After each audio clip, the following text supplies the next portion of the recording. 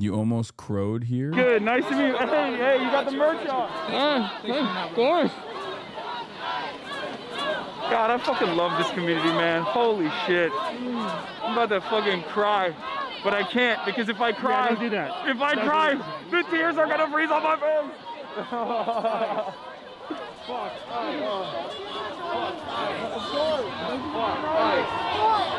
What is that? There's no other. Yeah, it's true. I yell at you guys a lot, but you really showed up. You really showed up in Minneapolis, bro. That was crazy. You really showed up in Minneapolis, and you know, it made me. It always, whenever I go out to events like this, it's a good reminder of why I do what I do, in spite of all my fucking dumbass haters. Many of them are. Many of which happen to be like you know, pedophiles or pedophile adjacent, sex criminals, and ultra Zionists in different ways. You know, I got a lot of fucking weirdos. Sometimes they're a combination of both or all. You know, like Nazis, things like that. But they stay online, and we're out here, right?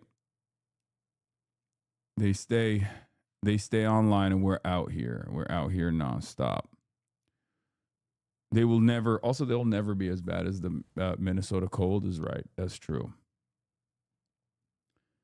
Yeah, I'll be covering a little bit of the ultra Zionist sex criminal pervert party, and you know what they've been doing. Have you thawed yet? Yeah, I'm thawing right now. Anyway, I'm back in LA, baby.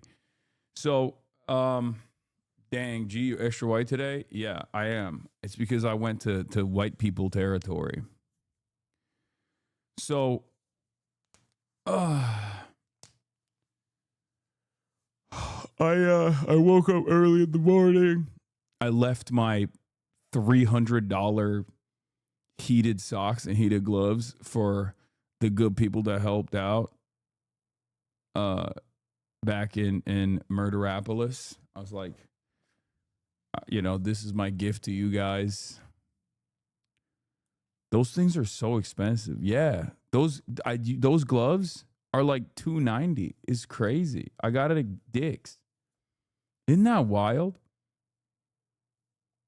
Used socks, law, bro. They're not regular socks. The fuck? Yeah. Here's my Toe Jam gift to you. Preseason. Okay, chill.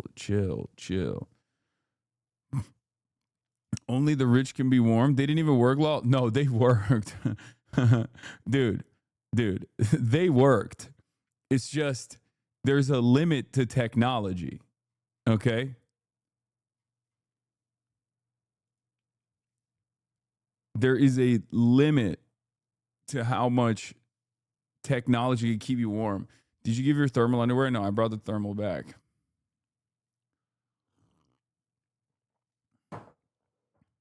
And before people say, like, there's no, Dick has like $120 pair too. Yeah, they're just like, even on the cheaper ones, you should show the $16 gloves I go online that work perfectly. Okay. Chatters, my fingers were still cold, regardless of the fucking like $200, $300 gloves I was wearing. Like, cause I came in hot with like regular gloves, double gloved up, but it was not. They work. Just forgot to turn them on. No, I did not forget to turn them on. This was a special moment. I got live poop socked. I read State in the Revolution because of you. Hell yeah. And I'm an employment law paralegal, and so we help people who have been wrongfully terminated and all that sort of stuff. This is one for Hoscord. They said I should do this. Bro, that's crazy. He fucking live poop socked me. I'm nuking Hoscord. I'm sorry. That's it. I'm sorry. Yeah. I'm sorry. Yeah. I'm super nervous. I'm sorry. No, it's all good, man. But I live like 5 minutes away, so I had to come over here. This is why you got to show me why I hate the community, right? As I was talking about why I love this community. You know what I mean? Why you got to do that? You can't help yourselves. You can't help yourselves at all. The Palestinian kids were so adorable. Oh yeah, they were dope. Well, thank you for everything you do, especially because growing up as Palestinians, no one would ever support us and everything. So it was really cool seeing people in Gen Z start talking about it because of you. No, That's no, it wasn't just because No, of me. I know, but you No, were a but- big reason for young people, so we really appreciate A lot it. of people back home in Palestine, when you spoke up, they felt like really happy, and we have like family back there. So we just wanted to say like thank you because for them they look up to you back in Palestine. That's amazing. Well, So we just wanted to say like thank you so much. Is it kind of dystopian that fans are asking for photos given the circumstances? No. You want to know why? You want to know why? Because I think it's a good incentive, especially when a lot of these guys are like, look, I'm out here, not because I want to take photos with you. I'm out here already, and you happen to be out here as well. And who knows when I'm gonna see you again. Like, I'm not gonna fucking tell them no. You know what I mean? Like, these are members of the community. They're out.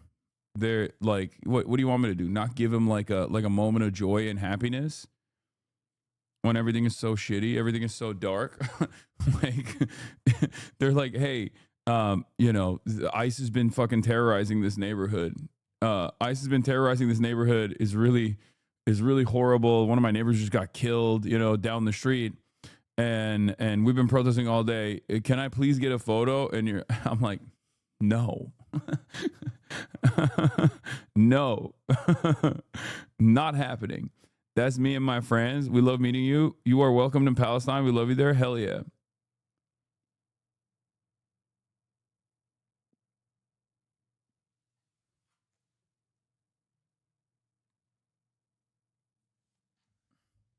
You are to the youth who right always acted like Charlie Kirk was. Yeah, I sometimes think about that because, like, given the confines of my job, I am online all the time, and when you're online, you get a very different reality. You get a very different alternative reality that is quite a juxtaposition from what real reality looks like, right? So you end up having that false sense of reality sometimes guide the way you see yourself, the way you see the world. And I wonder, like, were people coming up to Charlie Kirk in the same way back in the day to be like, yo, you really made me into the man I am. I fucking I love hating black people now. Thank you, Charlie. like what does that conversation look like? You know what I mean? Hey, Charlie, I was woke. I was gay. I was woke and gay. And then I started watching you and now I hate gay people. Like, you really nailed it, dude. You fucking killed it for me. Like, you made me the man I am.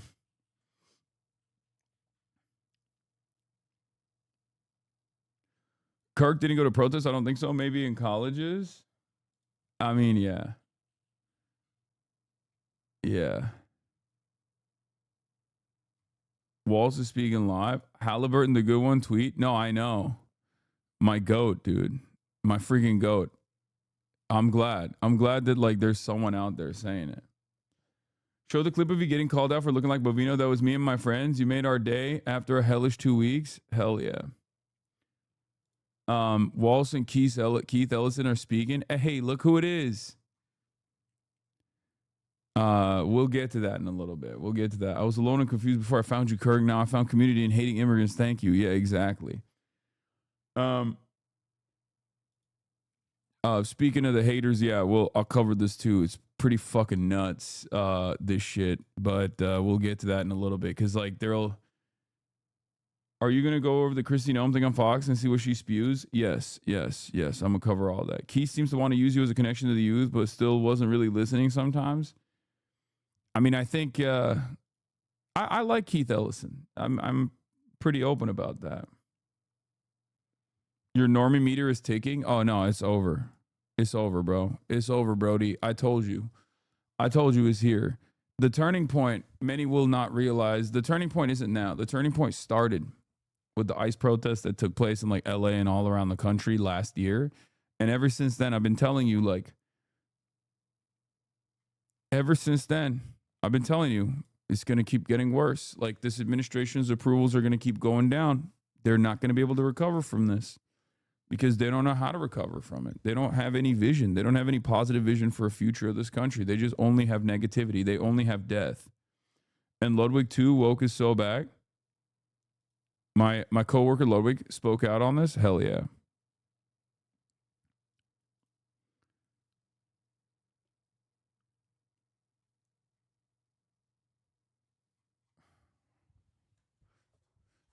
So, I mean, there was an environment of silence. So does Cinna. Cinna's been talking about it though. It's not new, but there's been an environment of silence among streamers in general, and that silence, in my opinion, came from having a lot of this content sphere get dominated by right-wing clippers, dominated by Twitter discourse, clips out of context, and the only like vector for woke politics, the only vector for like normal politics, like normalcy, a demand for a better future was coming from a guy who was like the number one op on the internet. So a lot of those people saw that and were like, maybe I shouldn't speak out because I don't want to get fucking yelled at in the same way Hassan gets yelled at on a daily fucking basis. And sponsorship deals and stuff like that too. So I think that's what it is. That's what it was. And now it's gotten to such a point where people cannot fucking keep taking it. Right? They can't keep quiet. They're like, this is too much. This is too much. And there's also a lot of confidence that you gain when you realize that you have the numbers. Because that's why I always say the internet is not real. Okay. The internet is not the real world. And because a lot of people spend a lot of time on the internet, they end up feeling as though the internet is the real world, right? And the internet is very right-wing. It's very, very right-wing. It's very far right, as a matter of fact. So I think that caused a lot of people to just like not come out with their opinions until it got to a point where it was like, this is undeniably cruel. This is completely unacceptable. Someone has to do something about this. This is so fucked up. And that's where we're at. Like, because this is what I kept saying over and over again, right? This is what I kept saying.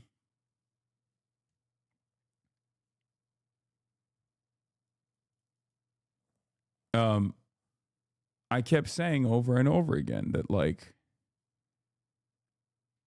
these are people, there are kind-hearted people, there are woke people, I guess, there are open-minded people out there. They're just not voicing their opinions because they're worried. They're worried that they're going to lose their fans. They're worried that like the environment that they're in, they're worried that the environment that they're currently in on the internet is how it is, like how they'll lose a big chunk of their audience because like all their audiences are fucking right wing or something. That's not the case. I was only going to make the video a lot more about that because, you know, that's a whole big thing. I said I'd be free after the movie was done if I was able to do that. But given, you know, what's happening in the world, and especially today in Minnesota, and there's a lot of times where I feel like there is no good way to go, haha, let me promote this thing in the face of ignoring all the other shit that's going on in the world. Now, I was originally going to make the video a lot more about that. Mark not shying away from speaking about ICE shooting in Minnesota and saying he didn't want to overshadow it with his own content, just speaks leagues about his character. Wait, what? I don't even understand. What did he say? He just didn't want to like cover it or something, or did he cover it at, I don't know.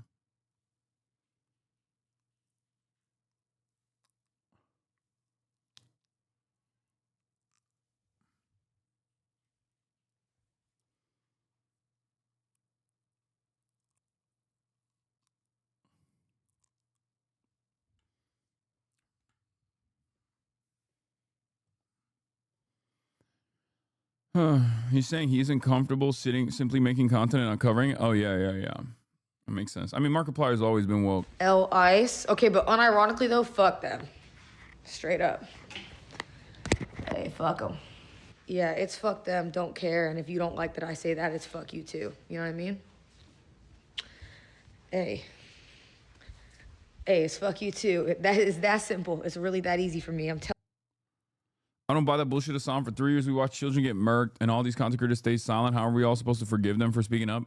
Brother, I'm not saying you should forgive them. I'm just explaining to you that the tide is shifting and it's a good thing. And also, secondly, ICE is also kidnapping children here in the United States of America.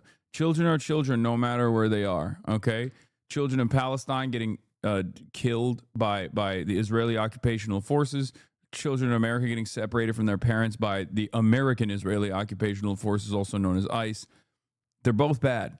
So if people are starting to, at the very least, criticize what's happening in their backyards, it's a good start. Now it's pertinent on us to move them further along in their journey, okay, to help them understand that these systems of violence are tied to one another directly. And that's precisely my job, okay? But that's also, this is not unexpected. Also, Cinna's been saying this stuff, so it's not even new for Cinna. But I'm glad that there's a lot of people showing support for content creators who are actually speaking out. That's a good thing, because this is how, at least in this environment, people start realizing that they're not alone. Because one of the things that I always experience when I'm outside, when I'm in the real world, when I go to these protests and I meet you guys in person, one of the things you always tell me is like, I always felt so alone about the way I viewed the world until I encountered your content and I realized that I'm not so alone. There are so many of you that actually come from fairly right-wing neighborhoods, fairly right-wing backgrounds in general, right-wing families, feeling as though you're like completely alone in the dark and that no one understands you. No one sees, no one sees where you're at, right? No one sees the world in the same way that you do. And then you find a sense of purpose in a community here where you're like, no, actually people do look at this stuff and think it's fucked up. And we have to expand on that. We have to expand on that sense of shared purpose and a sense of community around progressive values, a sense of community that centers humanity and empathy for those who are, more vulnerable than we are. So this is the reason why I will never cast aside people coming out and saying good things. Now, of course, there are obviously differences. There are obviously some bad faith actors who will utilize incidents like Asmongold, when they see that it's like indefensible to a certain degree, or at least that when they feel as though their audience is no longer considering this act of violence to be defensible, because he was saying, fuck around and find out. I should kill all these protesters, fuck them all, whatever, like last week. And then boom, all of a sudden it happens again. And he's like, oh, I guess this is a bridge too far. Like that's a little bit different than the likes of, Markiplier coming out and speaking out, because he's always been very progressive. He's always actually, he's put his money where his mouth is. He's always been progressive.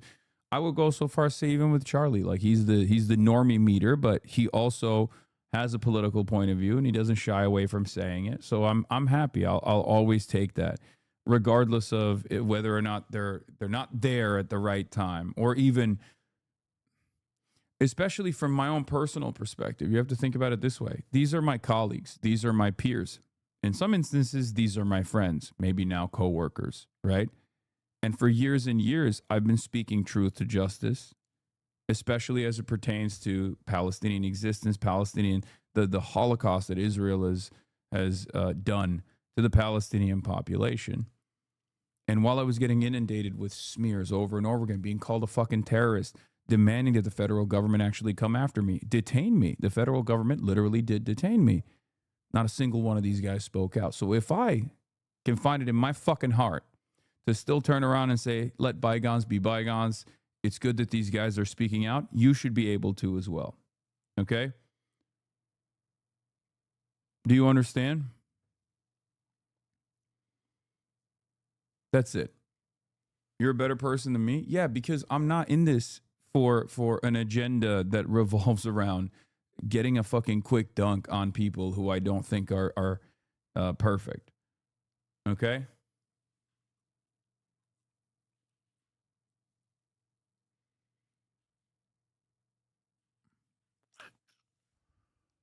Find solidarity in those afraid as well, and stand together. Courage is something that can be hard to find for yourself, but it is in abundance when given to others that might need it. Yeah, and that's the role that I play. That's the role that I try to play at the very least, to the best of my ability. Okay?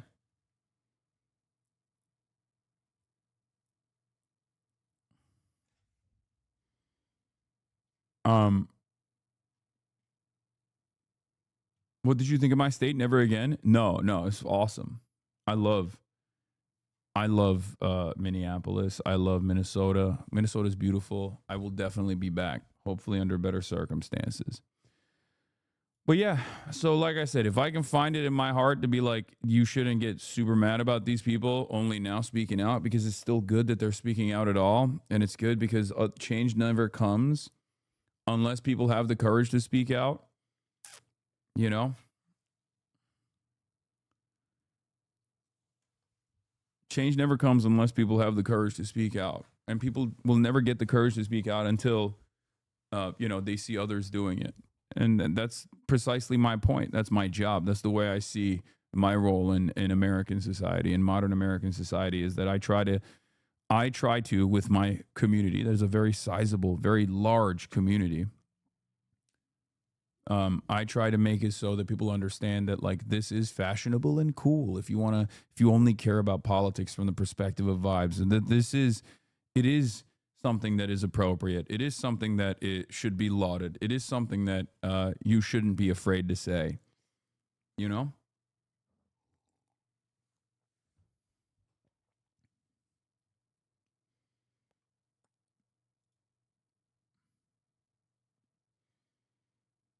Yeah, but the tide is shifting. That's what I choose to look at. The tide is shifting dramatically. I mean, look at this. Like, look, coworker Ludwig responding to Los Pollos, who said, listen fucking carefully because this is fucking facts. If you don't mind, like, he just goes on this like long tangent, basically saying like, you're going to fuck around and find out if you actually speak out, or if you actually do something about ICE, like instead of just like rolling over and letting them kill you, you kind of deserve it. Okay, mind your own fucking business. If you disagree with anything in the country, you can peacefully protest anything you want, even though you're wasting your precious time on this earth and it's annoying. It's not against the law to protest. It is against the law to interfere with literal federal agents, police, etc. You cannot fucking do that. I don't give a fuck how you feel about ICE. Do you want to get fucking hurt? Nobody with a sane mind would drive a car into federal agents, run up on them and interfere, grab, push, shove, touch in any way whatsoever. It's like, bro, you are literally zero IQ, okay? Like, you have reframed these events in a way that makes ICE look like they're doing normal federal, operations when they're not. Like, you only arrive at this position if you have slave mindset, okay? If you are a slave who is most famous for being castrated and ends up committing suicide, right? Like that famous Wikipedia article that I think of all the time when I see this kind of shit. That's where my mind goes. I'm like, you are literally a castrated slave, okay? Like, what are you talking about? ICE is not doing normal federal operations. Just because the government said that ICE needs to go and fucking kill people in a neighborhood, or ICE needs to go and like deport people in a neighborhood, doesn't mean that it's the appropriate thing to do. Doesn't mean it's the right thing to do. Do you agree with that? Do you think immigrants are all dangerous that must be fucking forcibly excised from the periphery, from the boundaries of this state? Because if you don't, then you should probably have an opinion on this. That's number one. Number two, you then immediately identify the people that are protesting against ICE or doing community watch to try to protect their neighbors as the wrongdoers here, as the evildoers, and not the fucking federal agency that's killing American citizens. That's insane. How can your priorities be so twisted? How can they be so distorted? How can it be so out of whack? I don't even fucking understand it. Anyway, nobody with the same mind would drive a car into a federal agent, run up on them, interfere, grab, push, shove, touch in any way whatsoever. And it's so disrespectful to both Renee Good and Alex Peretti as well, because we saw those fucking videos. And those videos don't show this at all. Peasant mindset. Classic hog mindset. Please listen. Stop listening. No, he's not Hispanic. His name is Los Pollos TV, but he's an Italian from New Jersey, okay? And, classic opinion. Please listen. Stop listening to the people on the internet lying to you, saying we're invaded and it's Nazis and there aren't cops or whatever the fuck, because those people are directly getting people fucking killed. No politician either should be telling people that ICE needs to be abolished. You're just making more and more people that are slow think they need to go out and fight these people that are trying to do their job. Also, very funny that he's calling people defending their own fucking community slow, when this is the slowest goddamn POV I've ever heard in my entire goddamn life, okay? Oh, be smart like me. What are you doing? Be smart like me. Eat the dick. Eat the government's dick every day. Be smart. Come on now. I'm apolitical. By the way, this is like the classic. This is the classic case of an apolitical guy who runs around saying he's apolitical, but then also will just straight up take the government propaganda, hook, line, and sinker, right? Fight these people who are just trying to do their jobs. Yeah, so were the Nazis. It doesn't matter how you feel America voted for this. If you disagree, it's okay, but you can't stop it. Do I personally agree with the way shit is happening? Like, bro, if they came after this motherfucker's chicken tenders, okay? If they came after this motherfucker's chicken nuggets, he would be feeling a different type of way, okay? But because he's so out of touch, his perspective is completely fucking warped, okay? This is what I mean. It's like, oh, I'm just apolitical. Why don't you let the government do its thing? What are you doing? Like, don't criticize. Yeah, he could have just Drake and drove. You know what I mean? He could have just Drake and drove instead of tweeting this shit out. But instead, he tweeted this shit out. So when I saw it, and I'm already in transit, I'm coming back to LA, I was like, well, okay, suck my dick. Right?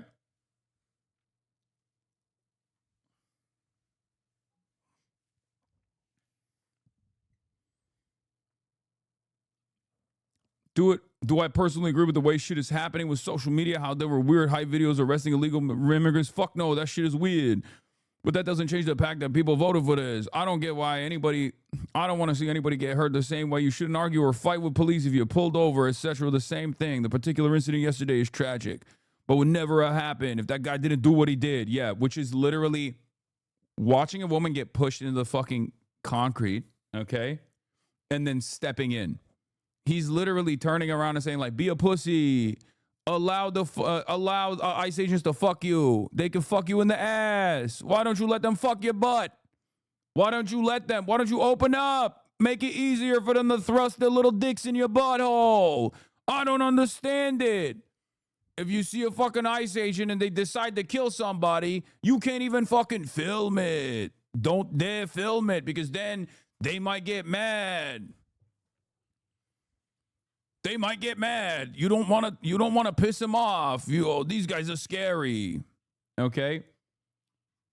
This particular incident yesterday is tragic. Don't even put yourself in the position for there to be a fatal accident or mistake. These agents are cops. Any law enforcement are fucking humans. They're people with families. They don't want to die either if they feel threatened because they don't know. Hey, what the fuck you're planning? You're chasing them, driving them after, running up on them. You're putting yourself and them in a bad position. Yeah, it's like victim blaming. Yeah, you were kind of asking for it. Okay, you were kind of asking for it. Why'd you put yourself in the crosshairs of an ICE agent? Everybody knows if an ICE agent wants to kill you, they're like a T-Rex or a Velociraptor from Jurassic Park. Don't make any sudden movements. They will fucking eat you. And if they do eat you, I say, hey, why were you in the vicinity of a Velociraptor? You were asking for it. Like, are you fucking stupid? Like, if they're human beings, they should be able to respond to other human beings without escalating the fucking violence and tear gassing people in the face, right? Anyway. This isn't fucking rocket science. Leave these motherfuckers alone, or you run the risk of getting hurt or worse. I don't know or how people ever got this idea that it's a good idea to interfere with law enforcement. Please just stop. Hey, yo. If I find out Aunt Frank is hiding in my friend's attic, I'm telling the Gestapo, because otherwise they can't do their fucking jobs right. Sorry, neighbor. I know we're in the Netherlands, but guess what?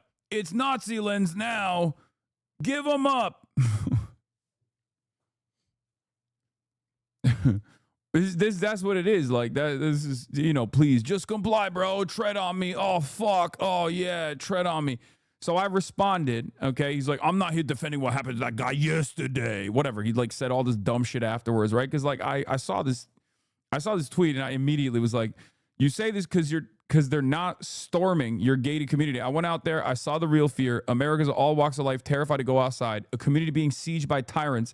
People asked to show their papers. Americans getting detained and even gunned down. Wake up. because I thought maybe I was wrong, but I thought maybe he would be a little bit more understanding. Okay? He was not a little bit more understanding at all. As a matter of fact, as soon as I fucking tweeted that, he insta-locked what you hear from some of the dumbest people on the planet, which is, oh, you abuse your dog, though. Oh, you're a dog abuser. You live in a gated community. You're rich, too. Blah, blah, blah. And it's like, he did the KFC double down, right? This dumb fuck did the KFC double down. And even his own fans are cooking him, too, right? Like, his own fucking fans are cooking his ass and saying, like, you should probably stay out of this, right? Like even his own fans were like, bro, I didn't even fuck with you like that, but you're actually right on this. Oh, Los Pollos, why are you making me agree with Hassan? I hate that guy, all this shit, right? Maybe they'll fucking open up their third eye for some reason in the aftermath of this and wake up that they've been getting cooked. He responded to my, you say this because they're not storming your gated community. You're a direct reason people are getting gunned down with your lunatic insanity riddled rants and convincing people these aren't real law enforcement officers and that they need to do something about it. First of all, Vance, who is this person? He's just like a fucking kick streamer. He's been around for a while. He's a little bit of a lol cow. People make fun of him a lot, but like, you know, he has like a modest audience, whatever, like a modest size audience. It don't matter. He's like a fucking New Jersey dipshit living in fucking Florida now, doing gambling ads, and Drake's, you know, number one dick rider, right? Or number two dick rider. I guess DJ Academics is number one, and he's like, you know, number two. But it's so fucking stupid to be like, I'm the reason why ICE is killing people. Like, you have to be a real fucking moron to come up with that idea. And it turns out he is a real fucking moron. You're not out anywhere. You live in a mansion and was spoon-fed your existence by your rich family. You don't know shit about the real world, and you fill the heads of all these impressionable people with hate-mongering, disturbing rhetoric. Yeah. Guys, I taught you to hate when a rogue federal agency at the direction of a fascist administration starts killing people in the fucking streets. You wouldn't have hated that. You would have been like, if it wasn't for me, you would have been like, oh, I love this. I love when there's a fucking military occupation on an American city directed by an American president. That's actually my biggest thing. I want more of that. But then you encounter my commentary and you go, wait a minute. Now I'm mad. Like, that's how little he thinks of everyone, right? And that's how he also grossly overestimates his intelligence, even though he has no intelligence whatsoever. And this is demonstrated by the fact that he literally makes it seem as though I'm the reason why people are mad. Anyway, and then he says you're not out there, which is also not true, but whatever. It's not even politics. You're just a lost person who shocks their dog and preaches nonsense to pre-tweens, right? Got cooked by Brandon, bunch of other people. Anyway, fat fucking chud. To which I replied with, the American government is laying siege on a city, wounding, gassing, disappearing, killing people. And this out-of-touch donut thinks you should just sit there and eat it. I know it's ironic for me to say this, but streamers truly deserve less. I've been doing this for 12 years, lard ass. Yes, I'm the reason why Trump is sending ICE to blue cities to terrorize the population. This is your brain on internet drama. You're a whole ass adult. Either stick to begging Drake for validation or read a goddamn book. If you're gonna speak on politics, you moron.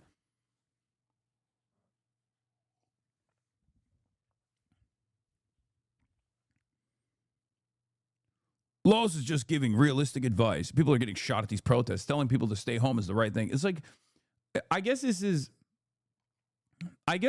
just like peasant mindset, right? Like, some people are just like permanently brain broken. They are permanently relegated to peasantry, and they'll never recover from it, right? They will always look to situations like this and just be like, you know, this is good actually, and you should just comply even harder than the way that you could have complied. Bro said lard ass. Oh, you guys like that? Anyway, and then of course the other opportunists are tuning in because he said, I'll be live at 3 p.m. today, done tweeting, and people trying to twist my words. One thing about me is you'll never be able to twist my words. I use common sense, and I'm not political, and I don't aim to divide. That's my favorite. My favorite is, I'm just doing common sense. It's just common sense to allow a Nazi-style siege on an American city where you're kidnapping and disappearing and wounding Americans, and then you're also detaining them and you're asking them for their papers. And then when people say, hey, we don't like this, we kill them. And that's common sense. I'm not political. I love common sense. So I've responded. I said, give me a call if you want an adult to walk you through this troubling time when people are being killed by our government and somehow you're still the biggest victim. To which, of course, XQC instantly, because he's Mr. fucking everything is content that I can farm, said, don't fall for it, Los. He just wants free wins on Discord voice, which, by the way, this is a dunk on Los Pollos, ironically enough. Like, he's literally saying, Los Pollos, you're too stupid to debate Hassan.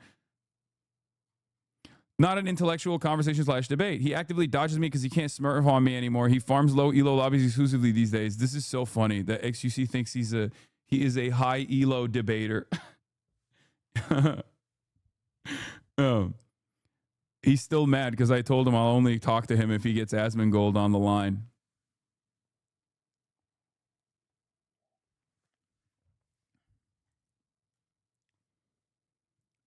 What's Elo and Smurf? Elo is like a level, like he's a low tier debater, and XQC thinks he's a high tier debater. In any case, I'm down. I'm willing to talk to Los Pollos. I'd be very, very courteous to him too. A lot more than he deserves for sure, because that's just not my that's just not how I operate. And many people get mad at me for that, but I think it's much better to just have like a normal conversation. Yeah, Connor, I saw your Nick Shitley response. You're a real piece of shit, Walter Jr. No better than your old man. Anyway. Speaking of, yeah, Connery's pants is just like, he is a terrifying figure for all right-wingers on the internet. I mean, this is good. This is like information warfare, ladies and gentlemen, fighting them in their own territory. They thought they had this, they thought they had this, this area secured. They thought they could just be as right-wing as they possibly could be. But ladies and gentlemen, our strongest info warriors are fighting out there. Connor eats pants. Connor eats Vance, they're calling him. But Felix also responded. He said, be a stupid barnyard animal. Take your pants off when someone donates $35 on your stream. Salute the screaming rapists who execute your neighbors and run away. If anyone asks your name, tell them, I am Mud. I love you. Please find use for me, sir. Enjoy your grain feed.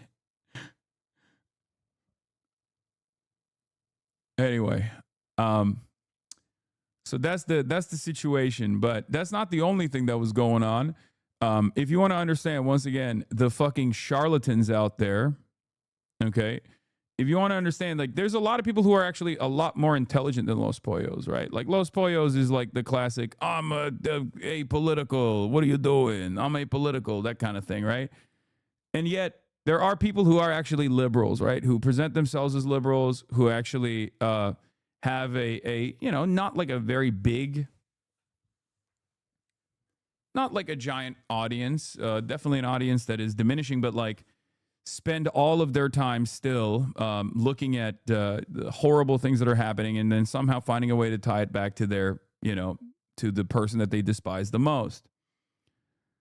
To which that was, of course, that of course is Destiny, also known as Sex Pestiny, who saw the American Gestapo laying siege on Minneapolis, Minnesota, and then turned around and was like, I'm actually really mad that, you know, Hassan is out there protesting. I'm not going to go outside and protest myself. Of course, I would never do that because I'm a pussy. I'm a coward. But I will also, from my cowardly, from my cowardly point of privilege, in my own home, will demand that my cult-like audience go and disrupt what he's trying to do so that we can get a fucking LSF clip off. Because if you noticed, like, there weren't any LSF clips off of the protest streams, even though, you know, 70,000 people were watching, because they don't make it there. The only clips that make it there are ones that these guys try to manipulate in a certain way to try to make it seem as though it's like a super negative thing. And it's gone beyond. Now he's just like genuinely trying to get me killed, using his cult to try to try to put a fucking direct crosshair on me, like direct target on me. I don't know why he won't just like focus on being a normal human being. Okay. But this dork ass cult loser said, you have a moral obligation to bully the fuck out of this guy if you ever see him in one of your protests. Don't let the CCP paid agitators infiltrate liberal crowds of protesters. Make his presence as uncomfortable as possible until he's forced to pack up and fuck off back to his WeHo mansion. First, they say, all you do is sit in your WeHo mansion. And then when I'm not there, they go, oh, actually, we should bully you until you go back to your WeHo mansion. Now, of course, he's saying this kind of thing because he's a fucking loser. Like, this is it. If you are a fan of Destiny, understand, please. I know there's a lot of haters that come in here to like look at all the clips and stuff to try to see if they can find something to disparage me or smear me or whatever. He has led you astray. This is all he cares about. Okay? This is all he cares about. This is all he fucking cares about. Nothing else. He just masquerades as a liberal. And maybe he has some liberal points of view. He really does hate Republicans for one reason or another. There's plenty of reasons to hate Republicans. I will say that. And he's a good debater. I will also admit that as well. But at the end of the day, his worldview is hollow, okay? There's nothing there. It's just pure spite. This way, he can actually make it seem as though he's not just offended or envious or mad that there's someone else out there that liberals are paying attention to, and not him, right? But instead, this is a serious, reasonable disagreement, an ideological disagreement that he has with me, okay? If you genuinely were invested in liberalism, if you were genuinely invested in like combating Republicans, right? At this point, you probably would not align yourself historically with so many fucking neo-Nazis and shit like that. But then also on top of that, you wouldn't be focusing on this, right? You wouldn't be focusing on this at all.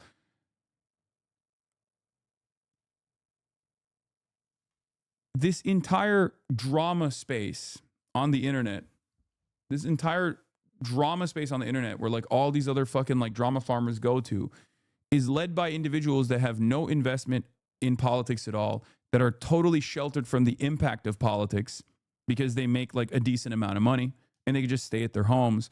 And then they will substitute, like they only look at politics through the lens of drama, where personal grievances and envy is presented as significant political disagreements that must be addressed, where organized smear campaigns, clipping people out of context, making it seem like they said something that they didn't say, making it seem like they believe something that they don't believe, are treated like accountability initiatives, right? That's what they do. It's not actually about accountability. It's just one man's personal vendetta. And moments like this clearly show that reality. Okay? This is a person who has quite literally debated to the ends of time that I'm a more dangerous figure for America than Adolf Hitler. He has said that he would rather vote for Adolf Hitler than vote for someone like myself. That's not even a joke.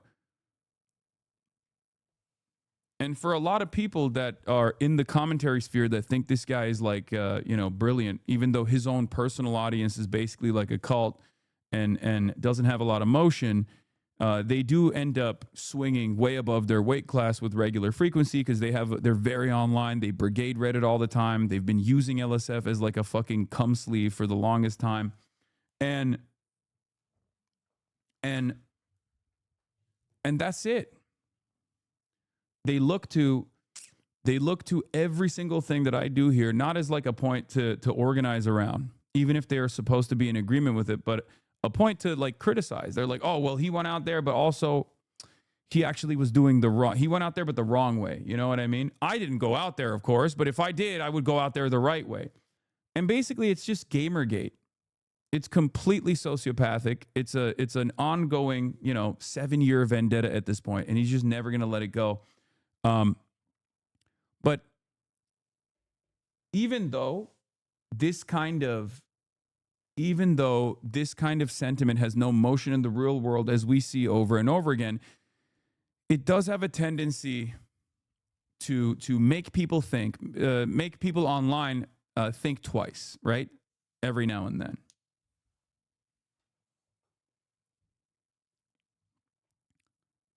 And before you say, why are we talking about this? Why are we talking about this? I'll get to it in a second. Because, like, he is quite literally saying, when you go out to protest, like, you shouldn't care about the actual protest itself. You should go out to harass this person. I mean, look at the fucking message that he's putting out there to his audience.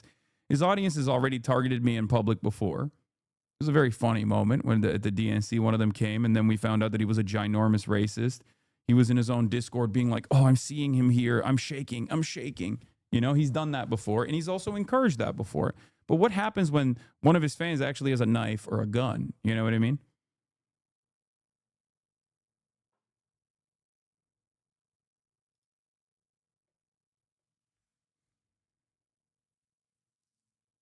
I think he just hates people he sees less than himself. You wouldn't do this if he showed up to support some pro-Palestine protests.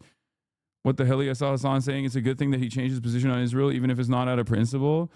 Yeah, yes, this is the whole point that I'm making. The point that I'm making is that this is utterly unproductive. Okay? That's the point. If he actually truly cared about combating ICE, he wouldn't be doing this shit. Why would you be doing this shit?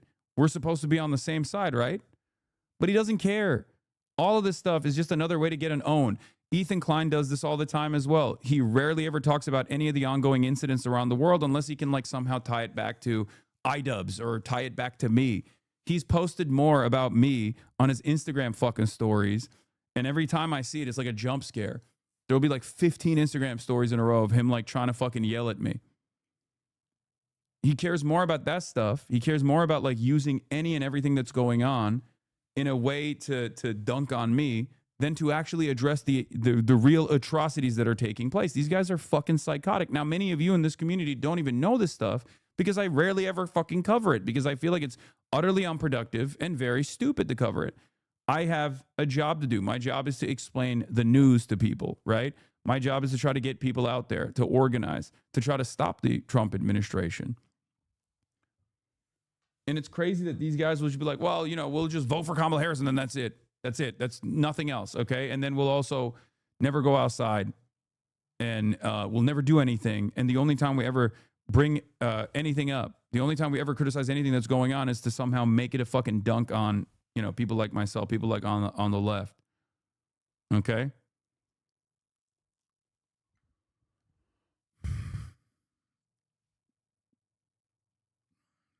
It's just crazy to me. In any case, obviously this is utterly motionless nonsense. But the reason why I'm bringing it up is because he's straight up saying if Dan wants to do something useful and still be a Hassan hater, he should create a Track Hassan X account that posts his current location when he's out at protests. His location should be publicly available at all times while he's live streaming. This is him at his cult. This is this morning.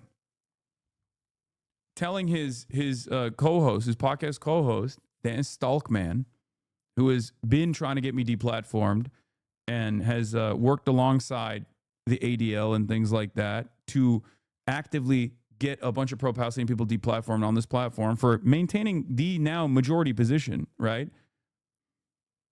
He's telling him, like, don't just stalk him the way that you've been stalking him. Stalk him better. Stalk him directly. Okay?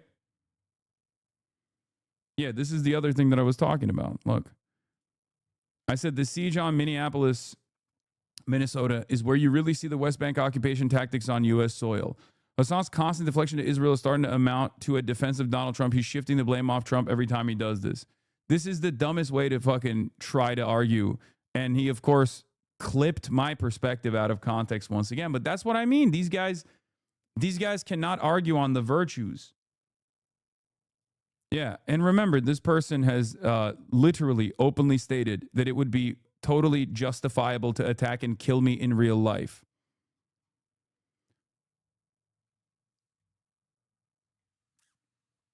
This person who has solicited nudes from a minor, as we now know, in a civil court case that's ongoing. A civil court case that's ongoing because he distributed revenge porn and his victims got together and sued him, and he's spent every waking moment presenting himself as like this woke guy on the one side. Not even a woke guy. He's very edgy. He loves to say slurs and shit, but like a liberal debate god, while simultaneously he's doing stuff that's like completely antithetical to being in any way, shape, or form protective of minority populations. He's even like fantasized about calling ICE on one of his victims, right? This is just misinformation, though. Yikes. What do you mean, misinformation?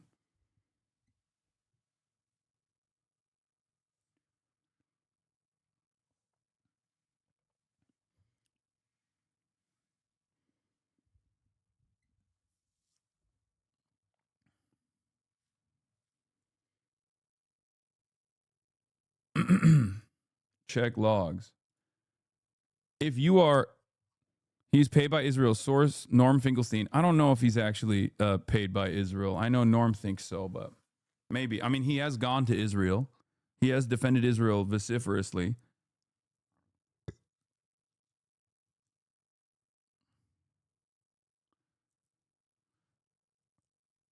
I feel like he does this shit to clout farm off you. There's no way his community is as large as ours. There's just more vociferous and more prolific online. He lashes out. I know, but the reason why I'm showing this kind of stuff is so that people understand that this isn't like every now and then I got to check in and explain to you what I have to be fucking dealing with, right?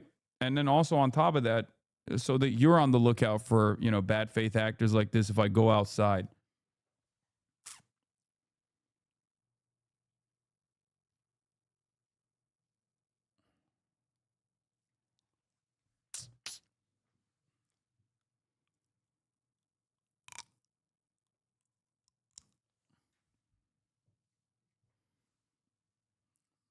So,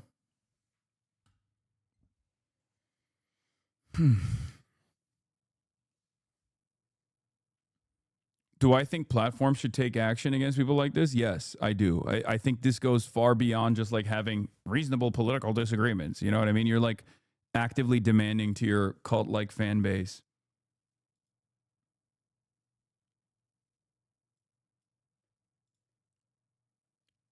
Actively demand to your cult like fan base that they go out and fucking find me in the wild and like harass me, or maybe do something else other than harass me. Then it'll be fine. You know, it'll be good. It's fine. Yes, I think if you're clearly directing your fans to go and like hunt someone down, then yeah.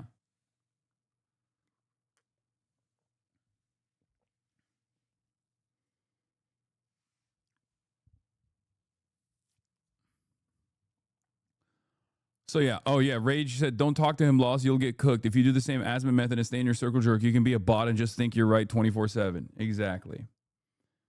I don't know if you heard what came out about Tectone, but you could have a case against them. They're threatening your life and defaming you. Both have had horrible things come out in the legal system, let alone. I know.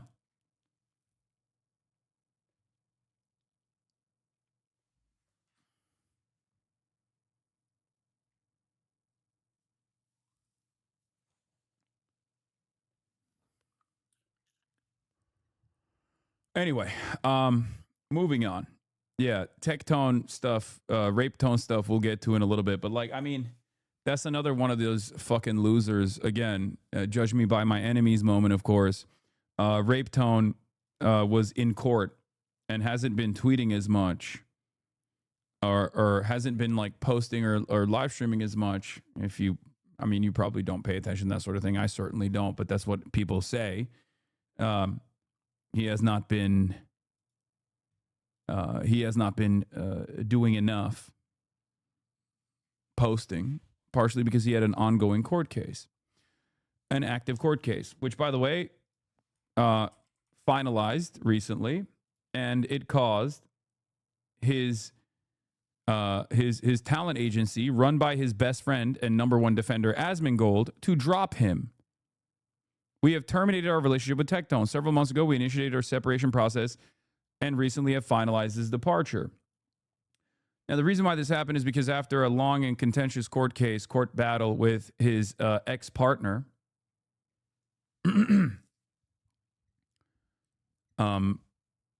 who accused him of sexually assaulting her, okay? From what I understand, the court case has been finalized. I don't know the exact details. I haven't been following it closely. But from what I understand, the civil proceedings came to a close, and the victim was able to successfully sue. Now, one of the things that's interesting, apparently Miskiff sent like a court reporter to the court to take notes in this process. I didn't get to see all of this stuff because I was out in the fucking streets of Minneapolis. But the court reporter took diligent notes, and apparently, yeah, and she also posted this after, of course. She said, "Happy day. Much love to this queen." I mean, seriously, I'm sorry that you had to go through all of that and then probably get fucking traumatized altogether one more time in the court process. But at least now you have a moment of respite. But yeah, I saw this. Tectone admits in court he pivoted to shitting on Hassan and shilling right-wing content because he was accused of sexual assault. Lawyer replied, "We've been in deposition for over, 7-9 months, I think, and you've only spent 15 minutes searching for tweets." Tectone responded, and I quote, "Yes." He defended his rants by saying, "When a content creator in our space gets these accusations, they have to pivot content to stay relevant." Then he brought Hasanabi saying, like how when he shocked his dog. So apparently he did a right-wing pivot, and he thought that, but Hasanabi bad would work in a court of law. Now, the reason why I laugh about this stuff is because like you cannot be that online, man. Like you can't literally, like this is the equivalent of something I joke about all the time. Like imagine someone does a murder, okay, and then they're being prosecuted, and they turn to the judge and they go, "Well, Hasanabi shocked his dog, Your Honor. Why aren't you prosecuting him?" It's like, bro, are you fucking stupid? Like you're the one who's in trouble, not some fantasy that you concocted in your mind. Are you that dumb? Now, of course, for him, he is that dumb, yes. Because if you look at his fucking profile, which is the first and hopefully last time we will be doing this. But if you look at this dipshit's profile, you see it. You see that pivot very clearly, okay? Somewhere along the line, he decides he's a right-winger. And when he becomes a right-winger, eating off of Asmongold's dick to the best of his ability, because he sees Asmongold really popping off with this kind of stuff, it's all clips out of context, consistently talking about me. Same exact thing that Asmongold does with like AI boosted thumbnails.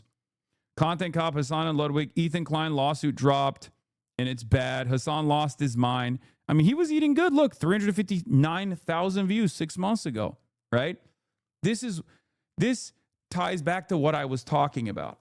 The whole notion that like a lot of people are forced into submission, forced into silence on the internet because they only see this. And when a lot of my supposedly woke progressive friends did not want to fucking turn around and say this kind of stuff is so stupid. Hassan's reputation is fucked now, 400,000 views. Am I crazy? R-word TikToker tried to ruin a viewer's life on stream. Hassan thinks he's a victim. Ian and Anissa. Hassan is delusional, right? Hassan crashed out on lawyer over the truth. Asmongold versus Hassan. Lawyer lays down the law on Hassan. And then when he does like anime related shit, nobody cares. But that's how easy it is to be a fucking right-wing moron on the internet. This is why I always say nobody grifts to the left, because grifting to the right is so easy. You don't have to know anything. You just have to look at like whatever large left content creator exists, or even someone that's like maybe somewhat quiet, but still has like a good conscience and will every now and then speak out on, issues, and just yell at them and say that they're woke, say that they're a woke terrorist that must be punished. And then have your fucking newfound audience go and harass them endlessly, harass them into submission.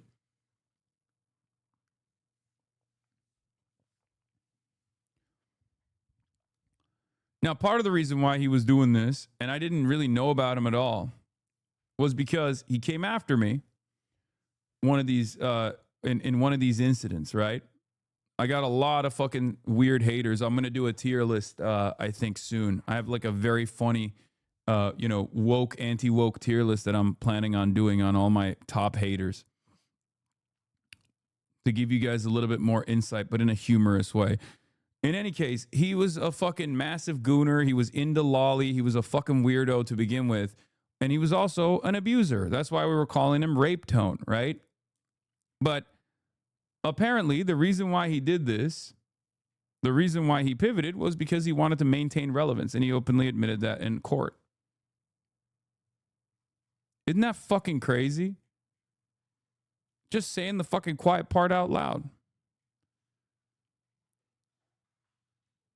I don't think I have brought up rape tone, dick tone, tech tone more than maybe twice.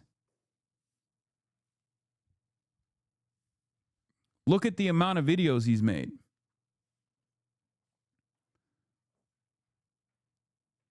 Last time I brought him up was when we found out that he's a generational rapist, that his dad was such a prolific rapist in the military that they wrote a fucking bill around it. Okay? They wrote a goddamn bill around his father's rapes in the military. Do you know how fucking hard it is? Do you know how hard it is to get prosecuted for rape in the military? Do you know how big of a problem sexual assault among the ranks is? And I would have never found that out if he hadn't just yelled at me for no fucking reason.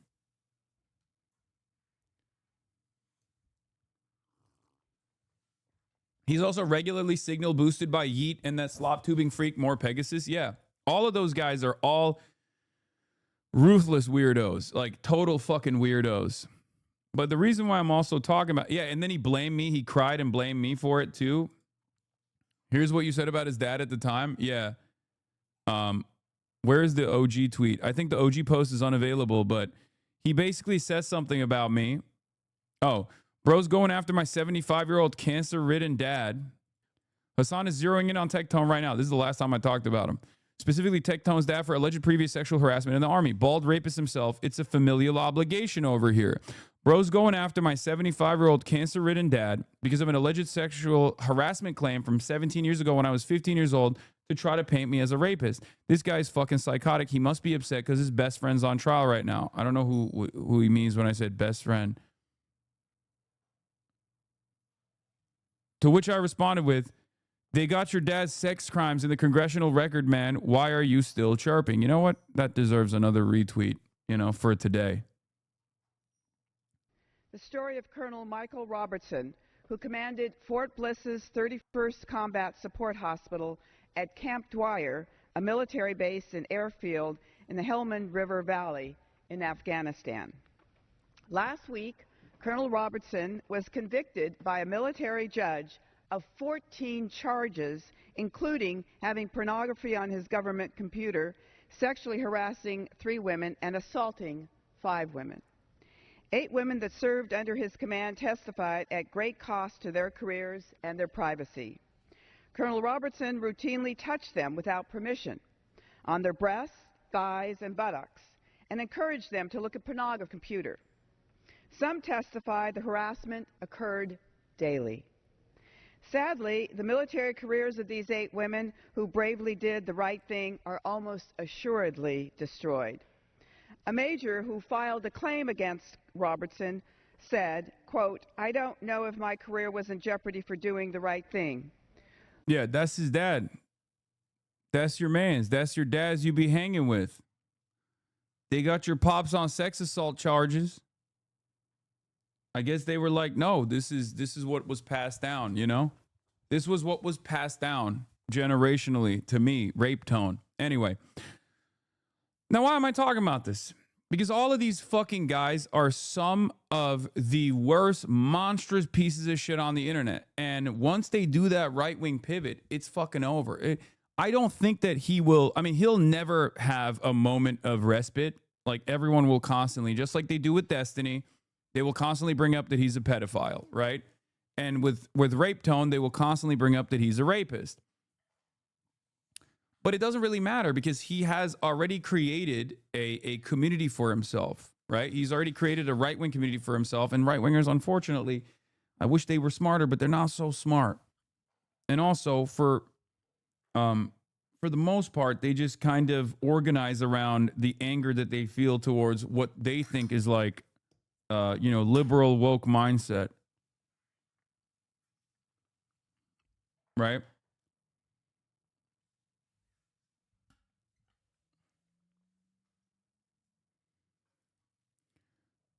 But the other reason why I'm talking about this is because this is a bad week for Asmongold. Because this is another one of his close and personal best friends that has been outed for, weird sexual misconduct and sexual abuse in this circumstance, right? So let's see what he had to say about this. I don't even know how to watch a kick clip, by the way. I don't know if this is like... And what is this here? After your stream, shit went crazy. I have no idea what happened yesterday. I really don't. I saw like a bunch of stuff got leaked and like people were like making up rumors. I'm not going to comment on any of that stuff. I think that anybody knows why. I'm just not even going to get into it. So. Oh. That's so strange that so many of his friends are sexual deviants. And consistently finding themselves in these sorts of issues, and all of a sudden you got nothing to say. Oh, I'm just oblivious. Yeah, I don't know. In court, Tectone testified he has a micro penis. Wait, what? Court transcripts come out Monday, by the way. Oh, maybe he'll talk about it then. That's probably what he's waiting for. Any drama farmers, people that are looking to kind of get have like some kind of little bits of information or my take on it, it's just not going to happen. Mr. I don't do research. Mr. I probably should do more research on this stuff.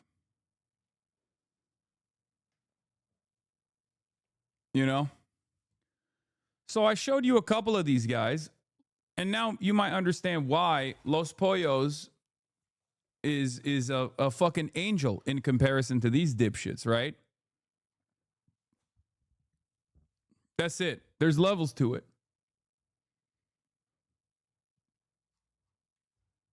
Yeah, we got to hit him with this. We got to hit Asmongold with this.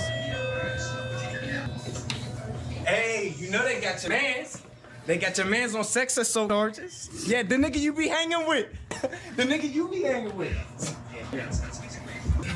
Oh, it's sex offender. And he was your man. He was your boy. I heard you grew up with him. That's crazy, man. You ain't know what he was doing? You ain't feel bad at all? Like, no guilt, none of that shit fucking with you? Cause your man's his whole ass. Never know. That's Kels. That's your man. Kels. Bump and grind. Hey, I'm gonna get with you, baby. I think Los Pollos is savable. Maybe I'm wrong, but I feel like he's more so a vibes guy. Okay? He's more so a vibes guy. Okay? That's what I think.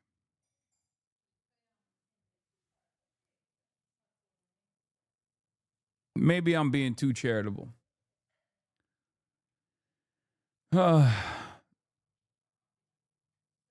Get Drake to denounce ICE? You could get Drake to denounce ICE, and then those Pollos would denounce ICE too.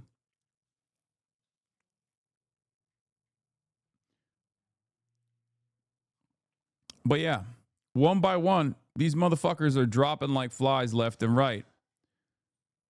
But just understand that when you see someone constantly pumping this shit, when you see someone constantly pivoting to the right, constantly pumping shit, doing this, Hassan obliterated by Asmongold and Tectone again. Yeah, just like between Albania and China. They got 1.4 billion communists in the world, Asmongold and Tectone, double team Hassan. Does a Goodbye Charlie video, all this stuff. I went into Asmongold's chat. He banned me for telling him he's wrong. Of course. And speaking of Asmongold, the reason why I'm pivoting here, the reason why I'm talking about Asmongold from Tectone from Rape Tone to Asmongold is because Asmongold owns Mythic Talent. This is one of the many businesses that he owns. He's one of the co-founders of Mythic Talent. It's a talent agency. And not only is he what is this? here's my transcript analysis I did before of how often he mentioned you on YouTube. He mentioned you over 2,000 times across 345 videos versus you mentioned him 9 total times on your channel. Hassan never mentioned Tectone because he doesn't call him Tectone. He calls him Rape Tone. Now rerun the stats. If you include Rape Tone and other variations of Tectone's name, Hassan's mentions go up 9 total on his YouTube channel. However, if you look at total mentions, not just single videos like I did, Tectone mentions rise to 2007. So 2007 versus 9.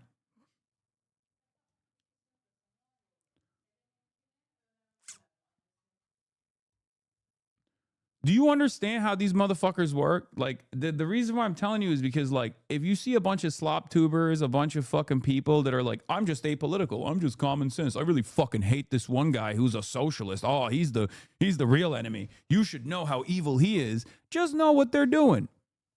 Okay? They're doing this for a fucking reason. And some of them will even be liberals like Sex Pestany, also involved in his own personal court case where it came out that he was actually procuring child sexual abuse material from a fucking minor that he kept in his hard drives.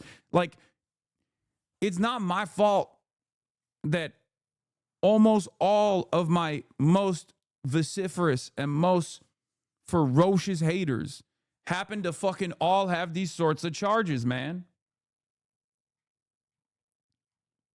I don't know what it is. I don't fucking know what it is. I don't know why that like all these people gravitate towards hating on me and they don't stop either. It's not like normal. Like at least with XQC, it's usually like he farms me, whatever, but you know, it's irrelevant ultimately. You know, it's not, it doesn't hit the same level of ferociousness as like a Tectone who's just only fucking doing. At least he farms everything, you know what I mean? But people like Asmongold, people like Tectone, they're just almost entirely, their political commentary, it revolves around Trump good and you know, Hassan bad. Because for these guys, they don't have a real political worldview, okay? They don't have a real political vision. Whether good or bad, they just don't have anything, right? Like there are certain things that they believe, like, you know, maybe some socially learned opinions about like trans people or gay people or fucking, I don't know, like black people. Like they have some points of view, but they don't have a coherent political ideology. They don't have real political conviction. They don't have a vision for a better future. So all of this is basically a game to try to boost their algorithmic status to the best of their ability. And they realize that the best possible way to do that is by doing drama, covering politics from the perspective of drama. So instead of being like, here's why Hassan is wrong because, you know, I don't agree with what he's saying about Israel is great or whatever. Instead of that, they just go, Hassan is a terrorist, right? Hassan is getting deplatformed again. And a lot of people respond positively to that, unfortunately, because a lot of people also don't have that political education. Okay? They don't have that political education either. They don't have time to do the fucking reading. They don't have time to do the understanding. So they just go, give me some fucking easy to understand quick hits as to why I should not listen to this person at all.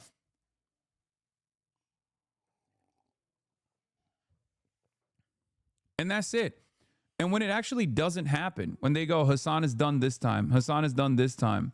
In sloptuber circles, you are now known to have anti-pedophilia AOE aura because all your ops are pedos. Yeah. I don't know what the fuck it is. I mean, even Dr. Disrespect. Even fucking Dr. Disrespect.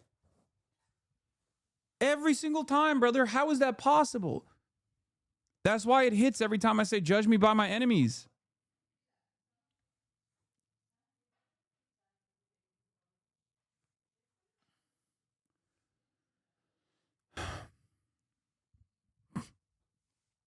In any case, they'll be like, Hassan is finished.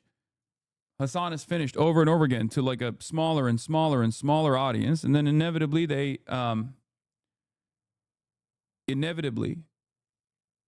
they'll get to, why is he not finished? Well, that's because he owns Twitch. Why is he not finished? Because he actually blackmails all of his friends. He must have blackmail on all of his friends. Also, we should make it harder for his friends to come out and defend him, or defend the truth, rather. We should also harass them too. We should go after them too, so that like he doesn't even have any fucking support system whatsoever.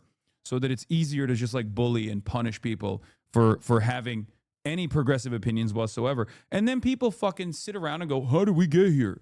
How did everyone get so right wing? Well, this is part of the reason why, because no one wants to fucking stand up.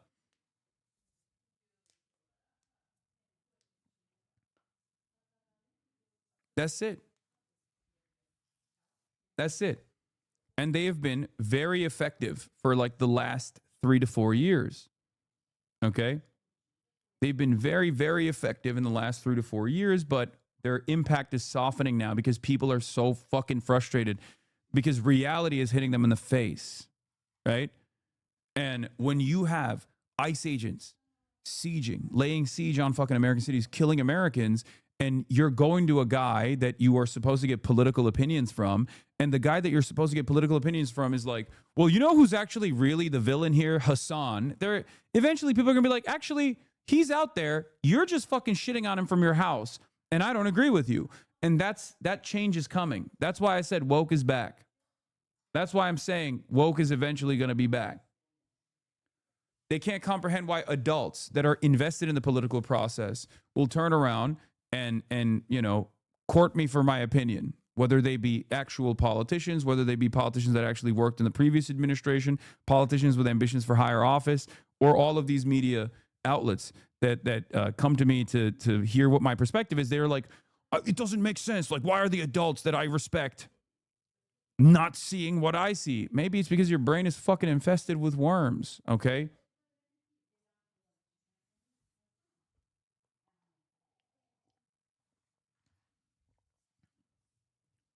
That's it. That's fucking it.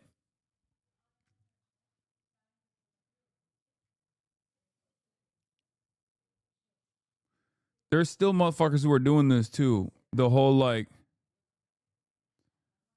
look, instead of posting the actual clip, Jeremiah Johnson, another one of these like liberal ops, okay, who is a horrible, horrible figure with no emotion whatsoever, but like still grasping to this like, grasping on to this like, no, actually, Democrats, please don't become more radicalized. Okay, please don't become more radicalized. Please, no matter what you do, don't become more radicalized. Don't actually fucking fight back. Democrats, don't do it. And he just fucking clip chimps like a 5-minute video that I did with Mint Press. And you listened to me talk to Mint Press already last night. Under Barack Obama at the time, a lot of Democrats were not very fond of Black Lives Matter, which is true. This is not a testament to like the Democratic Party being like completely evil or whatever. I think it's a testament to how the Democratic Party is out of step with what people want. What's wrong with Jeremiah Johnson? I mean, he's another one of these shit libs who is like constantly leading the Democratic Party astray or trying to do so. Okay? A lot of these guys are also super, super, super pro-Israel, and they just like won't get, they just cannot. They have this take where it's like the Democrats will never do anything right, or the Democrats should never do anything at all, and you should never hold them to account. You should never demand more from them. Right?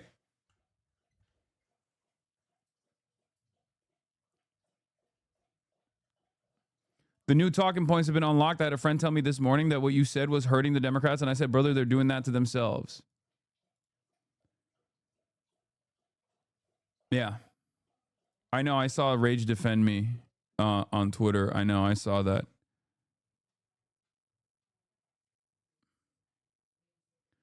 Lost says he's deleting his tweets. By the way, one of your OG slop tuber ops, Turkey Tom, also caught a sexual assault allegation where he physically abused 2 of his exes and got exposed for having a diaper fetish leaked in DMs. This didn't even reach your radar because he's laying low. No, it didn't reach my radar because I have so many fucking ops that have done like sexual assault that I don't even know. I don't even know who the fuck this one is. But that's crazy. But yeah, a lot of these fucking commentary slop tubers that run a fairly tight knit circle have been sweeping for a lot of bad faith large content creators for quite a while now. Whether it be Asmongold or whether it be you know, people like Destiny especially as well. Like they get their notes from Destiny and they basically plagiarize whatever they see on subreddits. And because those subreddits are endlessly brigadeable and oftentimes are brigaded by the likes of Destiny and his community, that they only fucking put out content in one direction. This is how you arrive at this like very weird. This is how you arrive at who's Destiny. What is this? A lot of soy right-toys in the mentions here, intimidated by 2 alpha males. Only one intimidated is Kaya. Diddy Piker ran from a 13-year-old. For fuck's sake. Dude is the most bitch made on planet Earth. You fear him. Yeah, I fear his nasally bitch voice. It makes my head hurt listening to his soy valley girl accent. What? The odds that you weigh between 120 to 300 pounds are roughly 0%. The odds that Diddy Piker's little pecker even functions after all the hair restoration chemicals and roids he pumps into himself are roughly 0%. Why are you thinking about Hassan's dick? You're riding it so hard here. I can't help it. I assume Diddy Piker has cut his ties with Destiny because Tiny wanted to suck his dick and record it, but it was so embarrassingly small and pathetic he couldn't accept. Who's Destiny? Your fantasy boyfriend's father.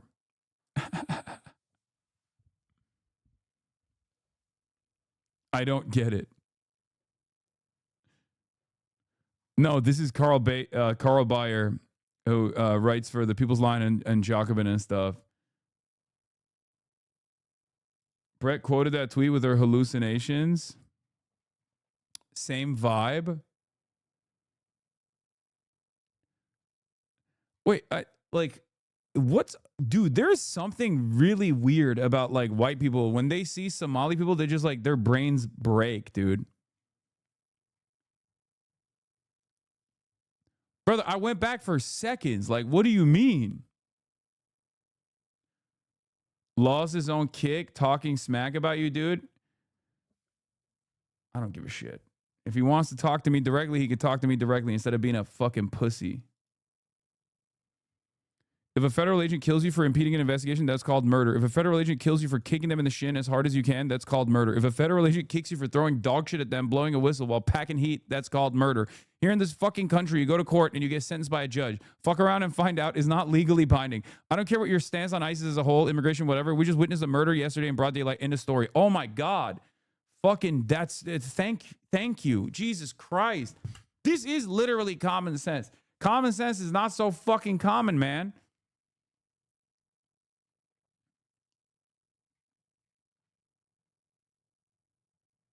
What is that banana and rice shit posting, by the way? Some kind of dog whistle? I don't know. I think Somalis, I don't know. I don't know if they were fucking with me or not, but Abdul Rahman was saying that yesterday too. Like they eat a lot of bananas. Like they eat bananas with every meal or something. That's what he was saying. But I don't know if it was a joke or if he was like being serious.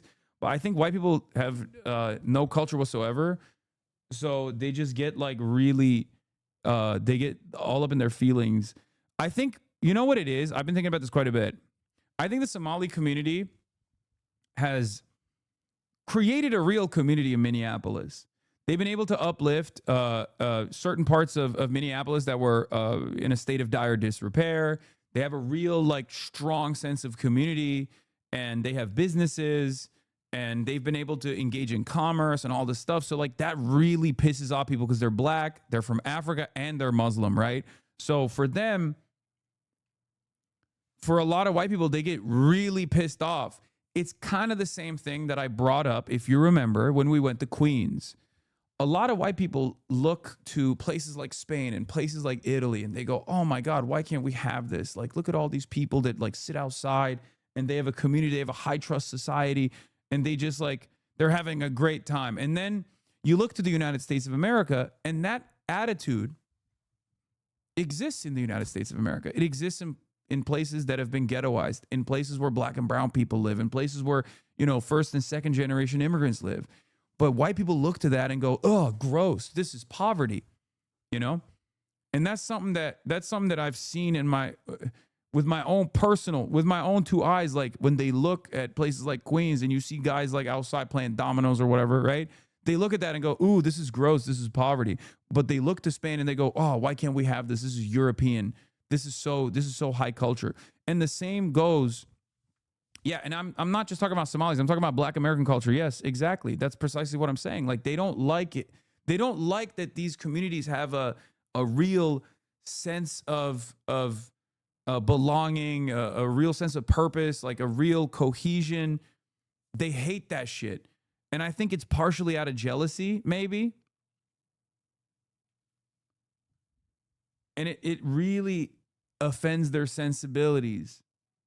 And I think that's part of the reason why they go so hard after Somalis, because like Somalis came here under horrible conditions in general, and then they were able to build this like beautiful community in Minneapolis and become a part of the community of Minneapolis, and they just fucking despise that shit, because this is like uncontrollable amounts of hate. Like imagine, dude, it's just like me and a genuinely nice guy who just wants to do right by all of his constituents, right? A state senator.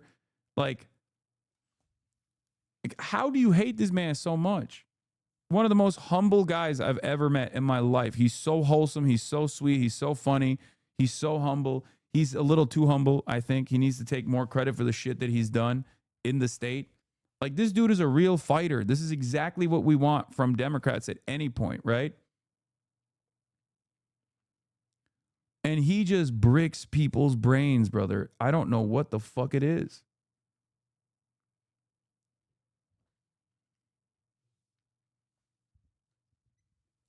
It's so weird. I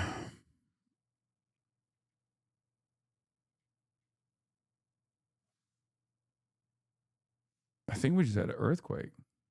Anne? Did you feel that? I thought that was an earthquake, but maybe not. In any case, I just don't understand it. I don't understand why they do that, but I was very glad that we actually went out to Carmel to see. We went to Carmel to see, how these guys, what that community looks like. And we had an opportunity to show a different side of the Somali American population that you normally don't see. Because, think about the reactions that Nick Shitley had when he was going to the medical plazas with like a very clear agenda, right? And how people were reacting to him versus how people were reacting to me when we went into Carmel. At first, there were some people who were like a little sussed out. They were a little sketched out because they were like, this is a white boy with a camera. What the fuck's he doing here? Is he going to like fuck with us? As seemingly a lot of YouTubers have done in the past couple of weeks, right? But like, think about how pleasant that experience was.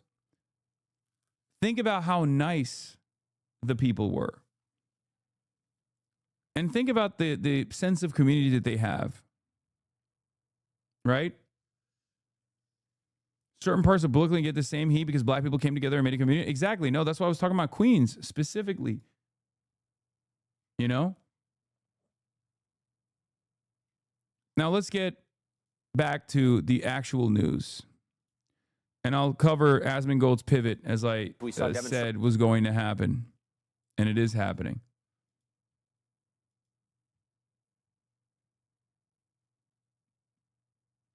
Speaking of Somali, wasn't Jolani, leader of CARE Minneapolis, really cool in person? Didn't even know he had a lowrider? Yeah, he's the fucking GOAT, dude. He is cool as a cucumber, for sure. I lost it when he was telling me about. He's not pivoting. That clip is just Yoxic levels of clip farming. Yeah, he's not fully pivoting. He's like leaning into it, though. It's coming. Don't worry. Yeah, I lost it when he was talking about how he goes up in a deer stand and hunts deer. I was like, damn, that's crazy. Anyway. Predators out here very late let's into get the started. night. Federal officers shoot and kill man in Minneapolis. Presence, and also there is a growing memorial here at the scene where this shooting happened. And yes, once again, there are contradictions between what federal officials and eyewitnesses to this shooting are saying. We want to be clear, we're not fully certain yet what happened in the minutes leading up to the shooting, but the shooting itself is on video. It is graphic, but you can see for yourself what happened. Protesting! Overnight unrest and anger in Minneapolis after federal agents shot and killed another person. Graphic video from the scene obtained by Dropsite News shows a man in a struggle with agents resisting being shoved to the ground and hit. It appears his gun is removed by one of the agents. According to a witness affidavit, at least 4 agents pointed guns at him. The same witness saying the man shot had at least 3 bullet wounds in his back. I just saw a video of more than 6 masked agents pummeling one of our constituents and shooting him to death. How many more residents?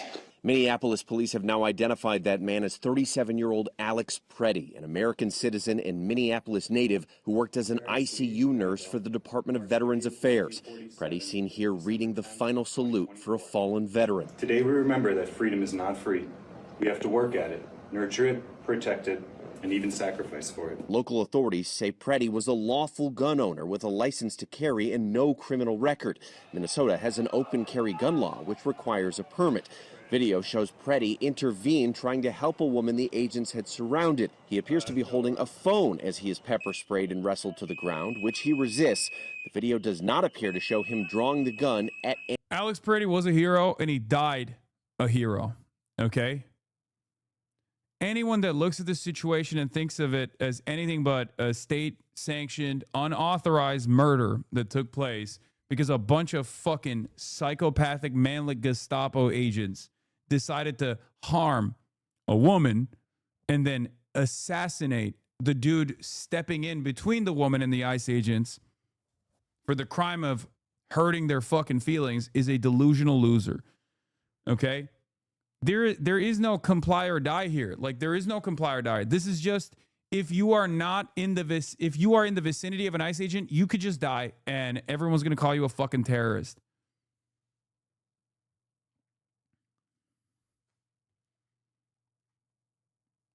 That's it. That's what you're defending. When you defend this, that's what you're defending. I hope you understand. Don't let anybody get away with saying shit like that.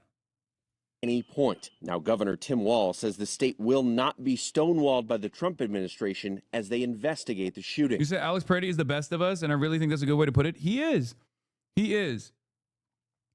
Alex Preddy was the best of us, and we are allowing the worst of us to execute the best of us. And then we're allowing this administration to claim that the best of us are actually terrorists. It is completely and utterly unacceptable. It is undeniably cruel. It is completely fucking ridiculous. It's completely unacceptable. Okay? He was doing the right thing. He was protecting his neighbors, and he was doing everything right, too, on top of that. Like, he didn't do anything wrong in that situation.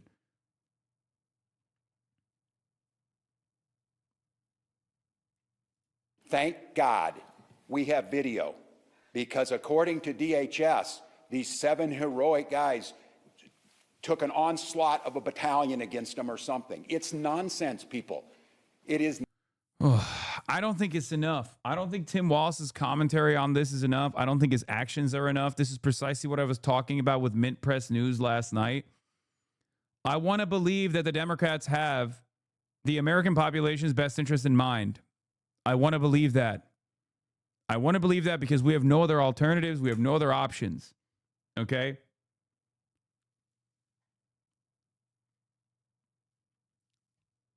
But the Democrats are leaving their own constituents behind. They're leaving us behind. They are so timid. They're so worried about escalation from the side of the protesters. And their actions are unironically accelerating the reality of that happening.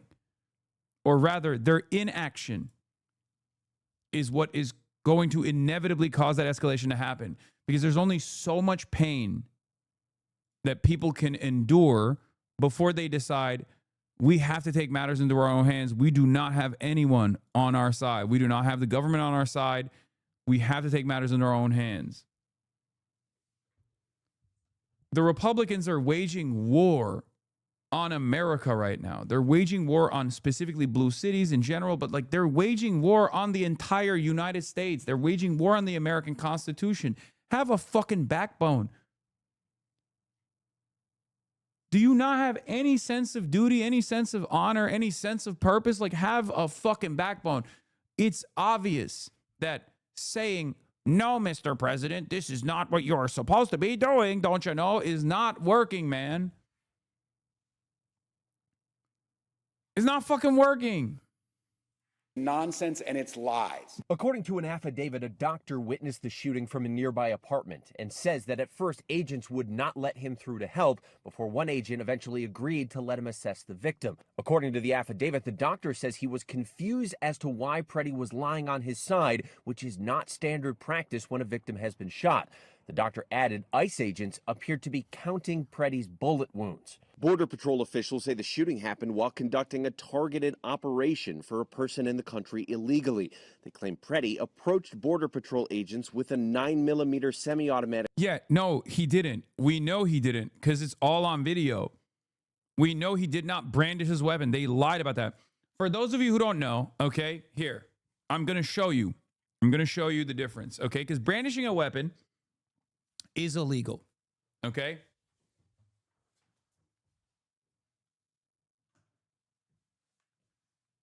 This is a weapon, okay? This is a weapon. Let's say I'm a concealed carry permit holder, as Alex Preddy was. If I have a holster on my side and I have the weapon in the holster as a licensed concealed carry permit holder, okay, I am totally legally walking around with this weapon. I can even show it if I want to. I can have the holster stick out. In some states, you can only have a holster and you can only show it, right? Like, and in other states, you can actually have it as a concealed carry permit, right? That is totally legal. He was well within his rights to have his personal handgun in a concealed manner, okay? Because he was a licensed, he was a licensed carrier. This is brandishing the weapon. When you take it out of its holster and you walk around with your weapon out in your hands, or even like, pointed at people, that's brandishing a weapon. Alex Preddy did not brandish his weapon at all. As a matter of fact, he didn't even take his gun out. His gun was taken out of its holster by one of the 7 ICE agents that stormed him, that were brutalizing him. Okay? Just so you understand the difference. And I know for a fact that Kirsty Noem, no matter how stupid she is, knows the legal difference. This is a very important legal difference. This is a very important legal designation. They are falsely claiming that he was brandishing his weapon with intent to like murder ICE agents or something. It's fucking bullshit. They're just lying. They know they're lying and they're lying regardless. And there are still people who are eating this up. It's important to know your Second Amendment rights, especially since the government seemingly is going to use their the lack of knowledge that people have, even gun tubers themselves, as a way to justify killing concealed carry permit holders, which is crazy. And I talked about this yesterday. I tweeted about this yesterday, but a very sizable chunk of the American population, approximately 30 to 40% of the American population, owns guns. And an even larger percentage of the population, around 50% is the estimate, has at least one single gun in the household. Okay? The 30% population is like around 80 million Americans have a firearm, give or take, that we know of. That's a lot of people. Okay? That's a lot of people. So now you can just kill people in direct violation of the Second Amendment. Like, people can't exercise their Second Amendment now. That's another constitutional restraint destroyed by the federal government once again. As a matter of fact, they're using the likelihood that someone might have a weapon as a way to justify assassinating people. This is completely unacceptable.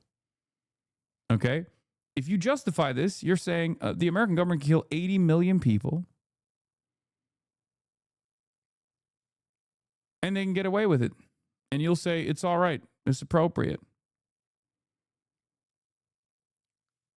It's not all right. It's completely unacceptable. That's why I say it's not enough to abolish ICE. That's why I say we must punish ICE. Okay? We must put them in prison. That is my demand. I think abolishing ICE is the moderate position. Okay?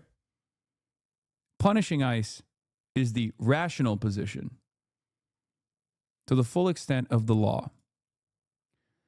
And I said this yesterday. I said, since they claim driving a car away from an ICE agent was a justified reason for killing Renee Good, I suspect the right will now defend this state-sanctioned execution. This is before they started, before they came out with it, right? This was right after. And I said, my assumption is they're going to say he was, he was a righteous target, justifiably executed by the state because he was a, Second Amendment legal carrier. And I was right. They did do that, right? I suspect the right will not defend the state-sanctioned execution on the post hoc justification that the victim was a gun owner in a country where approximately 80 million people have a firearm. And yet he was disarmed before he was assassinated. He never pulled his gun out, and he was disarmed before he was shot. And this one makes it impossible to avoid. This is the highest resolution footage that we have so far, and it's slowed down, where you can see one of the ICE agents directly go into his pockets and directly pull out the gun and then walk away. And as he's walking away, the other ICE agent puts a bullet in the back of his head, and then another, as he's falling down, unloads 5 bullets. And then when his lifeless body is on the ground, they continue backing up and they continue mag dumping as he is lying on the ground. Alex Peretti was never a threat. He was never a threat at all. Okay? There was no point where he was ever a threat. They had no basis to even tear gas him. They had no basis to push the other lady into the sidewalk.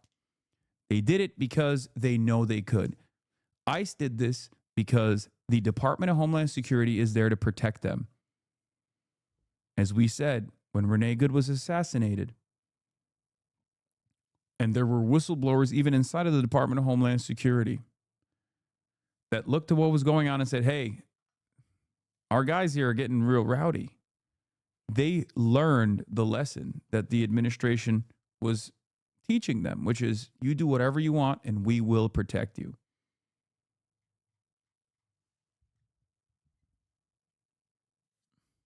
Why did he have a gun? Why would you bring a gun to a protest? I don't think you're an American, right? Ape IRL. Are you an American citizen? Because he didn't have a gun at a protest. You're a Minnesotan? You're an American Minnesotan and you're asking why a fellow Minnesotan has a gun on them? Because it's their constitutional right. He has the right. Change the law before he moved goalposts. What is this? He had critical life-saving skills and belonged out there in this community. Unlike these pills, he was an pigs. He was an asset. I agree. Like it's kind of like saying, "Oh well, he was in a car, and we shot and killed him." Like, why was he driving a car around ICE agents? I mean, that is what they said last time around. Not all Minnesotans agree with the protest. Yeah, there's definitely some cucked Minnesotans out there. I mean, there are some pigs, right? Like, you might be one of those pigs, or your family might be one of those, like, ape-brained pigs. I mean, certainly. I don't think anyone is a monolith. I think you could be getting dominated by this administration and still be the servile little rat that you are that says, please, sir, can I have some more? That's totally fine. But I think the overwhelming majority of Minnesotans don't agree with you. And I saw that with my own 2 eyes. So it doesn't really matter what your perspective is here because you are in the, super minority. Now, of course, the way that this works is regardless. Name calling is just delegitimizing an argument.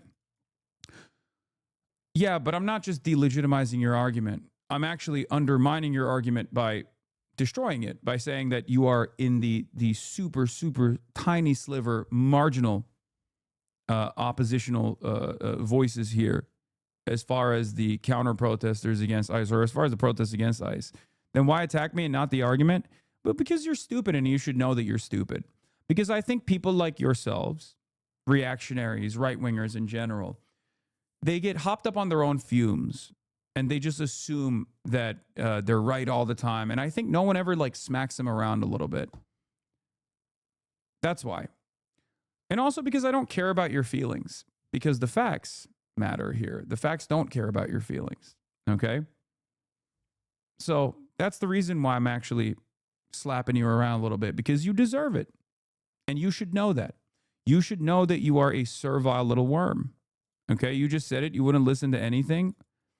No, your argument is actually stupid. You asked me a question, I gave you the answer, and then you turned around and said, not all Minnesotans agree with the protests, which is irrelevant. The initial argument wasn't even an argument. It was just a question. Why did he have a gun? I told you he has a license to carry a gun around. He has every right to carry that gun wherever he goes. It's in the fucking Constitution. And then you pivoted off to, well, not all Minnesotans agree with the protests. And I tried to explain to you that it doesn't matter what the fucking tiny sliver of Minnesotans actually think on this issue if they're on board with it, because the overwhelming majority of Minnesotans don't agree with it, and they are, letting their discontent be known. As a matter of fact, I saw it personally with my own two eyes when I attended the general strike that took place on Friday. Okay? Once again, you can bring a gun to a protest. It is still your constitutionally protected right. And not only that, but this wasn't a protest. He wasn't at a protest. He was out probably getting coffee. He was out living his life. And then he saw ICE agents harass people. And then he did the right thing, interested in protecting his community. But but it adds complexity to an already volatile situation. Yeah, but the volatile situation is volatile because of the presence of ICE agents, not because of the presence of a fucking Minnesotan that is like in his own community, in his own neighborhood, walking around with a gun. Okay?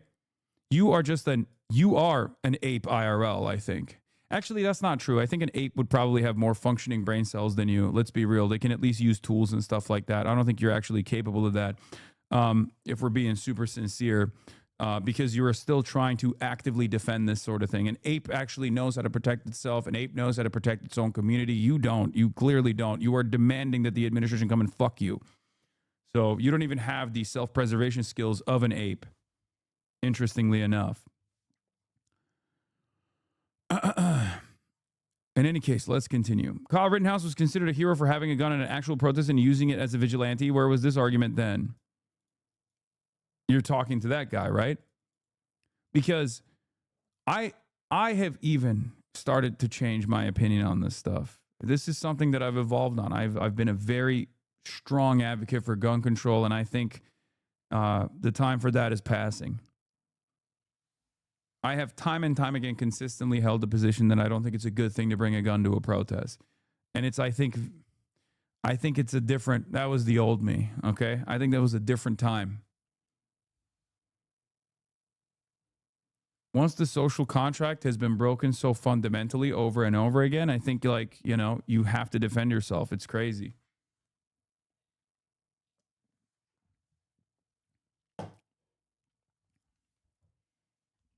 It's crazy. Him having a gun in this circumstance has nothing to do with the situation at all. It's just what the DHS is trying to use as a way to defend their unjustifiable actions. I hope you understand that. Because he never pulled it out. He never did anything with the gun. He had a phone in his hands. Do people actually believe what this clown says? Well, people do have eyes and ears and functioning brain cells. You might not, which is why you are in here to cope. Feeling abandoned by some of your favorite content creators, probably. Feeling like the walls are closing in. Feeling like for the first time ever, your hug box is not so vast. So you have to come in here and go, oh, This guy's a real clown. Check last comment. You're not the only one changing their opinion on this. And it's not just you. My liberal 50-year-old mother who's a doctor who has always been against guns is now thinking about buying one. Yeah.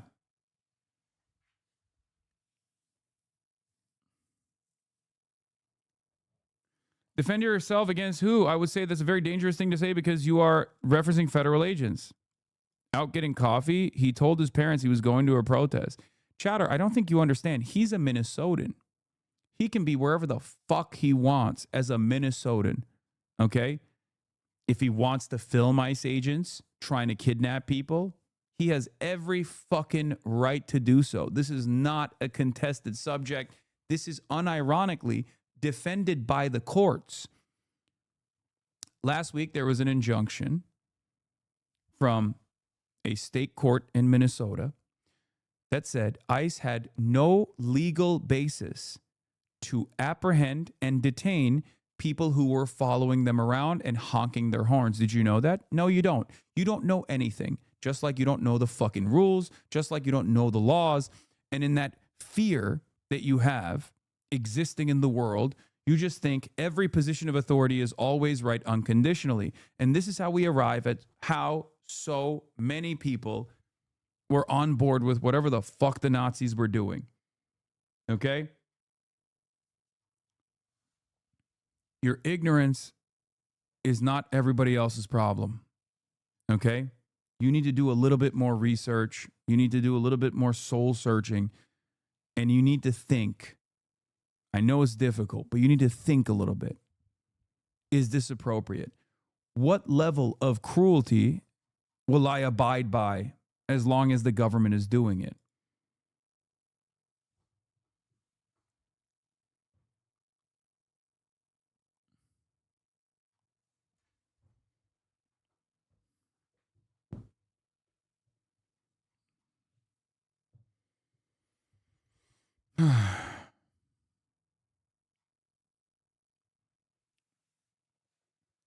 Nobody asked about this when MAGA has guns, by the way. No, I know. It's actually the very same people that love when the Boogaloo Boys come out, that love when people do an armed protest.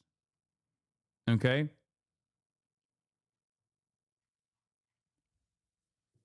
What a lot of people don't understand, when they slap the term protester on a person, that doesn't take away what that person is doing. He's still a Minnesotan. Okay? He's still invested in protecting his neighbors. As a matter of fact, he's one of the best Minnesotans. Okay? Just like Renee Good was one of the best that Minnesota has to offer. These are some of the best people that, in spite of the federal government saying, if we kill you unjustifiably, we will protect the person that killed you unjustifiably and we'll call you a fucking terrorist. These are people that are still going out and doing the right thing.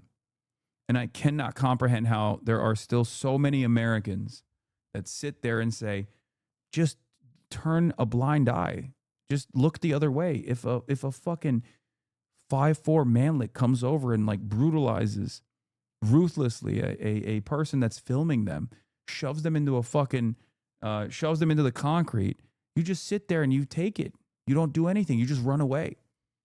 Why won't you run away?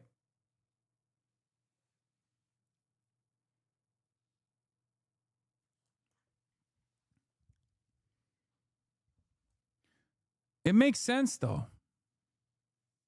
I get it. I get it now. I get why so many people have a personal distaste towards the Palestinian resistance, for example. Because these guys do have a universal mindset towards being a serf, being a peasant, being a fucking slave. Straight up. They cannot comprehend why anyone would want to defend their neighbors. They don't have any sense of community. They have no sense of purpose. They have no investment in protesting at all. And that's it. They are bootlicking servile cattle. And that's what this is. It makes a lot more sense. You're advocating for bringing a gun to a protest to defend yourself against whom? What do you mean? There's plenty of fucking people that are also bringing a gun to a protest to kill you. Also, take it up with the fucking Constitution. In places where it's legal, you can do that. Okay?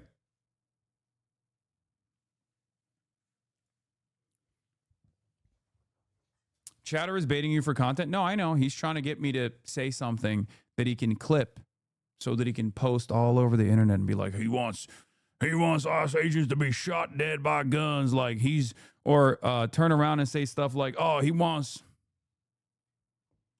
Hey, I don't fucking support ICE. Okay? Fuck ICE.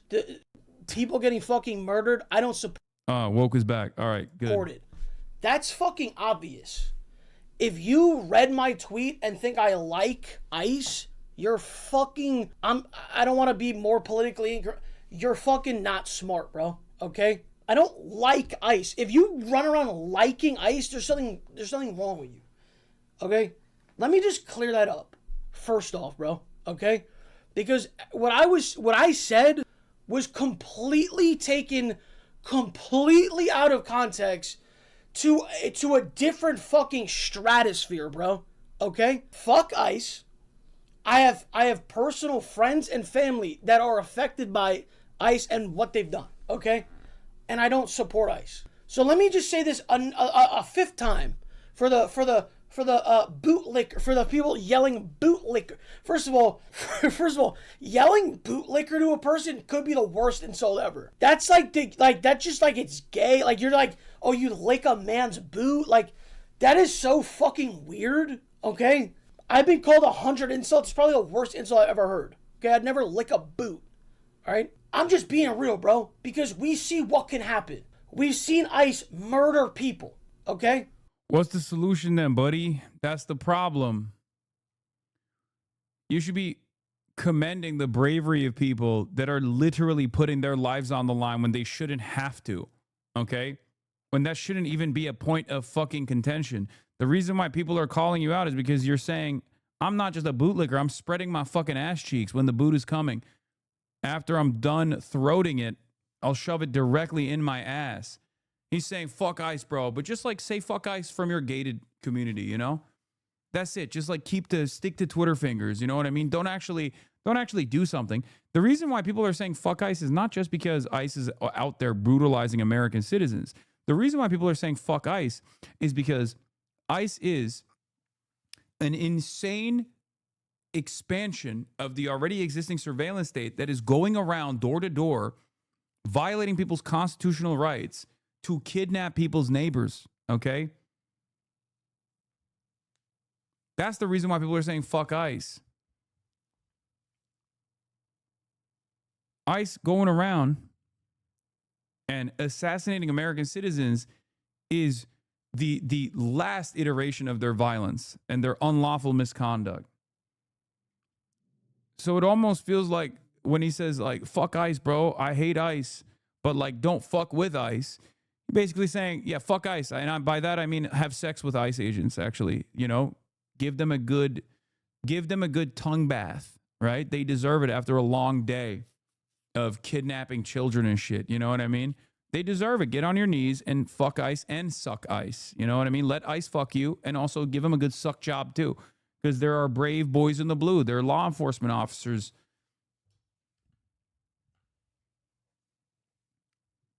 Incredible stuff. I'm not defending ICE. They fucking murdered people, bro. It's a murder.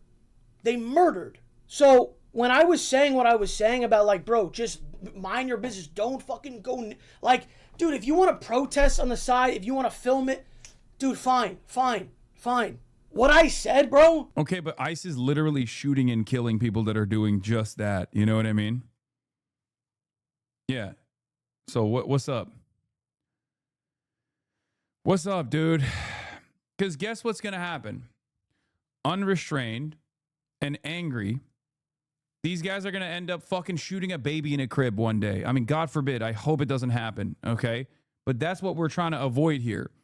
And then what? They just fucking start blasting in a goddamn neighborhood, and then they end up killing random people in their homes. And then what? They've already done that. They fucking flashbanged a baby, like a 6-month-old, almost died, had to get CPR because the dad was trying to escape the fucking neighborhood that they were sieging. They're out here tear gassing babies, bro. Get the fuck out of here. Just stand in the corner and film. What is that guy supposed to do? He wasn't even trying to stand in the corner and film. He was just trying to get his child out of the way. This is why I say this is identical to the fucking pro-Israel arguments. United States of Israel, which offended a lot of people, by the way, when I said that. The baby was Hamas. It was a Hamas baby. We had to tear gas the Hamas baby. Like, the arguments are the same. The violence is similar. The mass apprehension and detention and a constant presence of the danger is so similar to the West Bank operations that Israel is conducting with regular frequency. It's an occupation.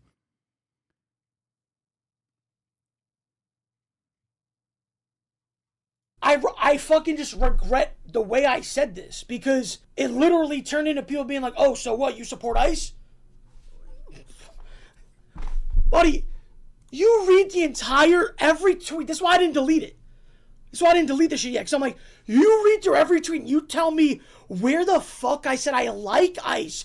I agree with them. Yeah, but this doesn't make sense either because he did delete the tweet now. But it's so funny because he's basically saying, buddy, I don't like ICE.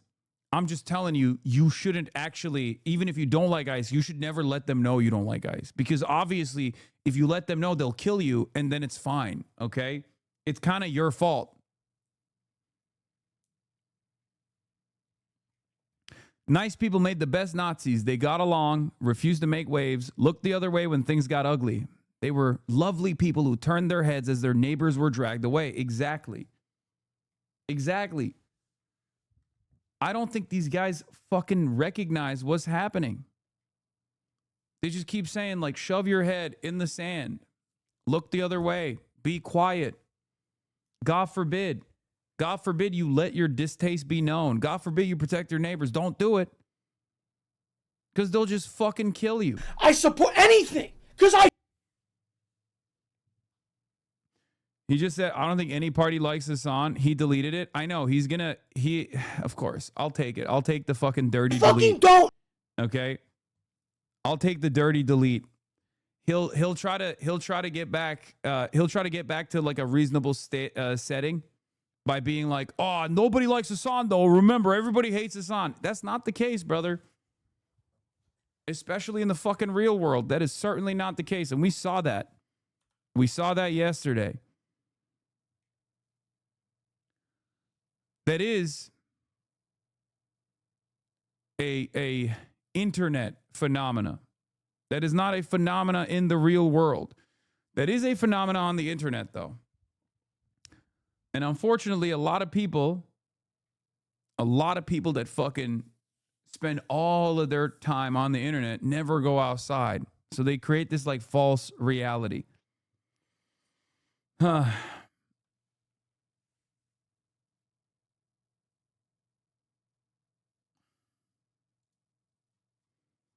But it's just a very funny thing for these guys where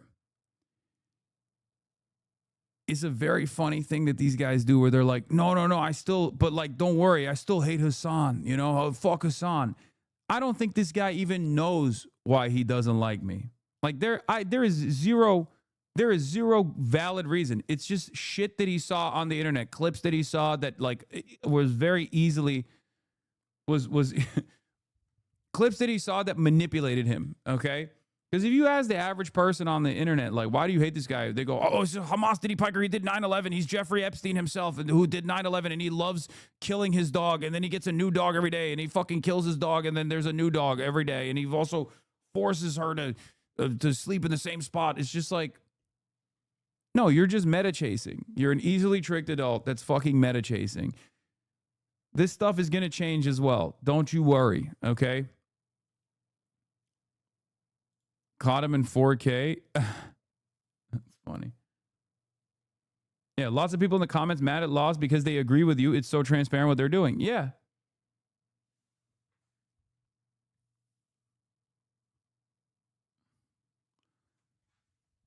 I mean, think about it this way, man. Think about it this way, okay?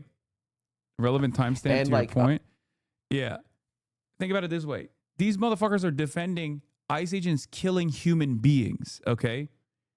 An ICE agent killed a human being. They kill dogs all the fucking time. They don't give a shit about that. They're just using this as a fucking talking point because they think it's like a salient talking point. That's it.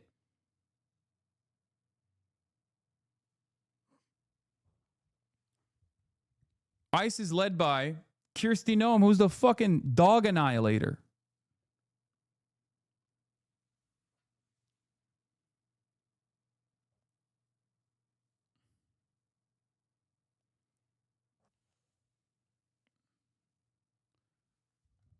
That's it.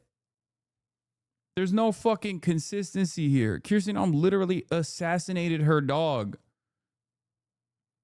and then wrote about it in a fucking book. My question always is the same. He said he doesn't like you because you abused your old dog. Yeah, okay. My question always is the same for these guys, okay? If you think I'm such a fucking bad person, why do you always feel the need to lie about shit that I haven't done? Because, yeah, you'd be right. If all of the things that you say about me were correct, yeah, I would be a fucking bad person, you know? He's not going to like you. I don't care. I don't want him to like me. I don't give a shit. I'm happy that he fucking deleted his tweet.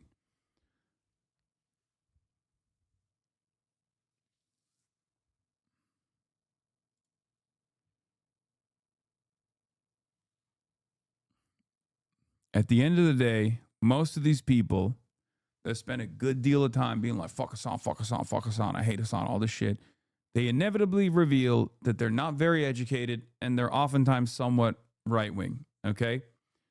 If you are the peakest of peak liberals, and in this moment you're spending any fucking time being like, yo, fuck Hassan, instead of saying fuck ICE, you're not a very serious person. If you're such a bad guy, you should have so much real shit to base your hatred off of. And it's like all three lies on repeat. Yeah, they just like spam it over and over again until they hope that like it sticks.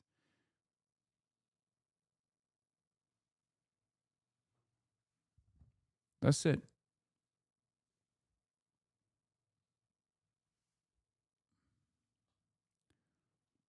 Stop thinking in terms of content creators and start thinking in terms of actual policies. Like, who's responsible for the real violence here, okay? This kind of stuff is just a distraction. It's idiotic. Let's get back to the fucking news. So this is the highest resolution footage so far that's slowed down. And you can see this guy in the gray jacket, the ICE agent in the gray jacket, going for his weapon, taking it out of its holster right there, and then walking away. Meanwhile, the other ICE agent that's behind Alex Peretti takes out his service weapon, and I believe he might be the first one that shoots the first shot.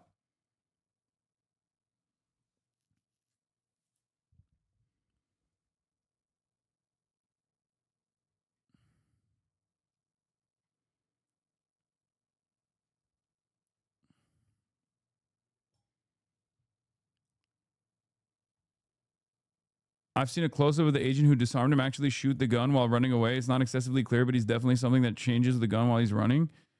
Something to look into, since after the first shot, it doesn't look like Alex moved at all the way he did when we heard the second shot. I mean, the autopsy report, hopefully, if we actually, I mean, the autopsy report will show that. The Washington Post link I showed shows it even more clearly. This is the Washington Post link. This is Evan, friend of the show, Evan Hill, at Open Source and Visual Forensics Investigations at Washington Post.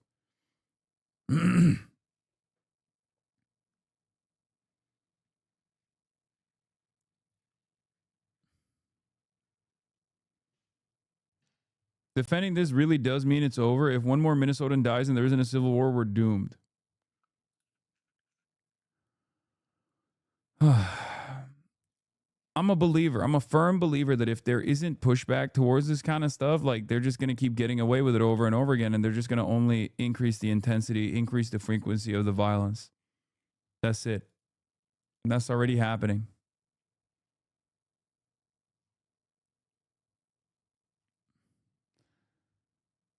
Let's continue with this. Handgun seen here, along with 2 magazines, and say he violently resisted their attempts to disarm him. We will not allow violence against our law enforcement officers. Secretary of Homeland Security Kristi Noem insists the agent fired defensive shots. This looks like a situation where an individual arrived at this scene to inflict maximum damage on individuals and to kill law enforcement.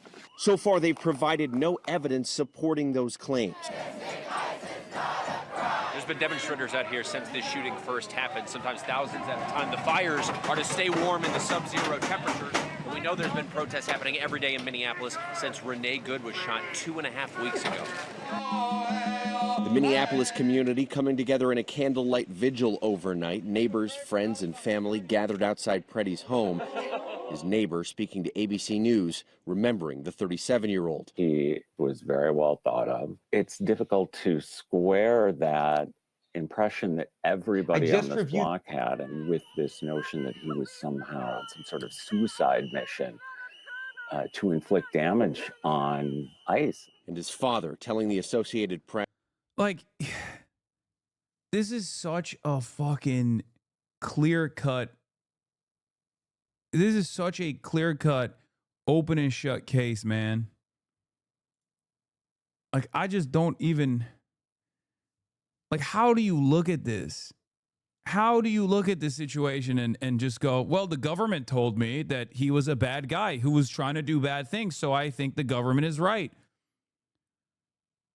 Like, if you're adamant to defend this, you will literally defend the government killing your parents. Like, you would be like, yep, sorry. My mom was a woke libtard, and that's why this fucking ICE agent from Texas totally was well within his rights to assassinate her in front of our house in her own driveway. Sorry, she shouldn't have been a woke libtard, I guess. It's crazy how fucking stupid you have to be. Like feral animals have better self-preservation skills than the average Republican, man. What are we doing? His beloved son cared about people deeply and was very upset with what was happening in Minneapolis, adding he had discussed the protest with his son recently. We had this discussion with him 2 weeks ago or so, that go ahead and protest, but do not engage. And he said he knows that. He knew that. And as Governor Walz is vowing to press forward with this investigation, we know a judge has given a temporary order barring the Trump administration from destroying any evidence linked to this shooting here. Janae? All right, Trevor, thank you so much for your reporting. Minneapolis.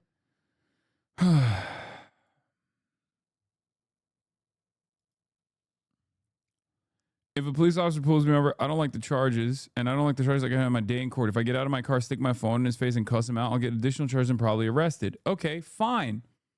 Fine, but that's not what happened. If I get out of my car and get in a fist fight with him, I deserve to get my ass beat.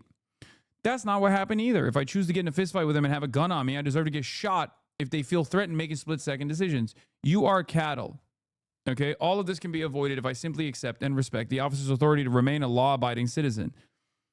You guys understand, like, this argument is insane, right? It treats all members of law enforcement from ICE, which has a totally separate jurisdiction for the record than like regular local law enforcement has. But like this argument treats local law enforcement as like a force to be reckoned with. Like they're gods, okay? They're like a natural disaster. And you need to, every time you interact with them, you have to just pray to God that they don't have a bad day and kill you.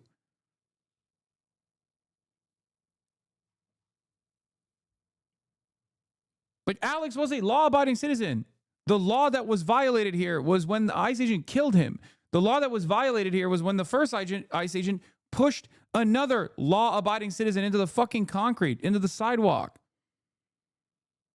and then proceeded to pepper spray Alex in the face as he put bravely his body between, in a non-violent manner, as he put his body between the ICE agent and the other person that they were brutalizing. He saved that other person's life. That's what he did.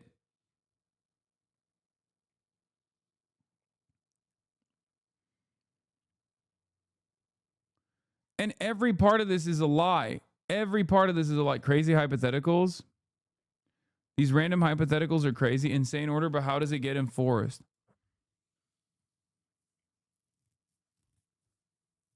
It's just, these people are they're so servile, man. They are such cucks where any authority, anything that any authority does is justifiable across the board. Because it's authority that told you have to comply. It's authority that said, you know, this is what it is.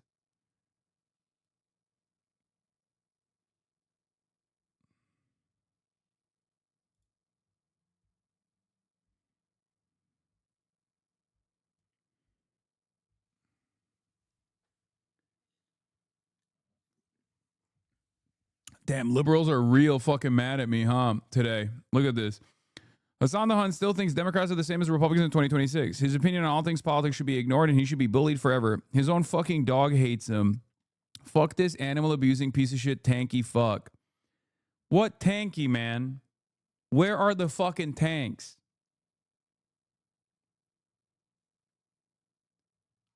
Click the profiles of Destiny Simp.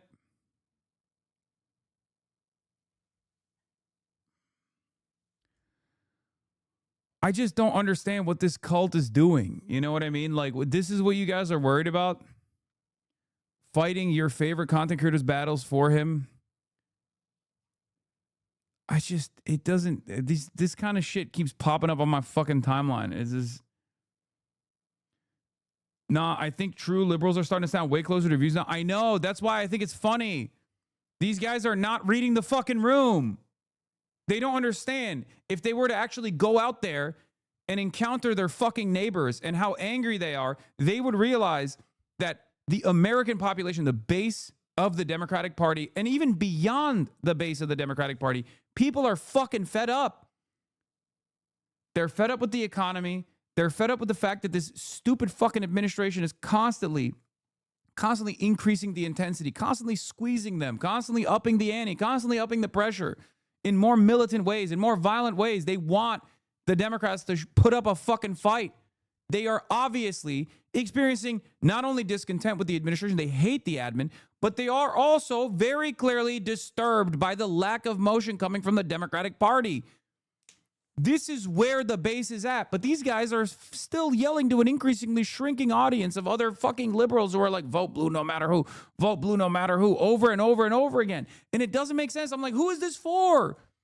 Talk to your mom and dad. I bet your mom and dad are mad at the Republicans for understandable reason, like I am.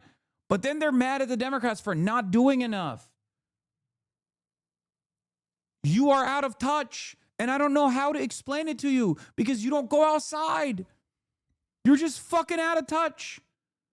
They're trying to make sure that the angry base of the Democratic Party who nonetheless liked Harris are biased against the left, even if centrist Dems collaborate. But it's not going to work. There are too many prominent leftists in elective office. Hutch lost 250 followers covering the protest. They have no motion. That's what I'm saying. They keep doing it. Who the fuck is this for? Who could this be for? Why are you so endlessly invested in an outright refusal of reading the fucking room? The tweeter isn't even American, I think. Their TikTok says anti-populist, liberal, the liberal kind, Kiwi obsessed with American politics. Yeah.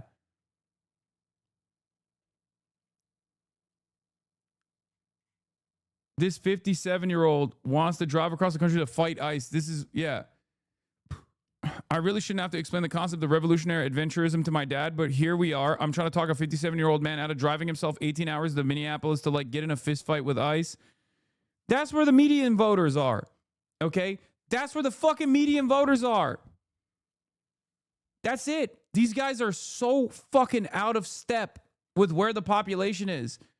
And it worries me that they are actively trying to calcify the consultancy class that is like parasitically surrounded the entire Democratic establishment, where they're just like not letting go. They're like, no, no, no, no.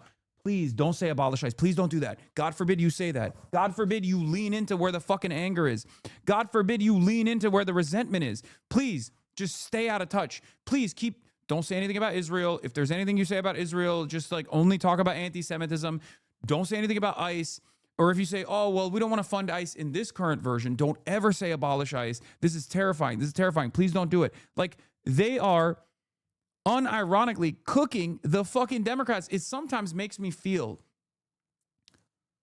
like the consultant class that has this vice grip around our electeds are working for the Republican Party.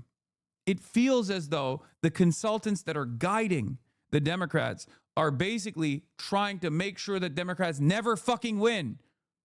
And if they win, God forbid they do something that will solve these issues. If they win, they have to destroy hope. If they win, they have to do the bare minimum, and in most instances, not even the bare minimum. If they win, they have to normalize the brutality the Republicans did instead of punish the Republicans for being out of step. Punish the Republicans for violating the law. Don't do that. No matter what you do, do not punish the Republicans. It feels like it's an op. It's like a psyop that these like consultants have made sure that the Democratic Party is the controlled opposition party. It's ineffective. And now outsiders that aren't even a part of the consultancy class are getting in on it for free. Trust me, liberals are not complacent. We're ready to vote right now. Right fucking now if we could. We'd fucking vote so hard. Like, this kind of shit is popping off for a reason. These guys are reading the room. They're seeing how angry. They're seeing how angry the average person is. The average person is fucking tired of the Democrats not doing anything.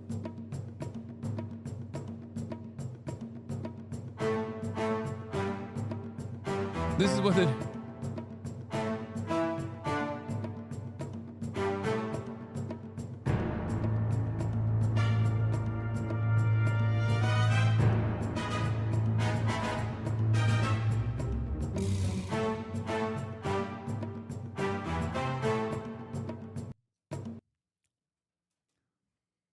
Yeah, if you want to know where the average person is, this is where the average person is, okay? Minutes from now, we are going to hear. We got another situation here. Let's just listen in for a moment. No!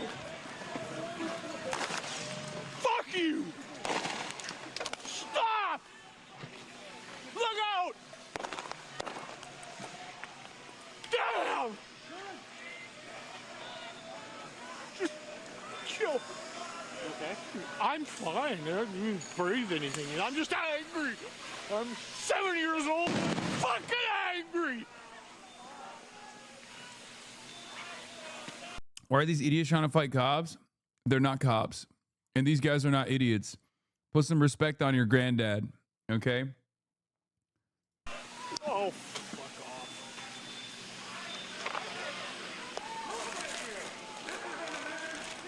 I think I'll need it, but we'll try it.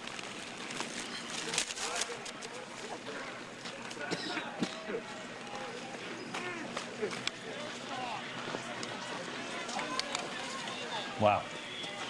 What a scene in an American city in 20. And he disappears into the gas. So I love this video because it shows where the people are, okay, with their mentality.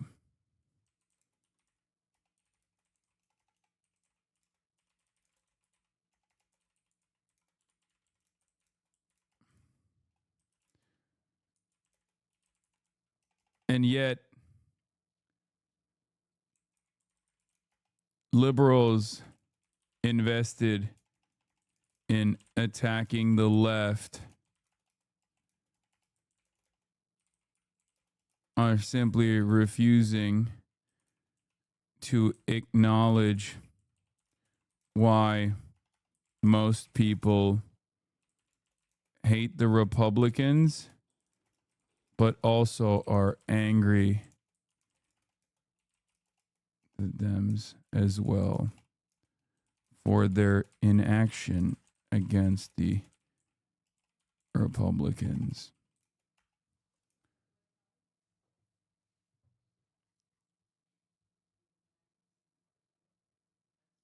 Liberals on here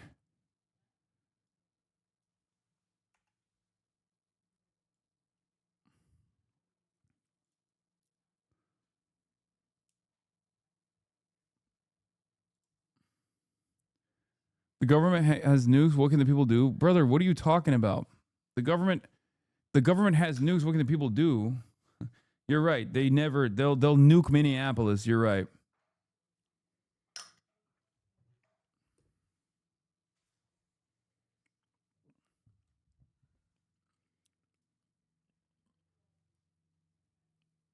Oh my God, that's a fucking beast mode ass photo.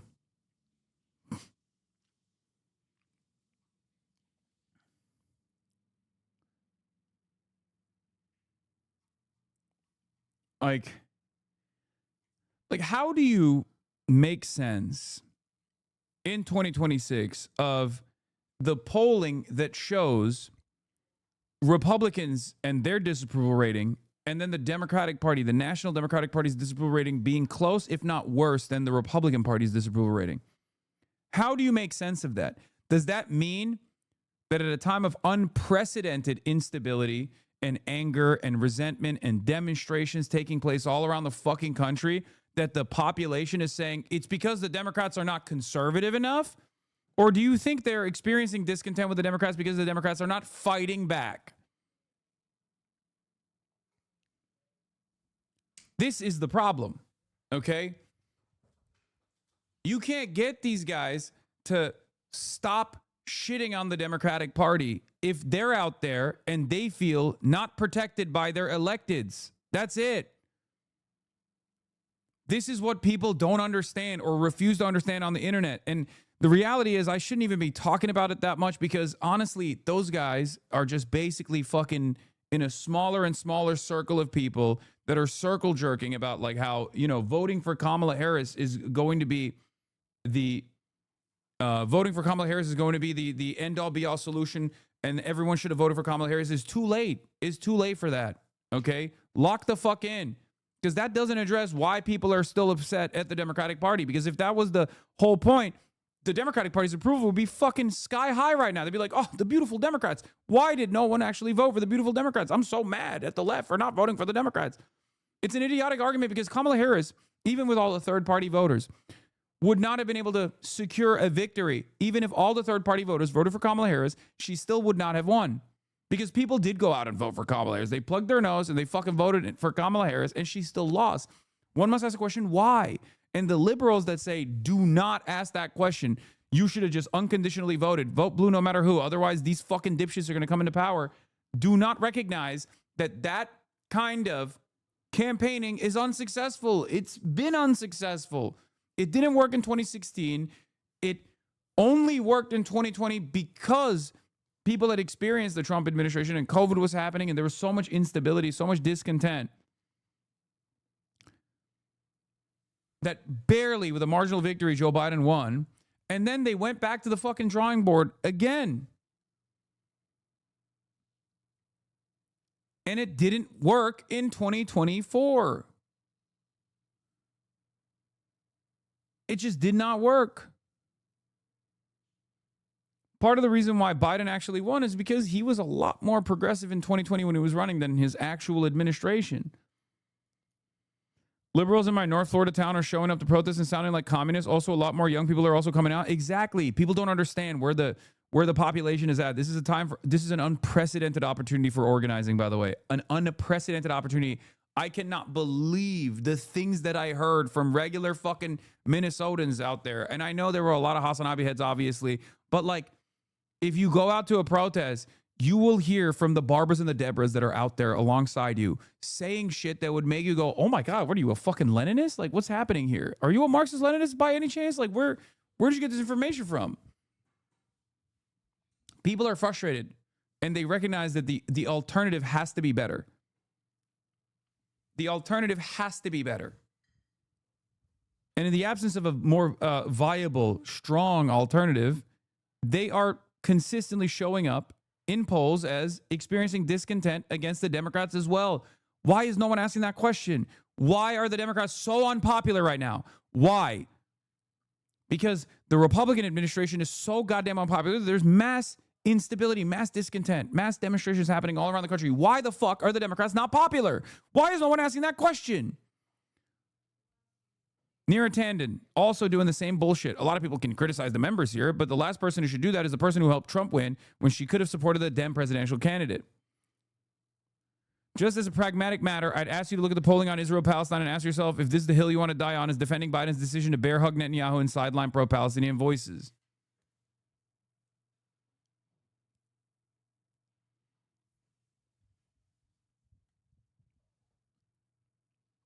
The lesser evil argumentation clearly doesn't fucking work.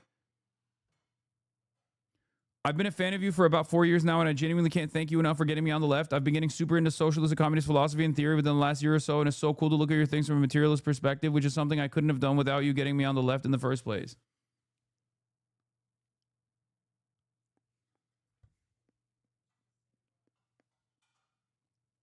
On the one hand, it's good that these people are so oblivious to what's going on the streets. Okay? It's good because that means they won't mount a strong enough opposition against their left flank in the primaries. They will undermine the left flank and they'll think, "Oh, it's fine." Except there are obviously much more intelligent political operatives out there like AIPAC doing their very best to undermine the left flank because the left flank candidates are coming in and saying fuck Israel, right? So I'm still frustrated. There is a big electoral battle that will take place in the upcoming months. And you know, as someone who people routinely say should not be anywhere near Democrats, I work with Democrats all the fucking time. Even Democrats you wouldn't even think of, okay? I have an open door policy as long as someone wants to hear my perspective. I'll talk to anyone and everyone. I'll hope with the hopes that they'll listen to what I have to say. But that's why it's fucking frustrating and annoying. These goddamn idiots are constantly being like, no one should be around Hassan. Hassan doesn't know what he's talking about. Hassan, don't work with the Democrats should stay away from Hassan. It's like, bitch, who the fuck are you?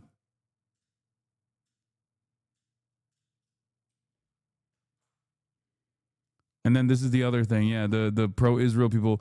Worth recalling that this Nazi was platformed by New York Times, Rolling Stone, Variety, Guardian, among others. The United States of Israel must have gone through some group chats or something. It really ticked people off. I'm sorry, buddy. You're Israel first, okay? If you get mad at this, statement, you have Israel's dick lodged so far up your ass, dude. Straight up. This got motherfuckers so mad, brother. And the inverse of that was also the most insane fucking article I've ever read. Minneapolis and Gaza now share the same violent language, but not in the way that you think. Thomas L. Friedman took the United States of Israel tweet that I had and basically flipped it on its head and said, ISIS Hamas.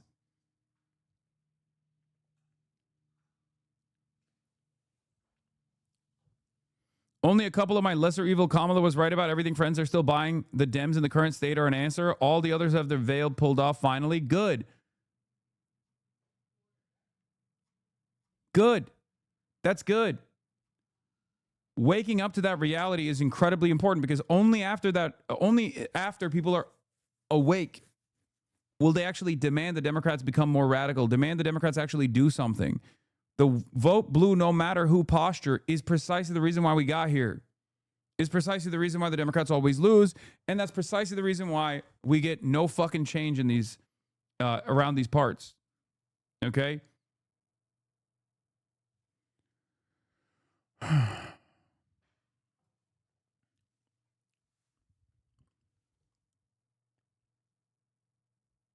Because it's not working.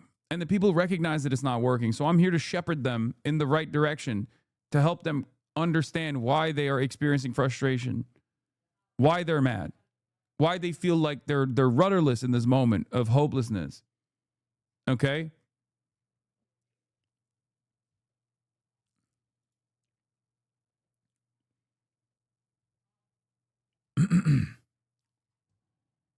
That's it. A big reason why a lot of people are upset at me, by the way, is because I said a couple different things yesterday on my stream, and they some of the high notes was from. Wait, here, we'll watch this first.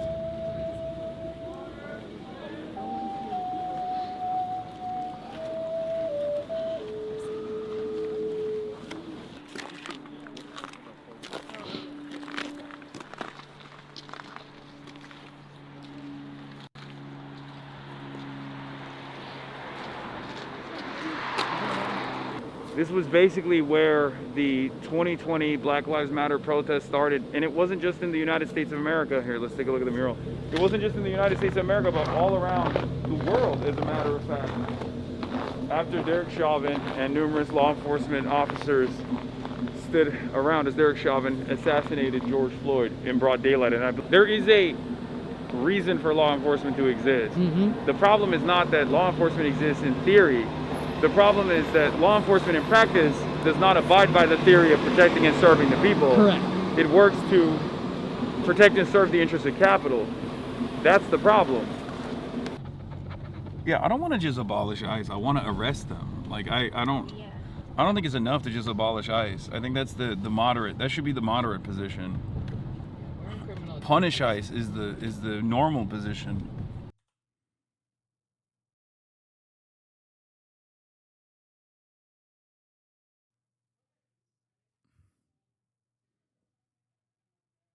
The fact that someone in the press has to wear body armor in American cities is the most dystopian shit I've ever seen. It's true, like a war zone. It's all the government's doing against the people. It's true. Why do you always relate it to socialism? I don't know. Maybe because I'm a fucking socialist. That's probably the reason. One must ask the question why you end up agreeing with socialists quite a bit. Perhaps this is your opportunity to fucking dive off the deep end a little bit. I will always stand firm in my commitment to the notion that most people are born with a certain set of values. They learn a certain set of values. They're good. They're kind-hearted people. They want what's best for others, okay? And then they're led astray.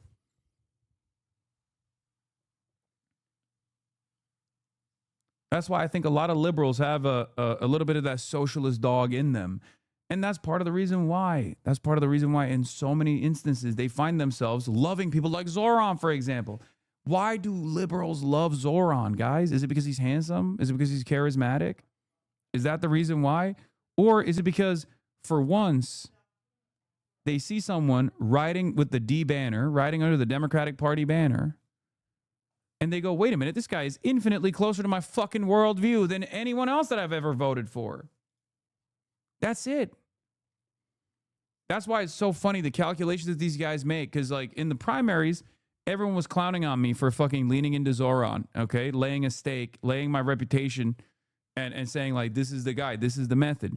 All those fucking same liberals who were like, Hassan should be nowhere near the Democratic Party, that now love Zoran, supposedly.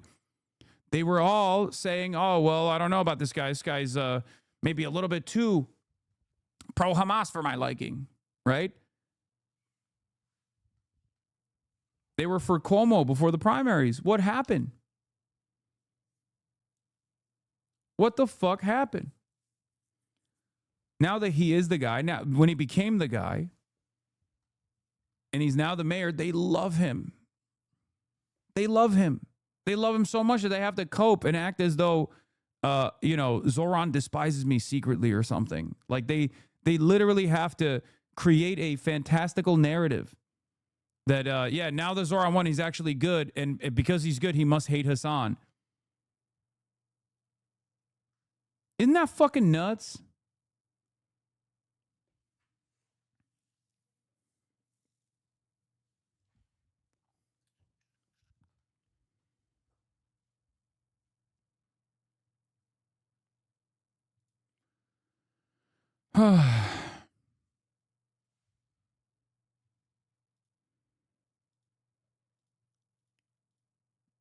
Where's the long video? I want to see the video that I did with Mint Press.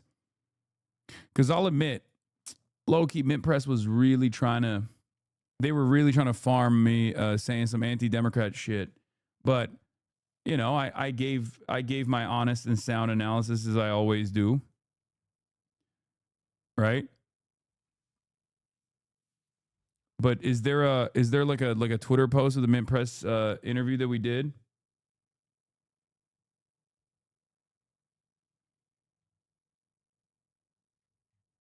Because this is the sentiment that Democrats are going to be different, but unfortunately, they're not showing that right now. It's always too little, too late. Famously said, a party that doesn't care about genocide doesn't care about defending democracy either. And we're kind of seeing that right now because the theoretical democratic process in America. Honestly, a lot of Democrats like to say, "Oh, this kind of violence, police brutality would never happen if a Democrat was elected," and that's obviously not the case. Considering that police violence never really stopped under the Democratic Party. I mean, people don't remember, but Black Lives Matter initially started at Ferguson, and that was under Barack Obama. And at the time, a lot of Democrats were not very fond of Black Lives Matter as a protest movement, as a street movement. And I want to believe that sentiment, that Democrats are going to be different, but unfortunately, they're not showing that right now. It's always too little, too late. It's always, oh, maybe ICE is fine, but we don't want to fund ICE in this current version of ICE. It's never abolish ICE. Now, some Democrats do say that, but there's obviously not enough momentum in the National Party. They're not listening to the demands of the population, just like they spent 2 years refusing to reckon with the crimes of genocide in Gaza. And even to this day, still have the audacity to bring that up as a gotcha when they say, "Oh, well, you should have voted for us," even in spite of the genocide. And as Ta-Nehisi Coates famously said, a party that doesn't care about genocide doesn't care about defending democracy either. And we're kind of seeing that right now because the theoretical democratic process in America is currently being undermined in broad daylight. I mean, welcome, sister. That's okay. That's okay. Thank you for being here. The current democratic process that we've had a lot of issues with it already, right? Historically, one could say we never had a true proletarian democracy, and I agree with that. But right now, we are very clearly moving in the direction of fascism. We're in the waters of fascism, and yet Democrats are not presenting a strong opposition that they really have to if they want to preserve what remains of the theoretical democracy in America. They have to put a better fight. They have to put a stronger opposition up against the Republicans, and they're not doing it. So I want to believe that Democrats will be different, but they won't let me believe that Democrats are different because I can't help but notice their inaction, and it's very frustrating. Like, the takeaway from that is, I want to believe that the Democrats are an opposition party. And I want them to prove that they are.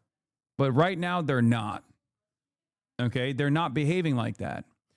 And yet people literally hear any minutia, any fucking minor criticism of the Democratic Party, and they fucking lose their minds. It's like it zaps their brains. Okay? I don't want the Democrats to operate like the controlled opposition party. I want them to fucking launch a strong opposition. Okay?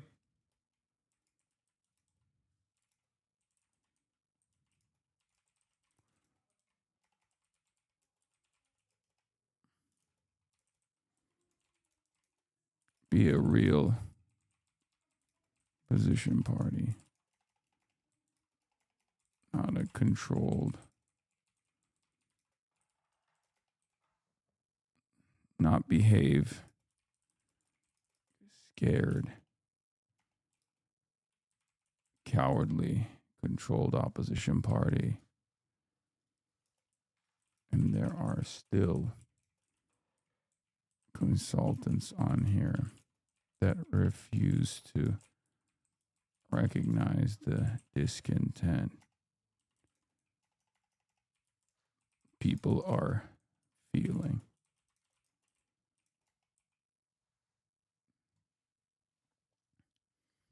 Democrats always say they want a strong Republican Party, and all you're saying is you want a strong Democratic Party for once. Yes.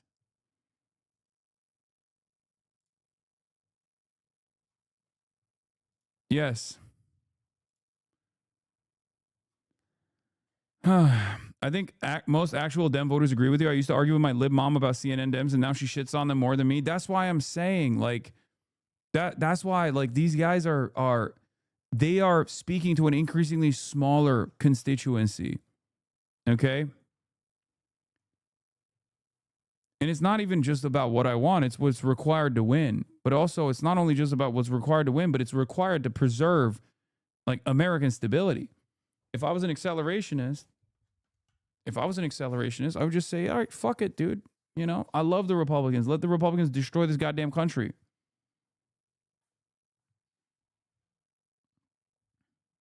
You know?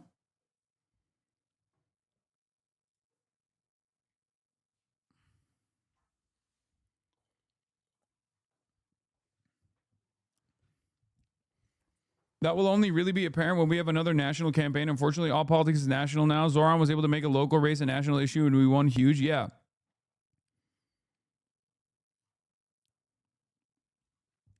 If I was a person that doesn't believe in participating in bourgeois elections, okay? If I was that kind of guy, I would never fucking try to get Zoran Mamdani elected or Abdul El-Sayed elected or Kat Abu Ghazala elected. I wouldn't work with the Democrats at all, but I do. So one must ask the question, why? Because there are certain kinds of Democrats that I believe are capable of rebuilding the confidence that people must have in their government. Okay? This is not about bourgeois democracy at all. This is about fighting to make sure that there is better organizational opportunities for the left flank in general, for socialists, for Marxists. And if there is complete fucking chaos, it's virtually impossible for that organizational capacity to come back to the American labor movement. But outside of that, I work with the Democrats that I know are real fighters for a reason. Okay? I work outside of the confines of the Democrats more often than I work within the confines of the Democrats. But the reason why I work with the party in general is not because I'm some fucking shepherd in the way that some people present me as. But the reason why I work with them is because it's the only fucking game in town. And there's always more that they could be doing. I understand speaking to the weakness of the Democratic Party when you're dissuading people, but when you're dissuading people from voting blue, I just don't see the value in that. What? This is why people say them should stay away, though. You talk so much shit and then expect people to vote away from the right, but it's kind of hypocritical. Brother, I'm speaking about where the people are at. You are delusional. This is the problem. I am communicating what the anger and resentment that people, not only like myself, but many others feel. That's the reason why I keep showing you old dudes fucking protesting on the streets, freaking out, yelling. That's why I ask the people that go to these protests, like, how do you feel about Tim Walz? Do you feel like you should be doing more? And everyone goes, yes. Yes, Jacob Fry, where the fuck are you? That's the reason. The reason why I'm doing this is so that you understand that this discontent, this disgust against the Republicans is very real, and we all align on that. Everybody understands it. Republicans are fucking dog shit, okay? But outside of that, you need to understand that there is real discontent towards the Dems as well. One must ask the question, why? Hassan has never dissuaded anyone from voting for Democrats, only Republicans. Yeah, I've never told people not to vote for a Democrat, okay? Unless it's like literally an establishment Democrat in a primary or something, you know what I mean? Like, and I have a candidate in the race. I have, however, told people not to vote for any Republican ever.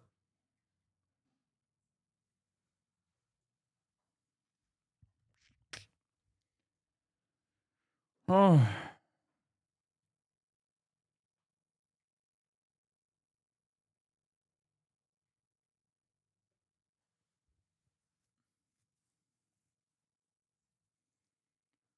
The standard political modus operandi around the world is avoid challenging the status quo as much as possible. Trump is an exception from that and is part of why he was so successful in building his brand. Yes.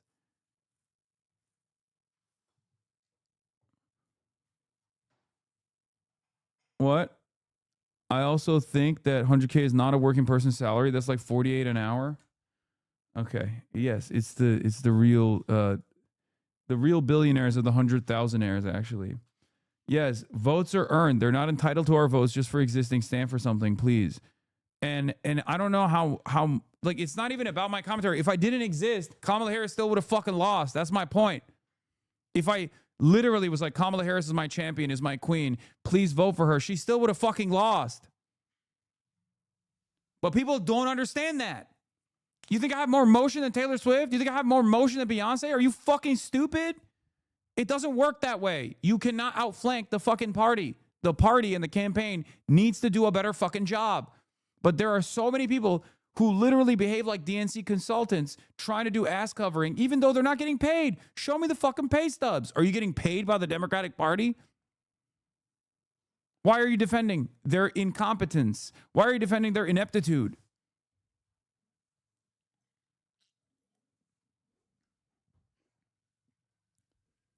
Of course, Donald Trump is different than Kamala Harris.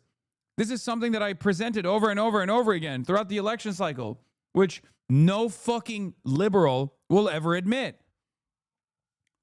My anger was due to the Democrats' closeness to the Republicans, not recognizing the danger that Trump presented. I made that very clear, which is perhaps the only reason why there are still 45 fucking thousand people in here listening to what I have to say. Because they heard me say it a million times over, and then they recognized that I was right.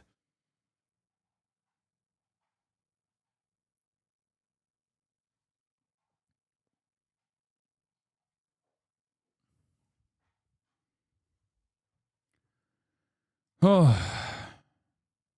I'm not going to stop saying the fucking truth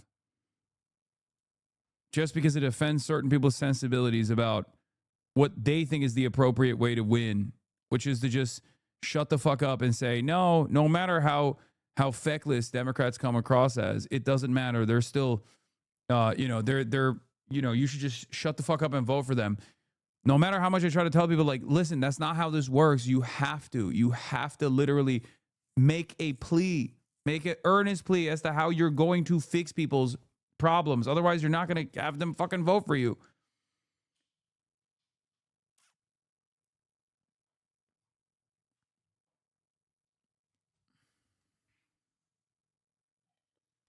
This is in mourning once again. This time for Alex Pretty, a 37-year-old intensive care nurse who worked in a medical centre for veterans. Here he is, reading final words to a patient whose son released this video yesterday. Today we remember that freedom is not free. We have to work at it, nurture it, protect it, and even sacrifice for it. Now his death has fueled an American culture war in a city that has already suffered so much. Minneapolis, the city of George Floyd, of Renee Good, killed by ICE agents just weeks ago, and now of Alex too, whose body had not even been identified before the administration cast its verdict on this horrific incident, saying an armed man wanting to massacre agents was killed in self-defense. But if we slow it down and look from various angles, a completely different story emerges. You can see here, Alex is holding a... I mean, it's not even...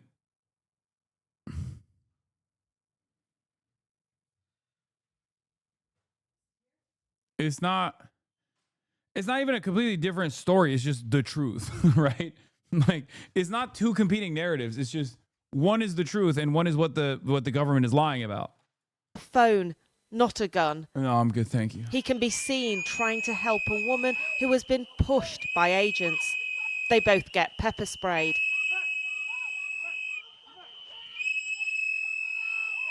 He's pulled away,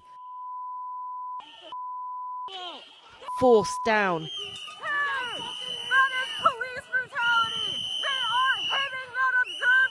Pummeled by agents in the head. Reports suggest this officer then takes the gun from Alex's holster. At the same time, another officer pulls his weapon, and then 10 shots are fired in 5 seconds, killing Alex as the men step back.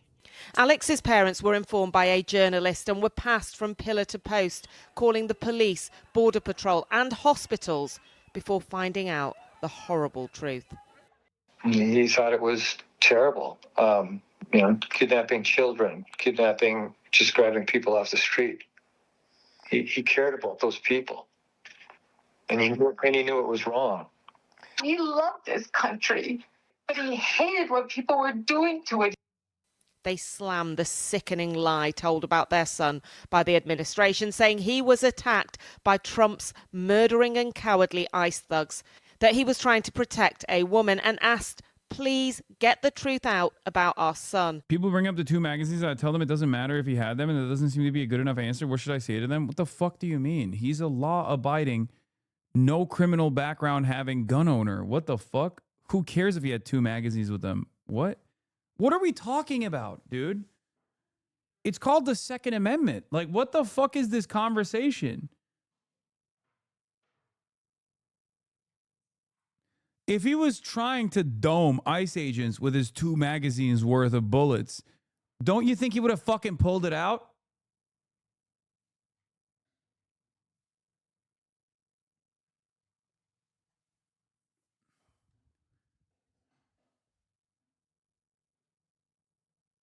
All concealed carry, all CCW carriers take 2 mags minimum. I don't know. I'm not a fucking CCW carrier, okay? But, like, the only thing he had in his hands was a phone. He was a good man. After what happened here yesterday, it feels as if something foundational about America is crumbling here in Minneapolis, setting the federal government against the country's own states. It was the president, Donald Trump, who sent thousands of ICE and border agents here, leaving many immigrants too scared to leave their homes, and now 2 American citizens dead. The governor, Tim Walz, has now called in Minnesota's National Guard to try to keep the peace. Who would trust Governor Walz at this point? The man has stood up and encouraged resistance. He has refused to partner with us. He's sacrificed his citizens' safety and their well-being by choosing the side of people who break the law. Our officers are tired. Our businesses are tired. The chaos that we are seeing is caused directly by ICE, Border Control, and this federal administration. Our message is really clear and straightforward. We need ICE out of Minnesota. They are not making us more safe. People in Minneapolis are enraged. They are out protesting as temperatures drop to -23. The city is begging its residents to protest peacefully, and they are. But many are worried about how much more one place can take. Like, if they don't do shit, if the Democrats in charge right now in these cities don't do shit and another person dies, I don't think they're going to be able to control the fires, okay?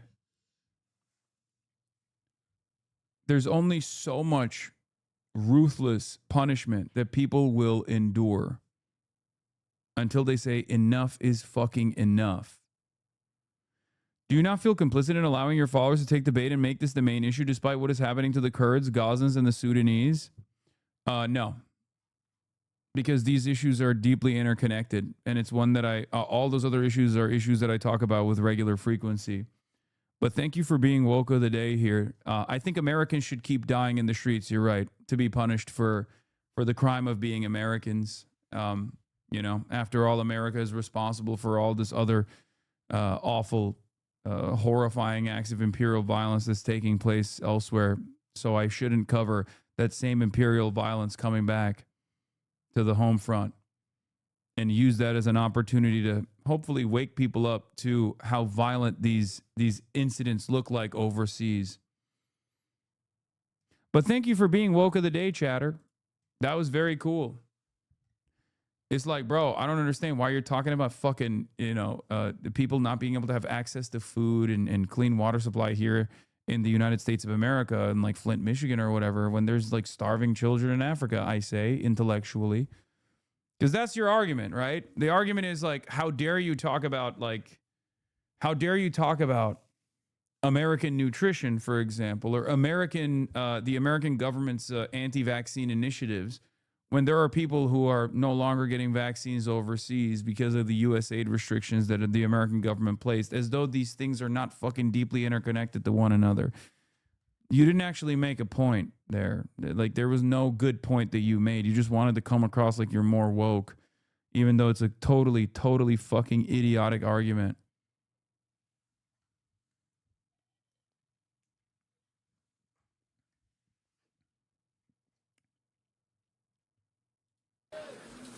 I'm joined now by Jamal Osman, who is a city councillor here in Minneapolis, vice president of the council. Jamal, you live 4 blocks from here. You represent a neighbouring ward. How did you feel when you found out about this killing? Guys, you talk about ICSI yet? No. Well, I was home, and of course, I have that alert. And I knew ICE killed someone else, because we have not seen anything like this.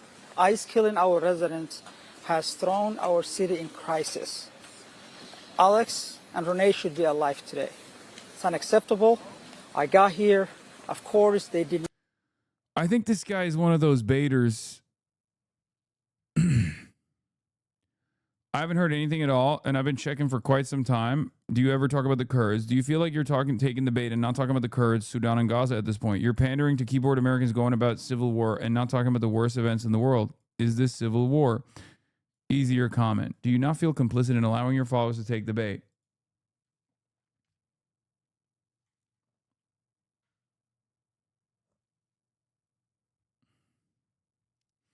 Is it true that Hassan is worth over $150 million, or was that person saying that lying? Why is someone spreading that he's worth $150 million, lol? What's the best way to respond to people who still push the dog shit? Do you think censorship is worse or better in China? Any comments on the genocide in Sudan? Any word on the genocide in Sudan? Or is South Africa the only country in Africa that matters to you?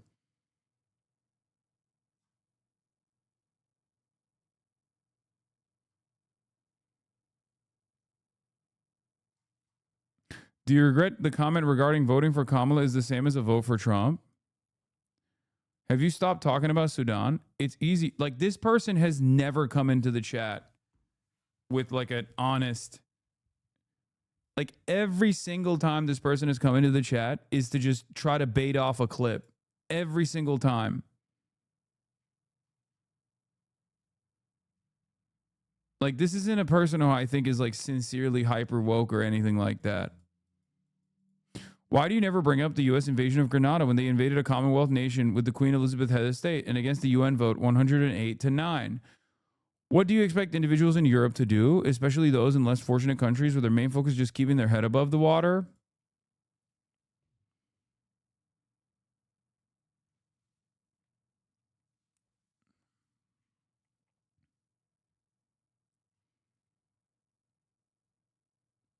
Go check on YouTube. It's clip farming for TikTok to create more discourse. I mean, I don't know. Here's you talking about the interconnected nature of these issues yesterday. Someone's got to do it. Without you guys standing out here, it's nothing. You know what I mean? So this is what matters the most.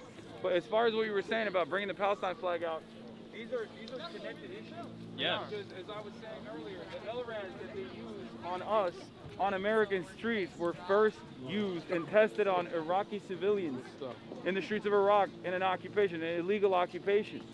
And these issues are absolutely connected to one another. It's the same manufacturers that are developing the weapons that first get used overseas first get used in Gaza as in an experiment that then turn on American citizens as well.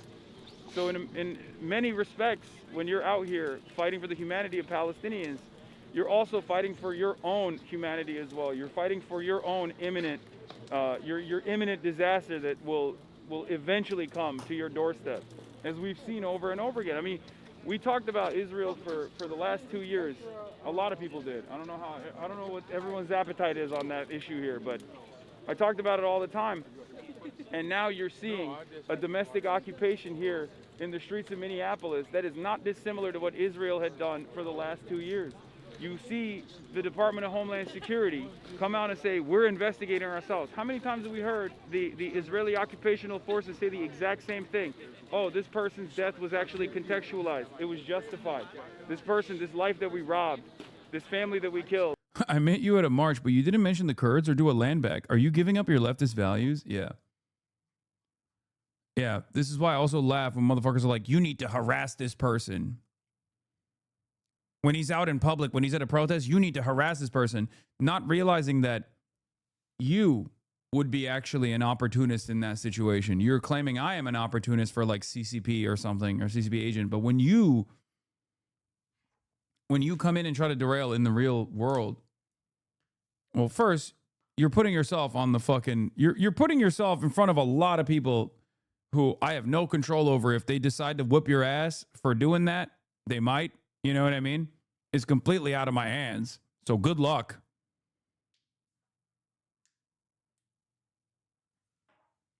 But like, it doesn't make any sense as to why you would put your fans in a very weird situation like that, where the people there are united for one specific purpose. We're all talking about the same shit, and you come in to be like, oh, my favorite content creator doesn't like you, so I'm trying to get a fucking clip off here so that we can post it on LSF.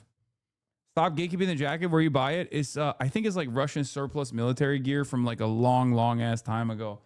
It might even be, actually, it might be Ukrainian. I don't know. I got it in England many years ago at a surplus military. Good save? No. It's not. I'm not even. It's. I don't give a shit whether it's fucking Russian or Ukrainian. I got it like a decade ago, brother. Like the fuck. You went to England last year, but no, I didn't get it in England last year. You can go back far enough on my from here, I think. No, it wasn't from Americana Pipe Dream, although those boys are funny. I'm sure someone with the appropriate level of autism can find it.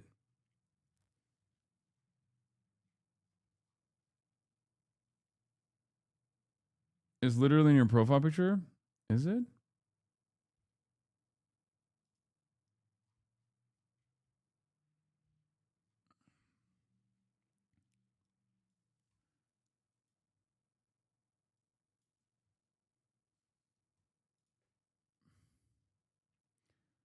Oh, maybe it's a Czech. Original Czech Army Field Parka M85 Army issue winter jacket with lining. Okay, I was wrong. Yeah, this seems to be... Is it? It looks to be... Yeah, this could be it. Yeah, maybe it was a... Yeah, Czech M85 military parka, classic piece of military outerwear with a rich history. Originally designed for the Czechoslovak army in the 1980s, this parka demonstrates the durability and practicality for which the Czech army is renowned. The Czech M85 military parka features a timeless olive green color that blends well with a variety of environments.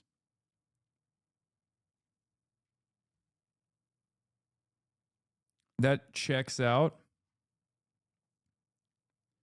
Yeah, I love military surplus gear. I will admit, though, this is kind of dog shit quality. It wasn't that good, the quality of it.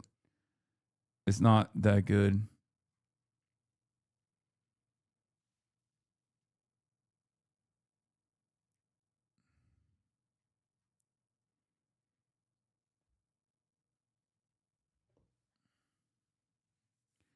You have Czechoslovakian Legion jacket?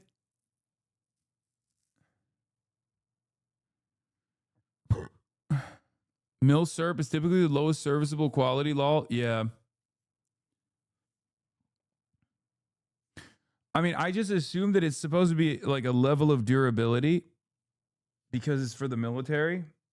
So it's at least supposed to keep you warm, right?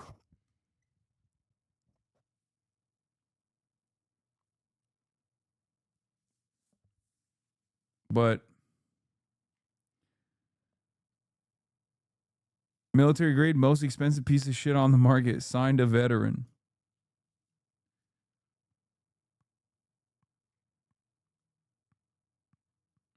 It's just the best bid the government got, ergo the cheapest build. You're thinking about it in American terms, but also it is the cheapest, most cost-effective thing you can get, I think.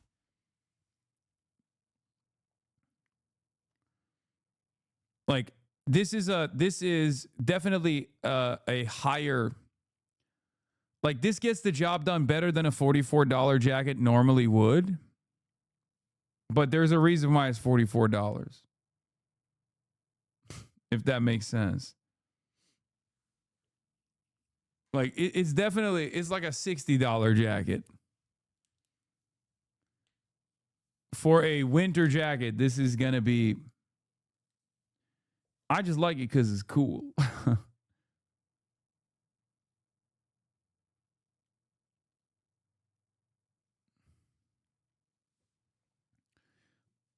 I work at a major outdoor retailer. If you need some promo codes, dog, use gear that works, not just cheap. Nothing can keep you warm. Even $700 worth of chemical heat packs didn't make it. Yeah.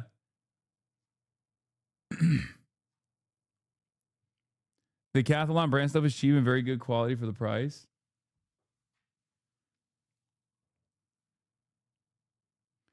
You should get a proper parka for the off chance that you have to go to the north again. Yeah, I know. You were out in Siberia, bro? Yeah.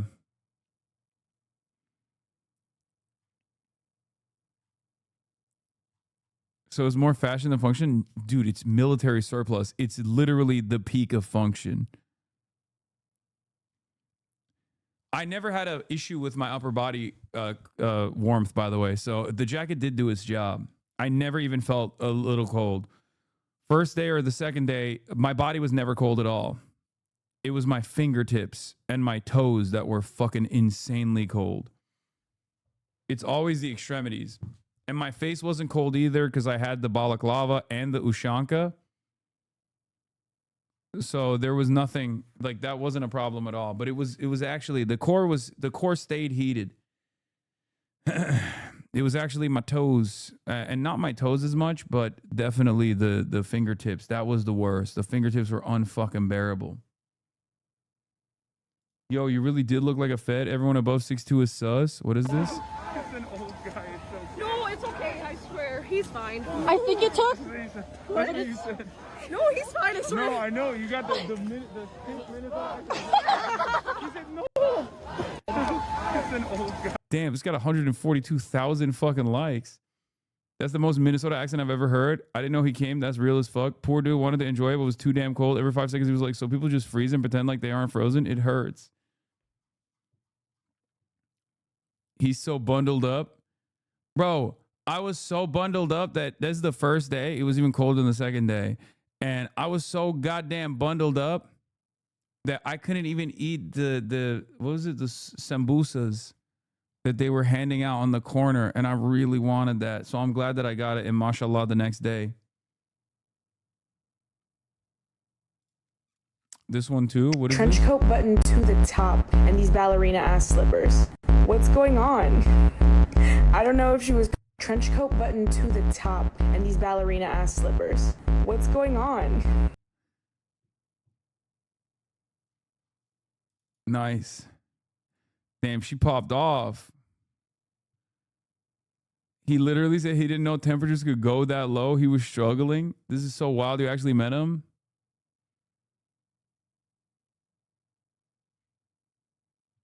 As a watcher from the Midwest, all I can think is it'll only feel colder if you keep talking about it. It is kind of crazy that people could clock me, even in this fit, where like there are no discernible features, okay? I guess like it was the stream snipers. This is what a non-botted platform looks like. Yeah, true.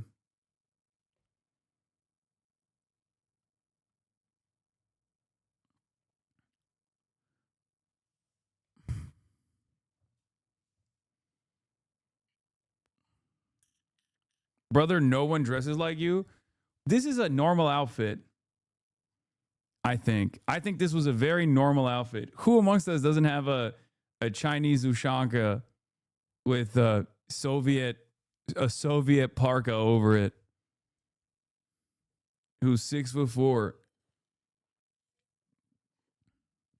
The boots are Rick Owens.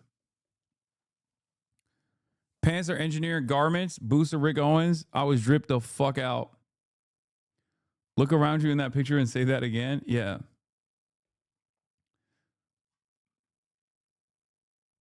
My brother in Christ, you're wearing bowling boots? No, I wasn't. The fuck is a bowling boot? Literally no one asked. I just checked. I know bro want to walk the wrong way so bad. Literally no one asked. I just checked twice. Fuck you. No, people were asking. Hella people were asking. Fuck you, nice bathroom. You just didn't see them because you banned all of them. See, me and my girl were watching your stream yesterday and talked about your outfits for a while. Lol, no one dresses like you do.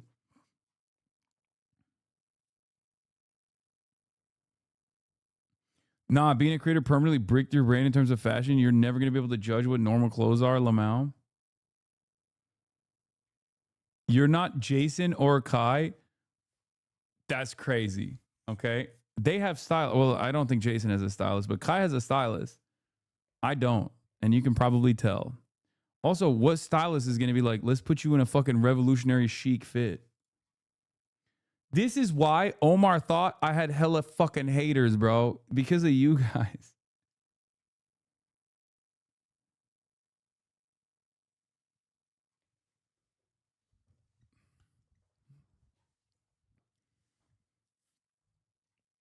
This is why. Unc, you got Jason style? If he was one of Ho Chi Minh's followers?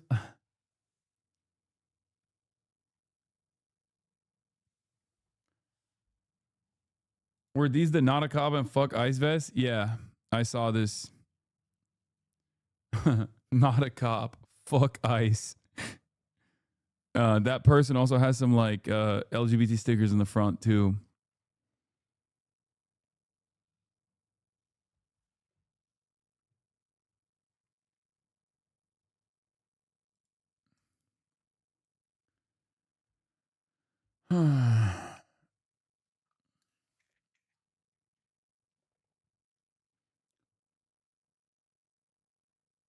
Get your ass to New York City and help the man out sooner than you think. I got something in the works with my mans, okay? Sooner than you think. We're working on it. We're working on something, okay? Calm down. I got some travel planned for New York coming up in the month of February, in the beginning of the month of February. So we'll see. Shout out to Eric. Shout out to Eric who got you the bulletproof vest. Yes. He did. Hood Genius is getting canceled, man. Wait, why? My Somaliapolis brethren. You streaming with Sneeko and Clavicular in New York? No, I think I'm good on that. I think I will not be doing that.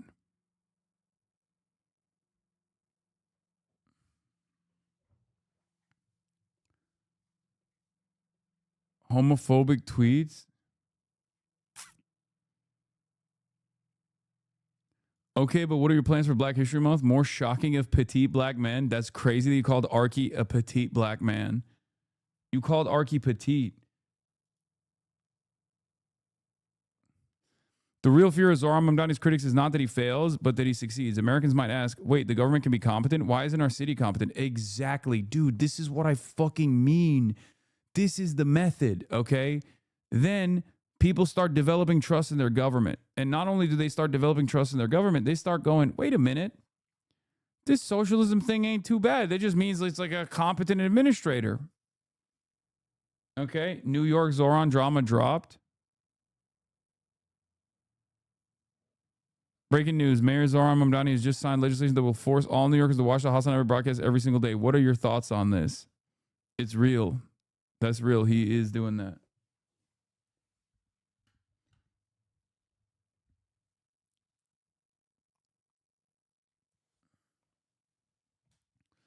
Bro, people went from no King's protest to being like, fuck ICE. We have to like start we have to start physically apprehending ICE agents. Like, okay, you can't, like, it's just so crazy to me that a lot of people are still just so far behind on where the people are at. I remember when we first started talking about sewer socialism and people went wild mocking it. When I saw that Zoran was talking about it, I knew he was the one. Yeah.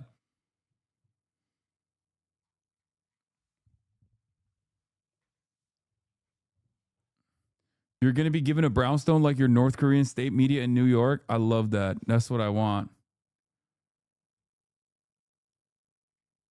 That's what I want. What is this? Real subtle, bro. Okay, dude. I did not have a Fed jacket on. Was the shooting of the man in Minneapolis on Saturday justified? 20% say justified, 48% say not justified, 32% say not sure. The net justified for the GOP is plus 31. For Dems is minus 79. For Indies is minus 37. 52% report seeing videos on the Saturday Minneapolis Border Patrol shooting.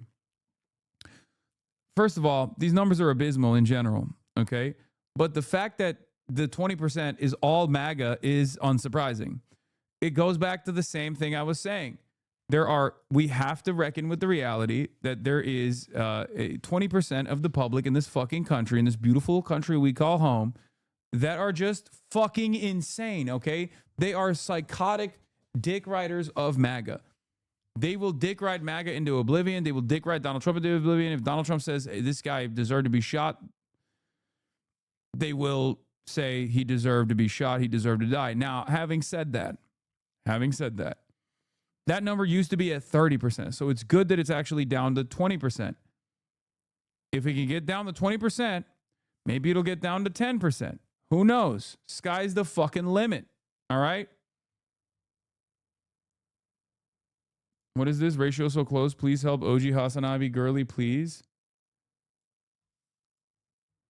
It's so easy to not come in fifth place, bootlicking bitch. Oh my God. 70K likes is so easy to not get shot by ICE. Okay, yeah. For busted open 420, we busted wide open.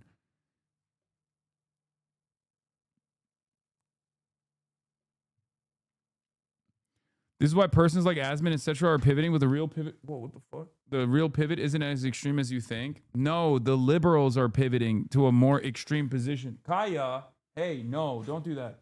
It's going to fall on you. Get out of there. Go. Place. She's going to accidentally have fucking shit fall on her. You're crazy. You're crazy. You're a crazy girl. I know you miss daddy. You want to come here? Okay. Come. Hi. Hello. No, don't. Oh my God. This doesn't mean lay right underneath me, girl.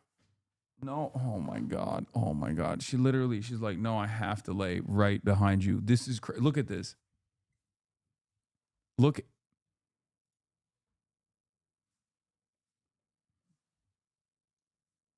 Bro, there is something wrong.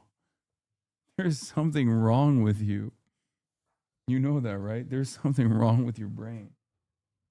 What the fuck is wrong with you? Remove those wheels immediately. I have to move around. Hello.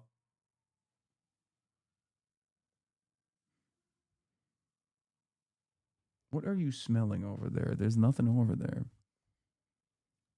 Don't be mean to her. She has things to say. I know.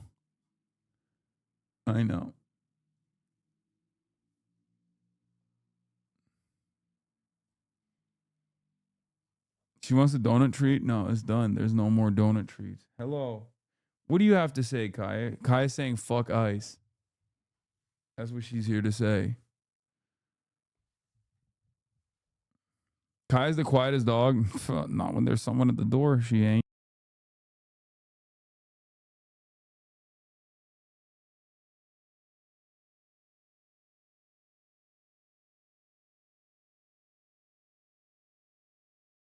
Let me tell you, she fucking not quiet Now at all. let our police and our state investigators look at the evidence, and FBI and ICE. Are they doing that now? That's what they have done. They have not released any of the information. They collected everything, and you know, that's all we have. They have not given us access at all.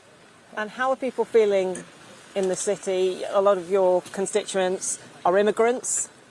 What are you hearing from them? It's not immigrants anymore. It's everyone. Everyone. ICE are killing people on the street. Get out of there. People are angry. People are frustrated. People are scared. Oh my God. This is not what America looks like. This is not what Minnesota looks like. And when you go around and see people, are they scared of coming out? They are scared of coming out. Actually, the shops of immigrants on Lake Street and Franklin, which is mainly Latino and East African, have been closed for weeks now. People are scared. They are stopping U.S. Citizens. One of my friends was stopped 4 times, pulled over 4 times. He's an Uber driver, 4 times. So, of course, they are picking and stopping anyone. This is why people are not going outside, by the way. I need you to understand. These aren't even immigrants. They're like American citizens. They're just not going outside because they don't have any, like, there's no guarantee that ICE just won't nab you. It's craziness. Say they're targeting people with criminal convictions. What do you say to that? Same thing they're saying. The video we have seen, they put out nothing but a nonsense. They are telling us what we're seeing is not real. It's unreal. So the federal government and Trump administration lost their mind by trying to confuse the public and put out a message. Alex was murdered yesterday on the street. He was helping a woman. He was a nurse. He was someone who was loved in the community. Same as Renee. And still, they are out there, and instead of investigating. What do you say to the federal officers and to the federal message that the state is blocking them from doing their job, and that's why this is happening? It's not happening. We want them to leave our city. They're not, these people, the ICE folks, are not trained. They're not professional people. Wait, when people say, like, oh, what's the solution? Like, do people have to present their papers everywhere they go? Like, brother, you do realize that, like, most people, they don't even have, like, a driver's license, right? Or even if they do have a driver's license, that's not a true ID. It's not a real ID. Like, what are you supposed to do? Get a fucking passport? Go to the passport office, get a passport, get a real ID? Like, it's fucking insane. Like, there is no... And on top of that, it's still not a guarantee. Even if you have all that paperwork, if ICE want to fuck with you, they can still fuck with you. Trainers. They are individuals who are treating our community bad and pull on guns and shooting people on the street. We do not want ICE here. How much worse do you think this could get?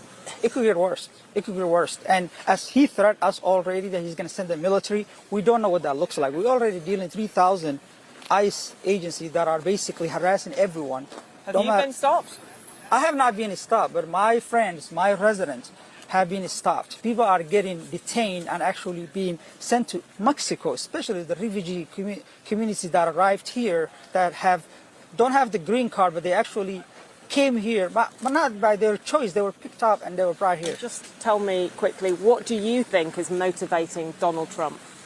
I think what Donald Trump knows he can get away from this because he have loyalty folks around him. He knows that he can get away from it. So what motivates him? This is a blue state. This is a loving state. So this is politics. Politics, of course.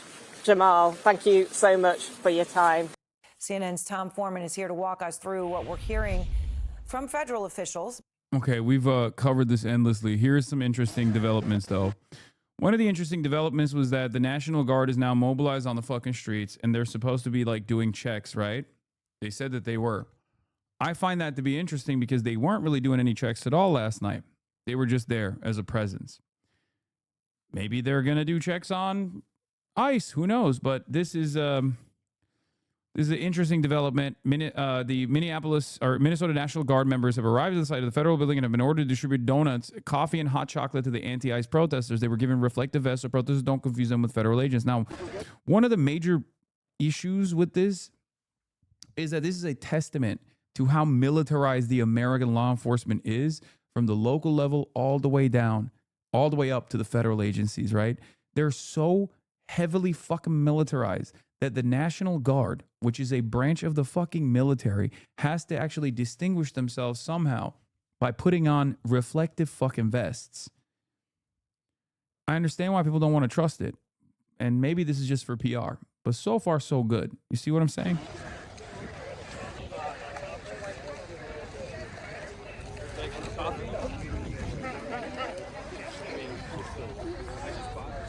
It's almost Valentine's Day.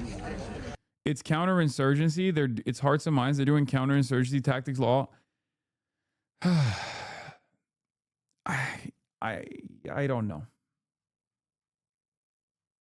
I don't know. We'll see. Only time will tell. We'll get a shot of it. But thank you all. Cup of coffee, sir?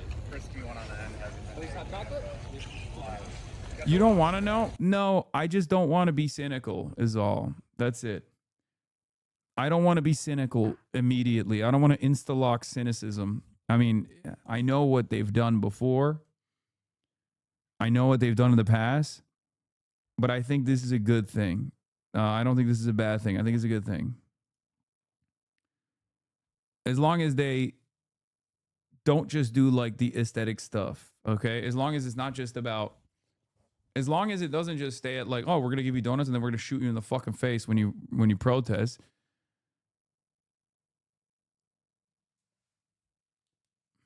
It's coin toss until they arrest ICE or prevent them from terrorizing people, obviously. Yeah. But I think here, this plays along with what I was talking about, right? If their presence there is to side and stand with the protesters, if their presence there is to side and stand with the protesters, then that shows ICE something important. That they're not there for ICE, that they're there for the people. So if they're presenting themselves as being on the side of the people, that means that they got directives from the governor to be on the side of the people, which will make ICE second guess when they are behaving in this irrational and violent manner, when they're trying to do this like siege. Do you see what I mean?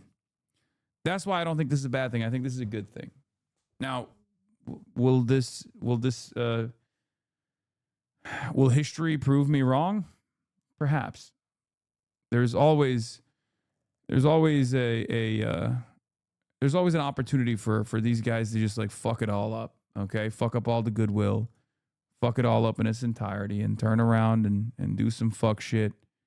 You know, side with ICE at the end of the day. You're saying local government, not federal, right? I mean, this is the state. These guys are here because the state told them to be there.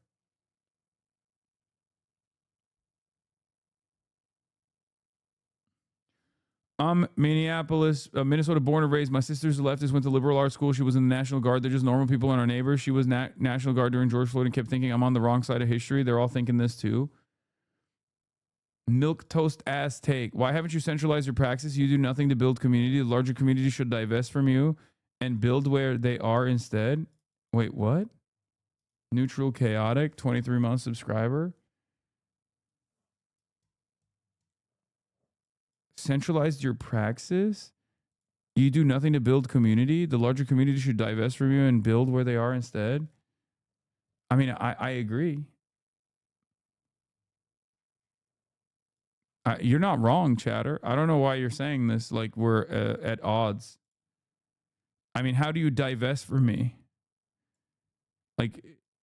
Like you're previously subscribed for 23 months? Is that like, is the divestment just like not subscribing? Is that what it is? Because like, what is the investment you have in me?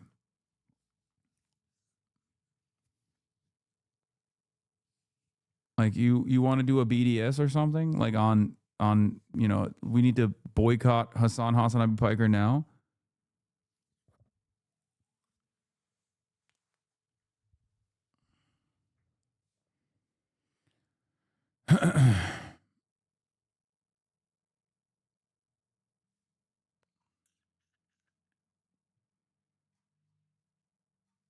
Like, what is the...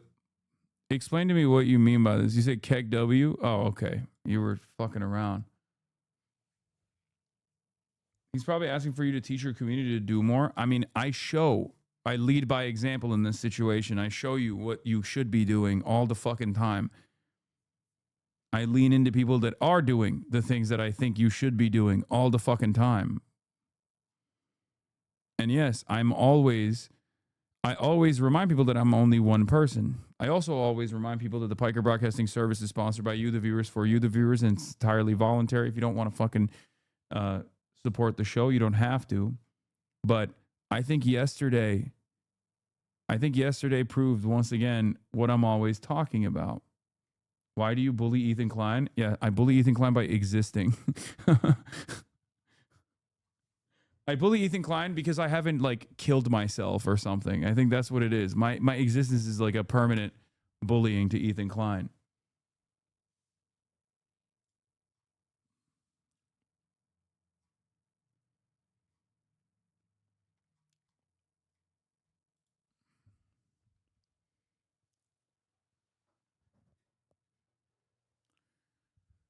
But yeah, something that I routinely repeat is that I'm only one person, and if it wasn't for this community actually going out and listening to what I have to say, and then going out and actually being the person in their own organizations, in their own local communities, if it wasn't for you guys, what I'm doing would be utterly irrelevant. And we see that. We saw that yesterday. We saw that the day prior. You earned 3 months of anarchist support for yesterday? Hell yeah. Look, see, even the anarchists are on board. Yeah, if they're putting this much weight on watching you, that's on them. Exactly. I've never made it seem like watching me is fucking praxis or some shit. You know what I mean? Oh, the more socialist you get, the more you watch me, the more socialist you become. You're increasing socialism in America. Like, I'm just here to give you the tools that give you the tools so you can build something on your own.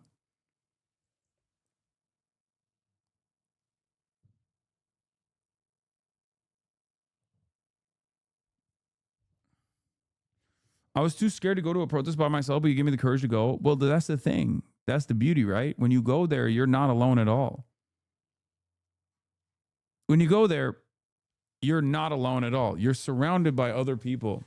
You're surrounded by your comrades. That's what solidarity is about. I mean, think about it this way. The first day we went out, I had security with me. Second day we went out, I didn't have any security with me at all, right? I didn't see the need.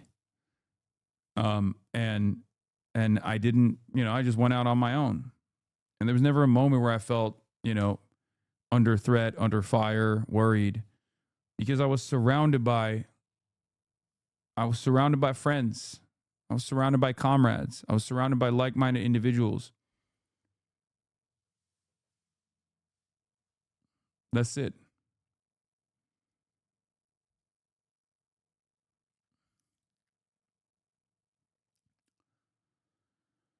What happened to Marchie Poo yesterday? He escaped the cold because he couldn't handle it, so he ran.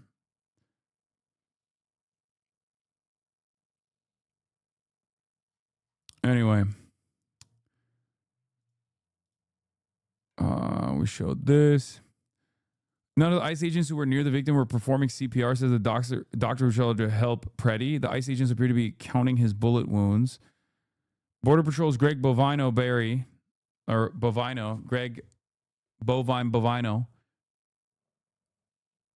says the federal agents involved in the scene where Alex Preddy was killed have been reassigned outside of Minneapolis but are still on the job. All agents that were involved in that scene are working not in Minneapolis but in other locations. That's for their safety. Great. What about the safety of the fucking people? Like, you just took these killers and you reassigned them. Bro, you know what this is? This is like the pedophile priest route. I mean, it's the same shit with cops, right? They just like switch precincts. They kill like an unarmed black teenager and then they switch precincts and then they go do it again. I can't believe it. It's just always the same shit. Two of your favorite worst people in the video? Oh, yeah, I saw this. Border Patrol. Yeah. Dana Fash cooked Bovino a little bit. This is 20 minutes long. What the heliante? 20 fucking minutes? That's crazy. Commander at Large, Greg Bovino. Thank you for being here. Sir, you are still in Minneapolis, and I want to... You know what's crazy? if he was wearing Israeli gear, she would literally be nicer to him. How many interviews has CNN conducted under similar circumstances with like an Israeli military commander where they just let him fucking say whatever they want? Just something to consider, okay? Just something to think about. Get to a lot of questions that we have that are unanswered. First and foremost is that Alex I got a Preddy PP. approached Border Patrol agents with a 9mm semi-automatic handgun. I want to go back to one of the videos, and I know you can see it there, and I want to ask you about what you're seeing, because multiple angles of this incident show him holding up a cell phone and recording it, not a gun. Did he at any point pull out his weapon? Dana, good morning, and thanks for having me. The weapon, and we do know that the suspect did bring a weapon, a loaded 9mm high-capacity handgun, to a riot. We do know that.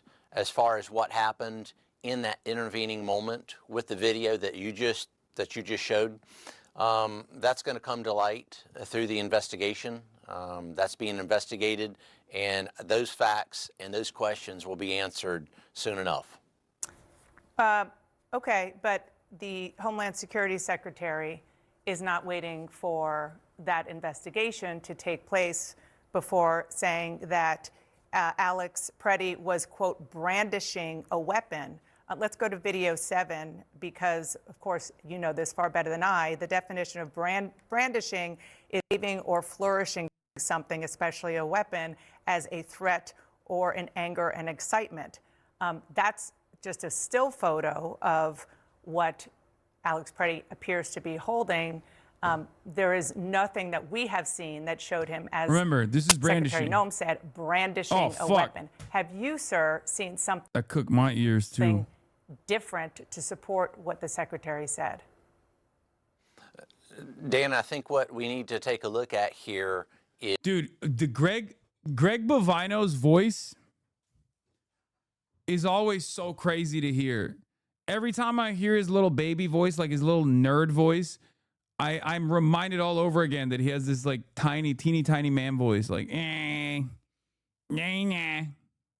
actually is the situation in its totality. What happened leading up to this situation? The suspect decided to inject himself into a law enforcement action. What's not being said here is the fact that Border Patrol agents and law enforcement were conducting a targeted law enforcement effort against a violent, illegal alien that was nearby, and that suspect injected himself into that law enforcement situation with a weapon. And what happened between when that situation first came about and the shooting, that's going to be investigated, and we're going to get to the facts of that. Well, you said yesterday that this looks like a situation where the individual wanted to do maximum damage and massacre law enforcement. Yeah. What evidence do you have that he wanted to massacre law enforcement? Because all the videos that we have, and I do want to, we just have a still shot up now, but I do, control room, want to play one of the other videos. Let's play video number 1 again. It doesn't look anything like he's trying to massacre law enforcement. In fact, he was filming, and then it looked like he was trying to help another individual there who was pushed down by law enforcement, and then they went after him. In fact, I believe that the fantastic training that our law enforcement partners have, the fact that they're highly trained, prevented any specific shootings of law enforcement. So good job for our law enforcement in taking him down before he was able to do that. And again, Dana, let's look at why he was there. Dude, I don't think this is going to work, man. I don't know. I don't think this is going to work. Because, like, Americans can justify this kind of action against, like, if it goes along racial boundaries, like if it's like an unarmed black teenager there are still going to be like a much larger percentage of Americans that automatically go, nope, they deserved it.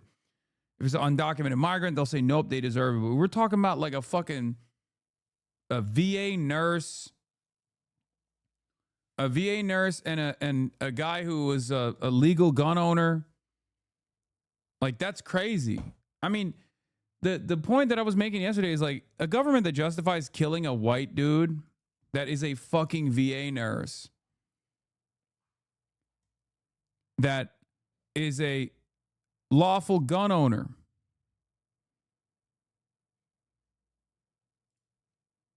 Like, that person, that government is going to justify, government's going to justify killing everybody, you know? Because that's it. Who else? Like, this is the type of person that every single Republican American fancies themselves to being, fancies themselves as being, right?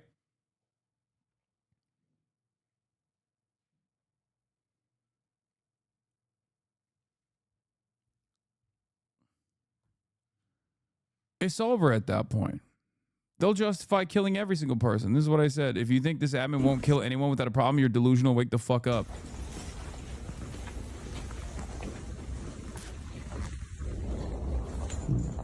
Terrence Lee Randolph, March 30th, 1947, December 10th, 2024.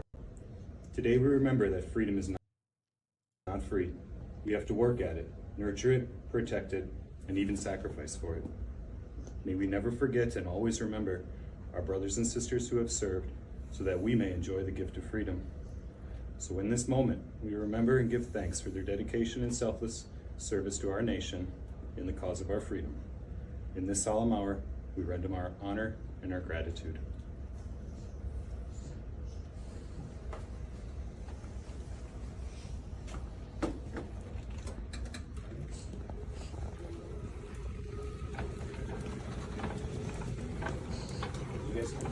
Yeah, they called this guy a fucking terrorist, dude. This guy is literally the most patriotic American man. And I don't mean like the fake patriotism represented by the sloppiness on the right, okay? I'm talking like a real-ass patriot, brother. What the fuck? A part of the community, wants to defend his fucking neighbors. Like, guy with a job. Like a real job, not this like fake ICE jobs. Like a real-ass job. In the first place. Was he simply walking by and just happened to walk into a law enforcement situation and try to direct traffic and stand in the middle of the road and then assault, delay, and obstruct law enforcement? Or was he there for a reason? Did he fall victim to that violent and heated rhetoric by a Mayor Fry, a Governor Waltz? Look, Dana, they're trying to portray Border Patrol agents and ICE agents as Gestapo, Nazi, and many other words. Did this individual... Dog, we're not doing that. You're directing them to make us feel like that. Because they are, bitch. You also love wearing the fucking Nazi gear. Like, you don't even act like you don't do it on purpose. Fucking manlet. Little tiny manlet Nazi. Individual fall victim, as many others have. Teeny tiny guy. He's a little guy. I want to stay focused on this incident right now because what you were saying is that he went there to try to stop. Also, bro hit the Gestapo too. Like he hit that shush. This law enforcement operation. He did the correct pronunciation. Shows him documenting it with his cell phone, which is a lawful thing to do. And the only time he's seen... Dana, I'll have you know we are not the Gestapo. I mean, why are you calling me a Gestapo? Is that how you say it, Dana? I'm sorry. Nein! Ich kann nicht glauben! Wir are not the Gestapo! We are far better! Where are your papers, Dana? I'm sorry. I meant, I love America. I don't know where that came from. I just, let me go back to my Ted Cruz impersonation. It's crazy. We're cool, right? Forget about that other thing that I was, that just came out of me. To interact with law enforcement is when they went after him when he was trying to help an individual who law enforcement pushed down. So Where do you have the evidence to show that he was trying to impede that that law enforcement operation? Sure, Dan, at first he was there in the scene. He was in the scene actively impeding and assaulting law enforcement to the point. But that's not illegal. He wasn't impeding It's it. literally court protected action. Okay. Not only is it totally legal, but the court also reinforced the legality of it recently. Where are you going? No, don't even think about it. Okay, come here right now.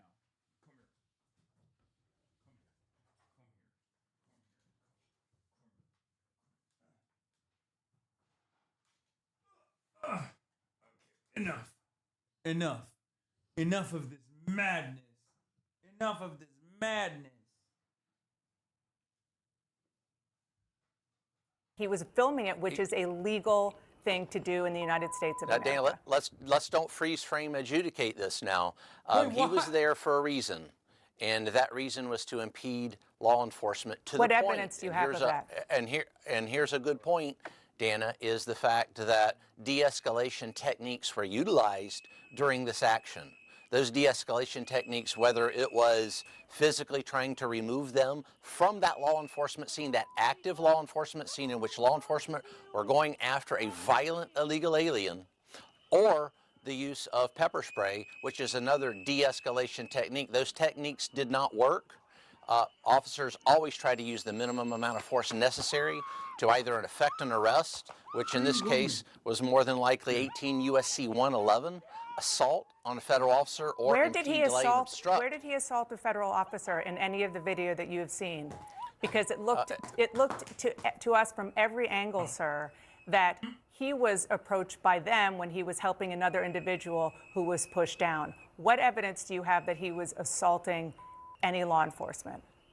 Dana, we don't need a suspect's help in an active law enforcement scene. When you say we don't need suspect, his help. what is We he didn't ask suspected his of? help. That's an active law enforcement scene. He knew that was an active law enforcement scene, especially when the officers approached him, and it's very evident he did not need to be where he was, and he when decided somebody on his own to stay there. So when somebody is pushed down and a person's instinct is to help that person, when somebody's pushed down by law enforcement, you're saying that you just stand back and let law enforcement do what they're doing? Right. I mean, is that really human nature?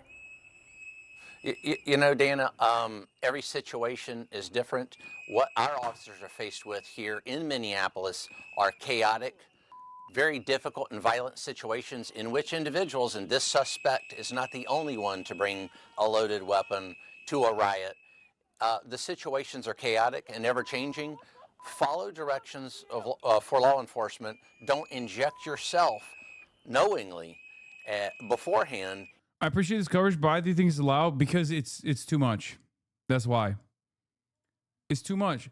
They're not going to, dude, CNN has the capacity to have like Scott Jennings on and normalize some of the stuff that Trump is doing, but like there is definitely a level, okay? And they went beyond the level of what is permissible, and they just keep pushing it. So obviously, what is this? Kaya Gate 2.0, you're going to get canceled for beating Kaya? First of all, good luck.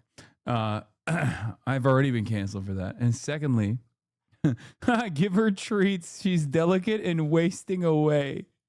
She is not wasting away, okay? I just picked her ass up. And she is objectively fatter than ever before, okay? Kaya unleashes frame perfect 20-hit combo and it's on live. Yeah. But yeah, the question was like, why is CNN actually doing contentious adversarial journalism here? Why are they doing pushback? And the reason for why is because this is like, it's gone above and beyond. That's why. Into a law enforcement situation. With respect, it feels as though in some ways you're blaming the victim here. The victims are the Border Patrol agents. I'm not blaming the Border Patrol agents. The victim are the Border Patrol agents. The suspect put himself in that situation. The victims are the Border Patrol agents there. I want to go back to the gun, sir, because I think this is really, really critical. I know you can see an agent, and I just rallying her want out. to go Here, open the door. to- Let her out. Let's see here. video 5. let her out, let her you out. can see a screenshot of an agent in a green jacket approach Preddy, and then he appeared to take a gun away.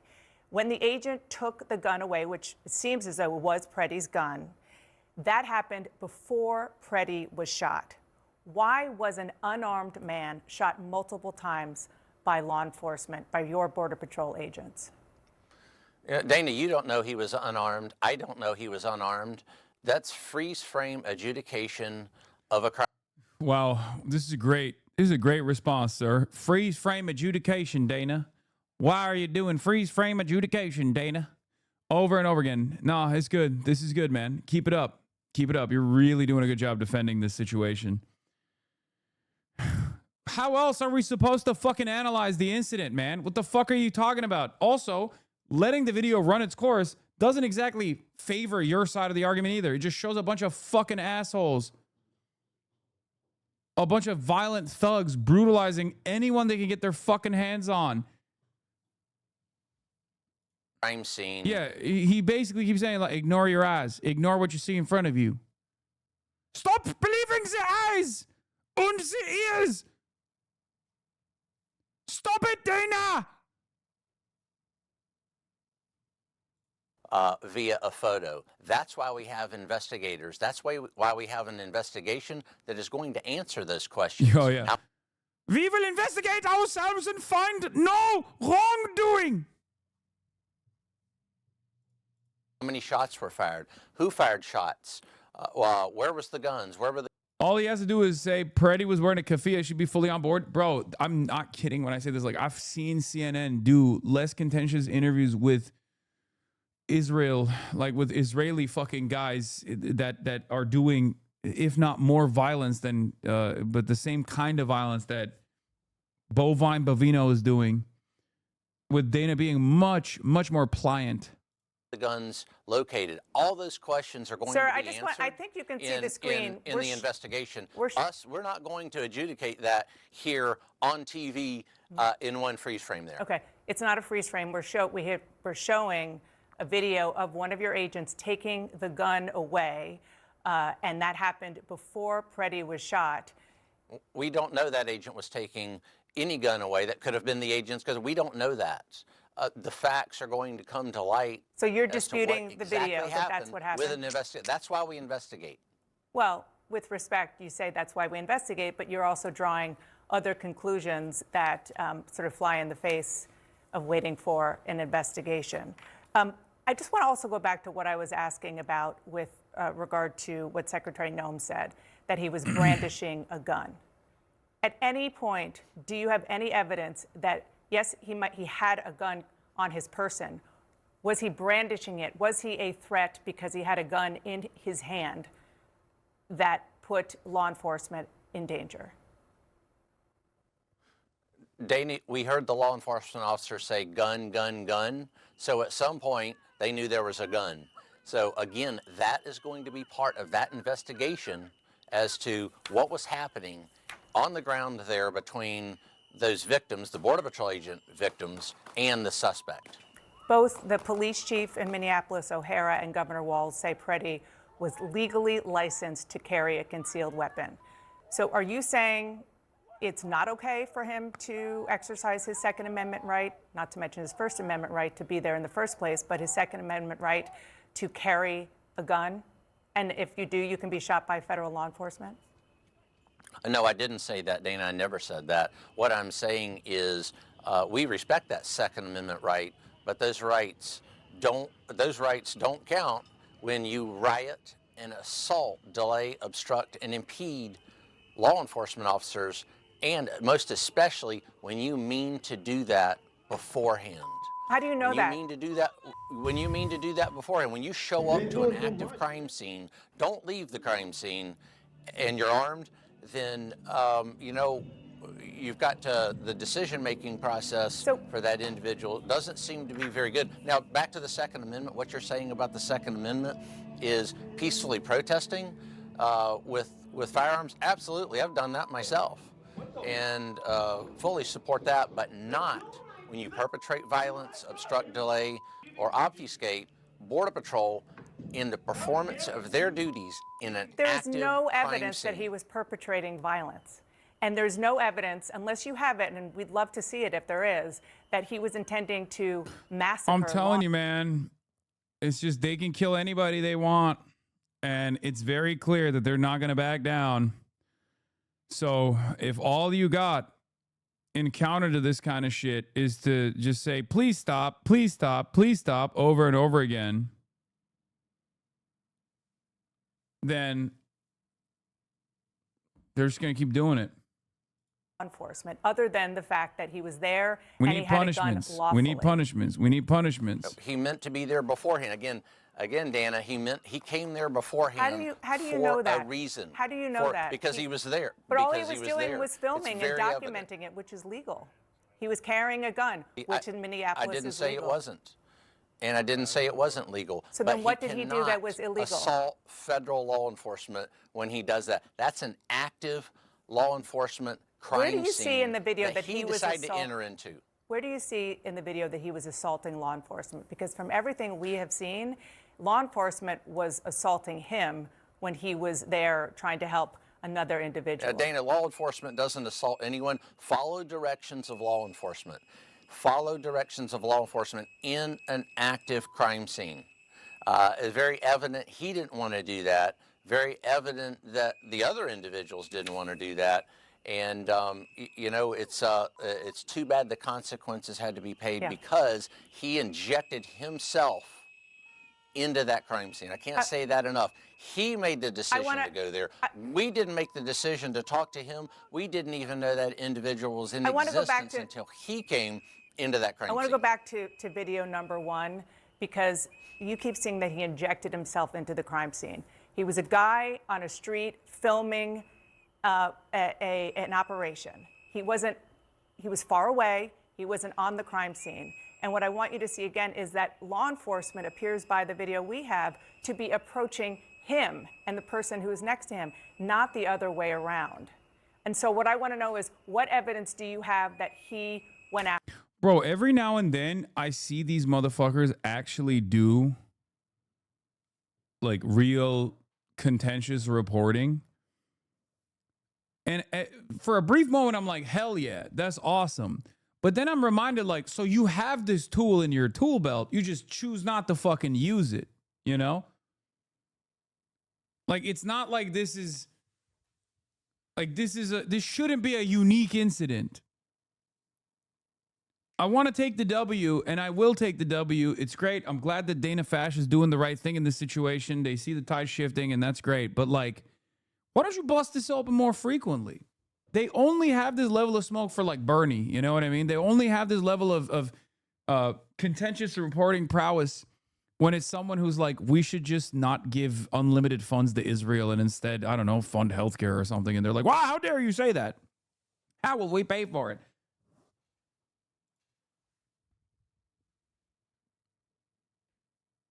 You're right. It's a shame that you could literally apply this level of New York Times criticism to Israel, but twice since the start of the year, federal officers have gunned down protesters in Minneapolis with cell phone cameras rolling, and twice Trump and his lieutenants have essentially told the American people, don't believe what you see with your own eyes. It is kind of wild to see the New York Times do this when, you know, when Israel does it, they literally will go, don't believe your lying eyes. After law enforcement. Sure. The fact that he was standing in the middle of the road, there was interaction between him, the bystanders, and law enforcement, and again, follow directions of law enforcement. He doesn't need to be in the... It is kind of strange to me that Bovino is operating like he's a free man, though. Like he's moving like there will be no punishments. We can't be letting these guys feel and act like that. Okay, I'm sorry. Like, what the fuck? I do think this is, again, a little bit on the Democrats. Like, they're not even entertaining mobilizing people around like what kind of punishments they'll dish out for every single one of these pieces of shit, these Nazi cocksuckers. You know, they shouldn't be so comfortable, I think. Middle of a crime scene. He won't be seen in the crowd, so we can't catch him. No, actually, he will be seen in the crowd. You want to know why? Because he has a specific Praetorian guard of manlets that are shorter than him. I've seen it. I've seen it. Like he has a Praetorian Guard of like 5'3" people, so that he as a 5'4" guy looks taller in comparison. Straight up. That's real. Look it up. Dan, I don't think you would want to be in the middle of a crime scene, or you would want civilians in the middle of a crime scene injecting themselves. Yeah, bro, it becomes a crime scene when ICE is there. That's kind of the problem, don't you think? That's the whole problem. That's the only problem. These streets are not crime scenes before you got there, before your thugs got there. This cannot be the principled stance where, listen, wherever my agents are, it's a crime scene because they'll kill people, okay? And that's just what it is. You just have to move out of the way. You have to run around. You have to run away. You see him, you got to run away. We'll kill you. Into something that is none of their business at all. Can you also just answer the question about the gun? Because, again, do you have any evidence that he was brandishing his weapon? Did he ever have his hand on the weapon? Yeah, again, the officers on the ground, in that melee, we hear gun, gun, gun. So that gun, at some point, became visible to officers. But could it have been because they had him on the ground and maybe his shirt came up and they saw that it was on him? That doesn't mean that he was. And that is why we have an investigation, Dana. Fine. That is what we are investigating. You're not going to know that now, and I'm not going to know that. I think an investigation is great, but the Homeland Security. Dude, I love when these guys also go, well, that's speculating. What you're doing is speculating, which is quite different than my speculation, which is right. You should speculate in the direction that I'm speculating in, as opposed to speculating off of what you can see with your eyes and hear with your ears. Okay? That's literally it. He's mad because the video very clearly shows one reality, and he doesn't want that reality to be the reality. So he's like, don't speculate now. We'll conduct an investigation. It's like, bitch, you're the one who's speculating. And if both parties are speculating in either direction, I think Dana Fash is speculating in the correct direction. Secretary said he was brandishing a weapon. Do you have evidence that we haven't seen? Hassan, this tweet is coming back.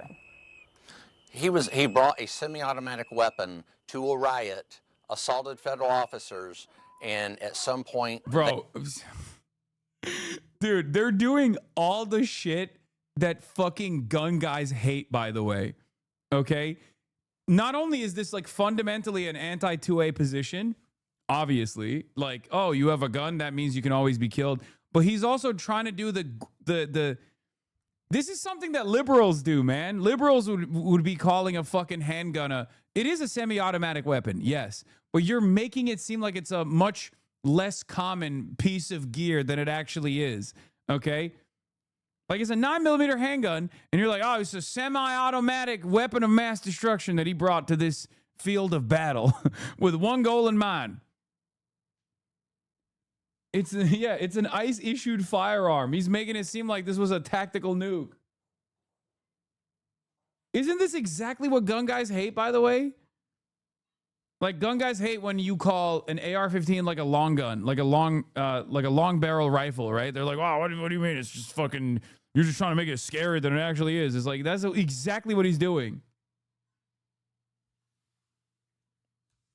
It can still kill an ICE officer, though. So can a heart disease. True. they saw that weapon.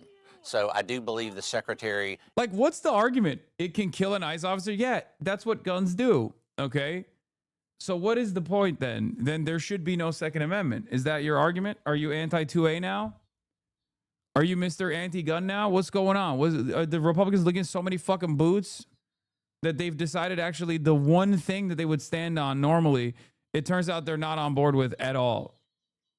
Like, even the fucking NRA is against them. The sentiment from the first assistant U.S. attorney for Central District of California is dangerous or wrong. Responsible public voices should be awaiting a full investigation, not making generalizations and demonizing law-abiding citizens. If you approach law enforcement with a gun, there's a high likelihood they will be legally justified in shooting you. Don't do it.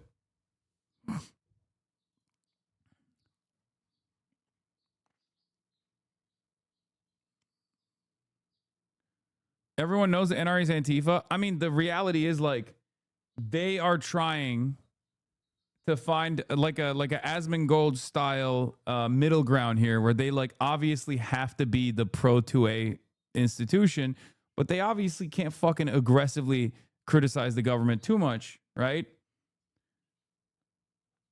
They have to say yeah base, but there's only so much yeah base thing you can say in this circumstance. They're gonna start calling it an assault pistol. Yeah, it's specifically an anti-ICE assault pistol.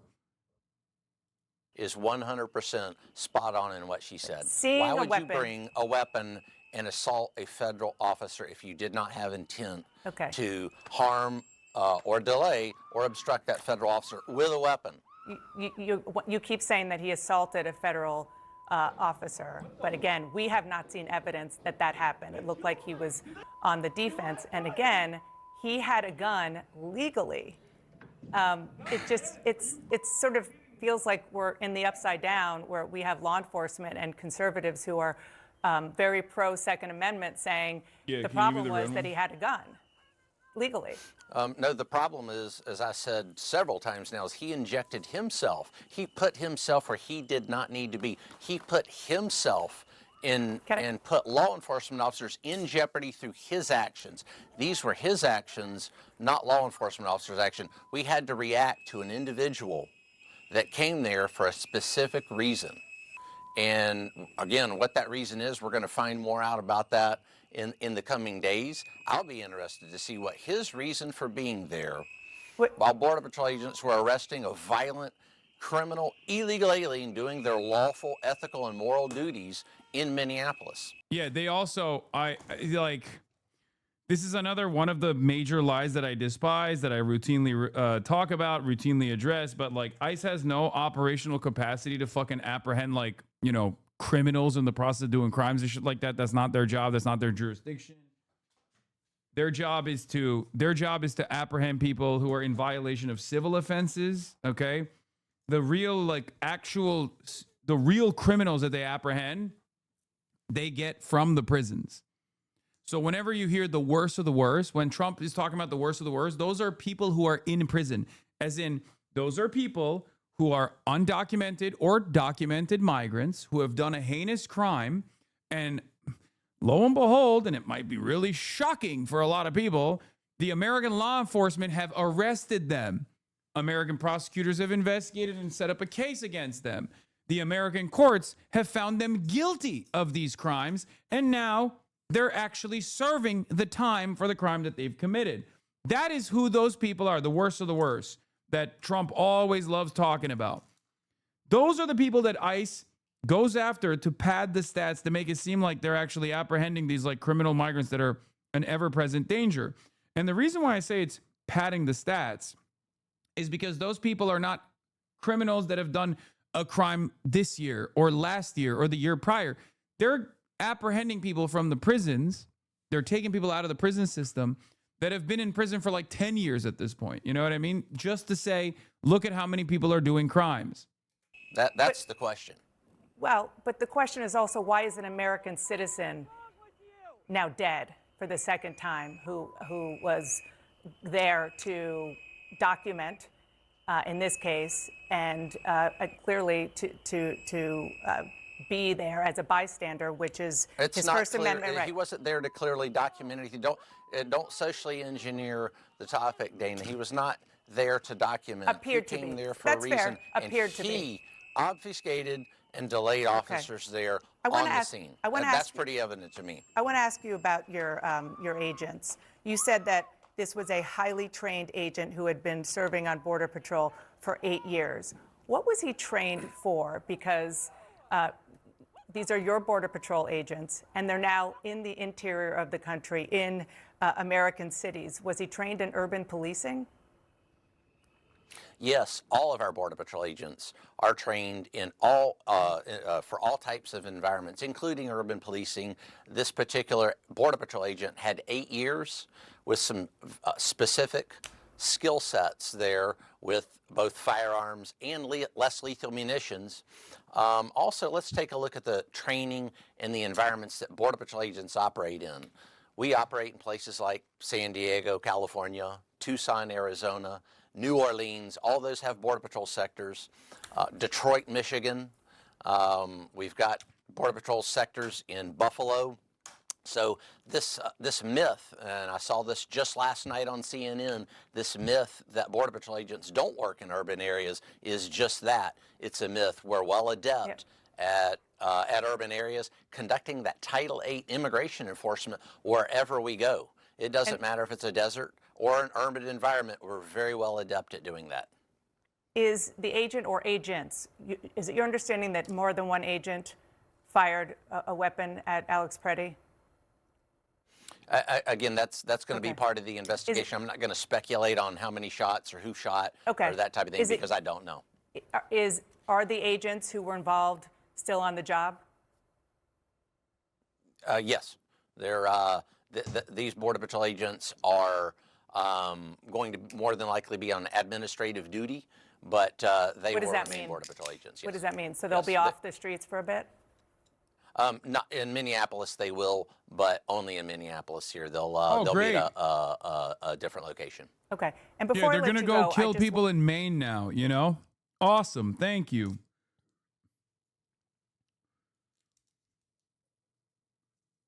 Dude, this is literally cop shit. If you're a cop watcher, if you've been around, if you've been doing this is not your first fucking rodeo, a lot of similarities with the way that local law enforcement operates I want to here. button up one point that you were making about what Alex Preddy was doing there. Do you accept that it is the law that an individual has a right to film what law enforcement is doing? I believe that all citizens of the United States have those First and Fourth Amendment rights as long as they do so peacefully and don't. No, you don't.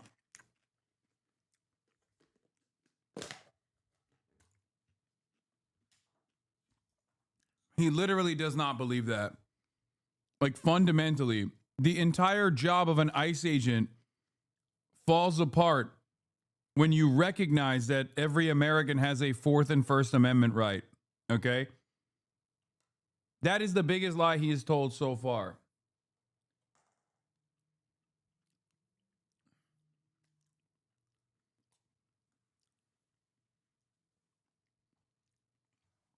As a matter of fact, this interview is being conducted in the aftermath of a person's Fourth and First Amendment rights being violated so ruthlessly and being killed in the process.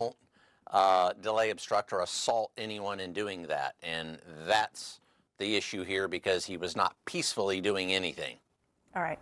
And just for the record, and we've seen this video multiple times from multiple angles, there is no evidence that he was doing anything other than being peaceful until the altercation began. Again, I look forward to seeing the other evidence in the investigation that you have, because we do want to get to the bottom of this and do want to get all of the facts as they actually happened. Chief Bovino, thank you so much for your time. I really appreciate you being here and answering questions. Thank you, Dana.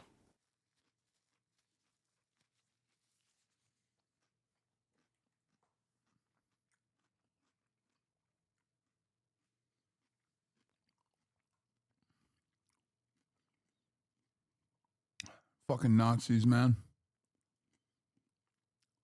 Also, yeah, the 7 House Democrats who voted with Republicans to fund ICE got burned by the rotating villain strategy. Hakeem Jeffries told them to take this unpopular vote and take the heat from the base, expecting someone else would play this role in the future. But on Saturday, ICE killed Alex Preddy. Now, no Dems in the Senate want to be the rotating villain. They're not funding ICE, leaving 7 House Dems to hold all the blame. The 7 are freaking out because they were supposed to be rotated out of the villain role, but history froze and they're stuck as the bad guys. This strategy worked while Kyrsten Sinema confirmed the RVS when she killed the original Build Back Better, saying many Democrats are hiding behind my skirt, admitting many Dems were only voting yes to Build Back Better to look good. But this time, no one wants to be rotating in, leaving Ezra Klein's favorite Democrats branded as fascist collaborators. And it serves them right. History will scorn them as fascist collaborators, awarding to other centrists who think they can avoid consequences. It's true, by the way. That is precisely what happened here. And that's why I'm so fucking critical of the Democratic Party. They think they can get away with this fake bullshit.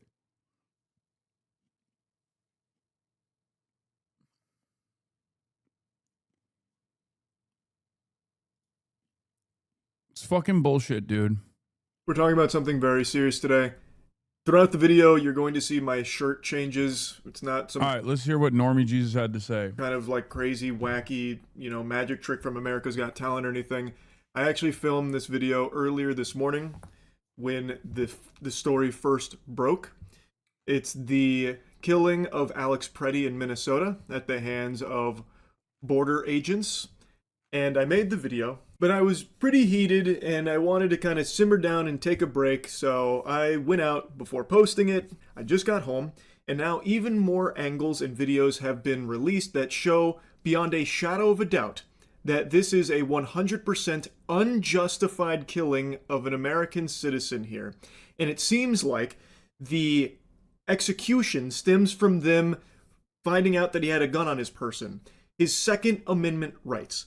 In all of the videos that exist, there is not a single moment where he is reaching for the gun, brandishing it, threatening with it, or anything at all, and we have video that shows the entire interaction from start to finish. His name was Alex Preddy, a 37-year-old nurse who worked in the ICU at Minneapolis VA healthcare system, and according to the police chief, he is a U.S. citizen with no prior interactions with law enforcement outside of a couple of traffic tickets, and believed to be a lawful gun owner with a permit to carry. So for him to lose his life being shot multiple times by these agents, all because of him exercising his Second Amendment rights, which again, he wasn't trying to use as an intimidation tactic on the officers or anything like that. When they were beating him on the ground, pistol whipping him on the ground, they happened to see that he had a gun, apparently. He wasn't throwing it at them as like a threat or something, or brandishing it or anything.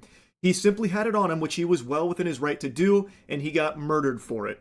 This is completely unacceptable, and the fucking drones that are somehow like parading around like this is some kind of victory or something is sickening. It should be viewed as treasonous by any real Americans when you see this footage.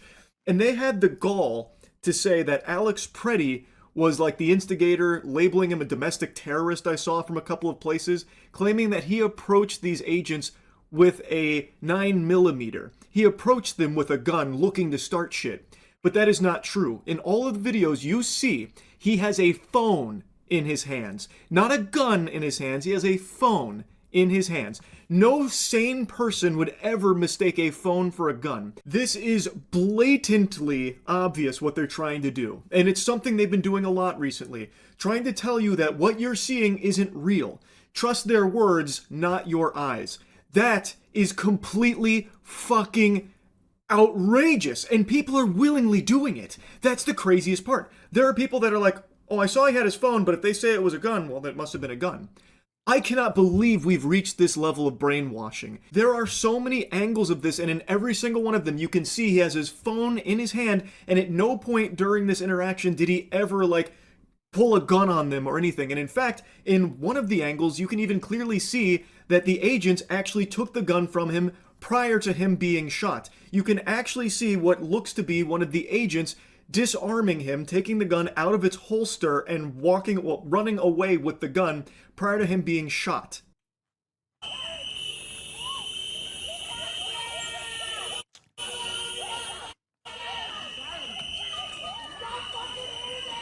Does he show?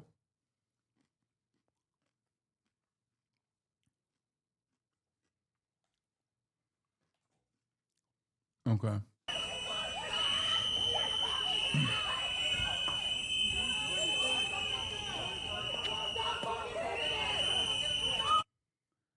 I'm glad that Charlie's making videos like this. I really am, because he commands such a massive audience. He is very influential with such a massive audience, and I do think that there are still people even in his community that are like also Asmongold fans and shit like that. Like, no one in my fucking audience is like, when they see something like this, they're gonna go, oh, I don't know if that's the case. This is why his perspective is, I think, more important than mine. You know what I mean? Even Philip DeFranco is not the same. Like me and Philly D have a similar audience. Oftentimes there's a lot of overlap.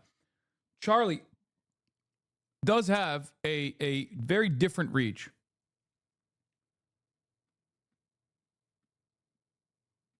So I'm glad that he's standing up.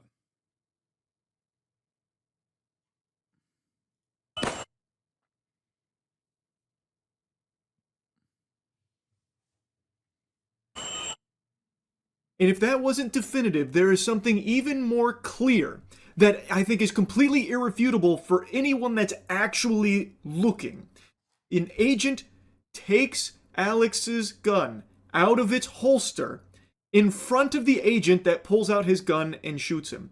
So he can see the gun has been taken out of the holster. And it is clear Alex Preddy has both hands on the ground. He does not have a gun in them.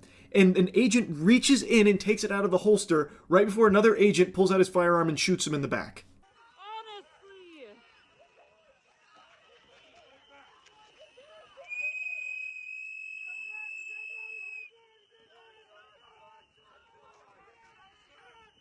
Just in case you somehow missed it, look, the agent in gray has his hand on Alex's weapon, which is still holstered. It was never unholstered. This agent takes it out of its holster before he runs away with it, and the officer right next to him is the one that pulls out his gun and shoots him. And now I want to show you the clearest video that shows everything that happened here and how it doesn't go how the authorities are saying that it did.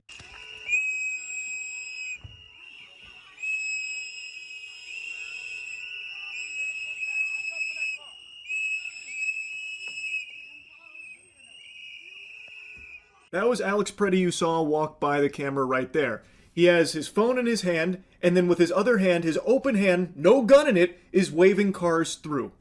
There is clearly no brandishing of a firearm here. He is not approaching agents with a gun or anything like that, and you will never see anything even remotely close to that happen. Go.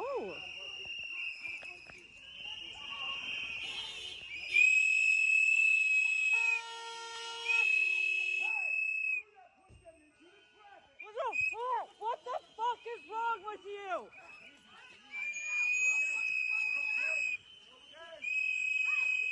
In this section, you can again see Alex Preddy has his phone in his hand, and now he's trying to get some of the civilians away from these fucking worms that are now starting to push them.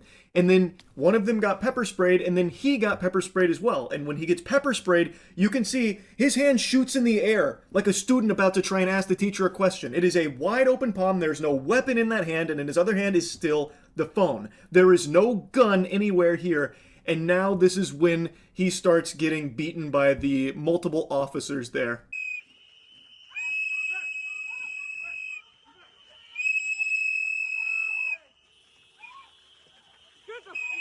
The fuck, people? The fuck is wrong with you? Honestly.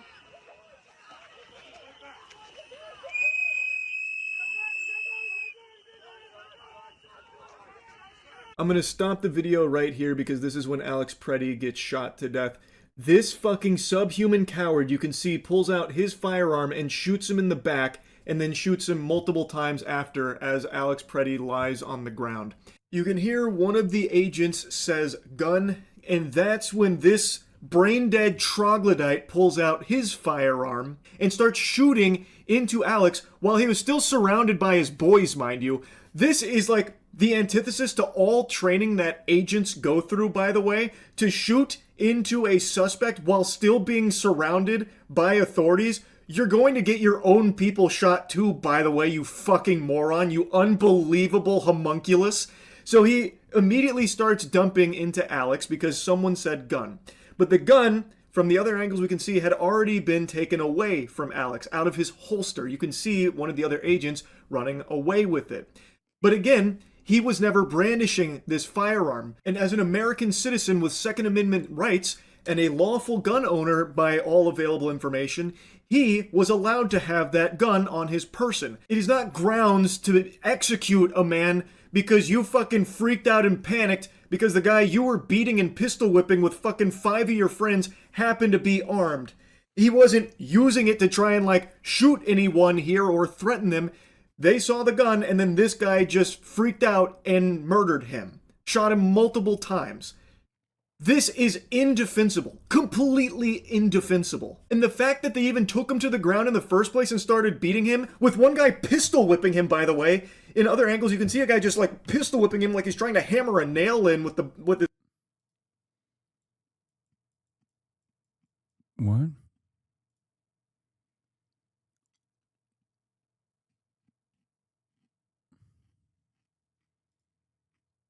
I'm so confused by what this person is trying to say.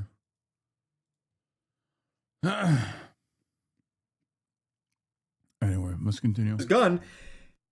Like, it should have never even been acceptable for that to happen. All Alex Preddy was doing was filming, and then when some civilians started getting pushed, he tried to help. And when one got pepper sprayed, he tried to help. From all available angles and evidence and videos here, it seems to be that's all he was doing. He even made an effort to try and show that he's not like a threat or something. Like, he threw his arm in the air, wide open, nothing in his hand or anything. He wasn't fighting back against the officers. He got taken to the ground and then immediately started getting beaten.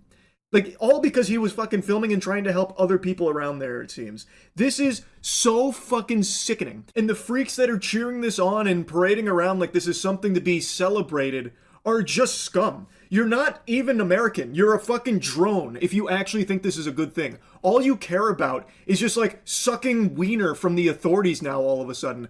You care more about just being on a team than you do thinking for yourself. It's fucking tragic. It is embarrassing. This is crazy now that I'm seeing people justify this guy's murder because he had a weapon.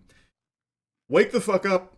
This is America. You can carry weapons. I sometimes carry a gun in public. I have friends who every day carry. It is your right as an American to carry a firearm if you so choose. That is not grounds for a murder. And based on all of the video footage, all of the available evidence, this guy was not brandishing it or anything like that. Thus, he wasn't threatening anyone or about to shoot someone with it, so they had to kill him to stop him. That doesn't seem to be the case. They're now just using the fact that he had a gun as a justification to kill him. That should be extremely alarming to anyone who cares about 2A. Like, again, him having it should not be an issue. And any real, actual American, like a real patriot, should be arguing for his right to carry, because it is something that we have the right to do, and that should not be a justification for this man being killed by these agents. This point that they're trying to beat into the empty minds of a lot of people that are trying so hard to justify it is that the only people being arrested and targeted by ICE are rapists and pedophile illegal aliens, which is just not the case. There definitely have been rapists and pedophiles that have been... That's really important. That is a really important point, and I'm super glad that he's bringing this up. Okay, see? That's what fucking nails it for me. Because this part of the conversation, I don't hear from even fucking CNN half the time. Outside of myself and other leftist content creators, I rarely ever see this point get brought up. What he's saying right now is incredibly important. And snatched up in all of this. And those rapists and pedophiles that have been caught and taken away, that's good. They shouldn't be out there breathing the free air. Great. But that's not all that's happening here. You could also right now march into the White House and arrest everyone in the White House, and you would get a ton of rapists and pedophiles. Why isn't that happening? If the goal is getting rapists and pedophiles off of American soil, thrown in the slammer, taking them away from society, why is it only just walking through the fucking streets of Minnesota? I have an answer for this as well. Okay, so this is something that I've already brought up many times over, especially today. The only rapists and pedophiles that ICE is actually apprehending are actually rapists and pedophiles that have already been apprehended by local law enforcement and are already serving their prison sentences. Okay, they're already in prison. There is no world where ICE is just like going around and being like, wait, there's a rapist here and they're an undocumented immigrant and like they didn't go to jail for doing a rape. Like, okay, we'll go get him now. That would imply that if an undocumented immigrant does a rape or is a pedophile or whatever and gets caught, the government goes, oh, you're a rapist pedophile, but you also happen to be undocumented? Sorry, we have to let you go. That's not the case. That has never been the case. It's completely fucking ridiculous. The only reason why they have any undocumented migrants that they're deporting with a criminal background is because they go to the jails directly. They go to the jails and they deport people before their sentences are done. Which is even crazier. That's what's even crazier. And as a matter of fact, it's sometimes basically a fucking free ride. Like that one guy who did a massive jewelry heist and then turned himself in as an undocumented immigrant, not for the jewelry heist itself, but the fact that he's an undocumented immigrant. So he was able to evade law enforcement. They deported him. They gave him a free trip back to his country.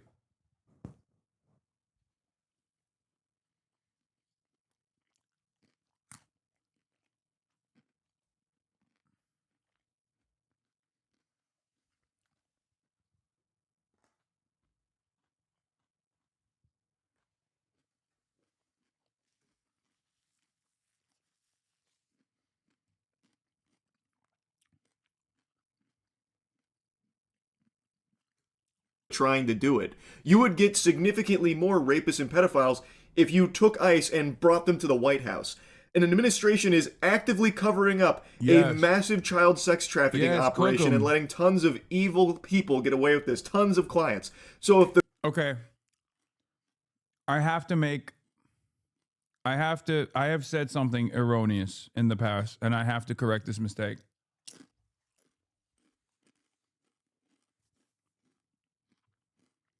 Time and time again, you have heard me say, there's no such thing as a real centrist.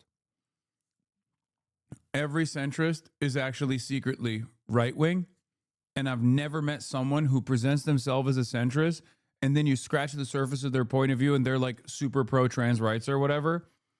I'm wrong. I think Charlie is the only person who fucking presents himself as a centrist, but is actually hiding that he's more progressive than he actually lets on. Charlie is literally the only one. Every single other fucking person who presents themselves as a centrist is unironically not a centrist. They're like super far right, where they go, oh, this is common sense. Like whenever you hear someone go, this is common sense, this is common sense. I'm just a centrist. I'm just objective. This is just common sense. When they say that, that's in 99.9% of the fucking time. 99.9% of the fucking time, when someone says that, they're not actually a centrist. There's no such thing, obviously, and they're secretly right-wing. Moist Critical Charlie is the only motherfucker who just lies about being a centrist and is actually left-wing. Like, at least left adjacent. What? You fall in love so fast, man? You're crazy? No. There have been many instances where, I mean, look, he's done the whole like fuck Assange shit with like the Kayagate controversy. He's like talked, he covered like the Pokemon cookie stuff, like things that are like very clearly manufactured bait, right? For specific ordained enemies of the right. He does that kind of shit. But he also has consistently defended trans rights, which I've given him props for in the past, both privately and publicly.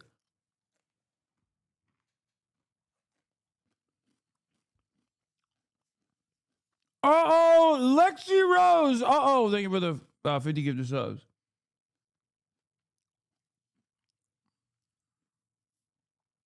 He straight up is. He is actually like a person who presents himself as a centrist, but is actually far more left than he lets on.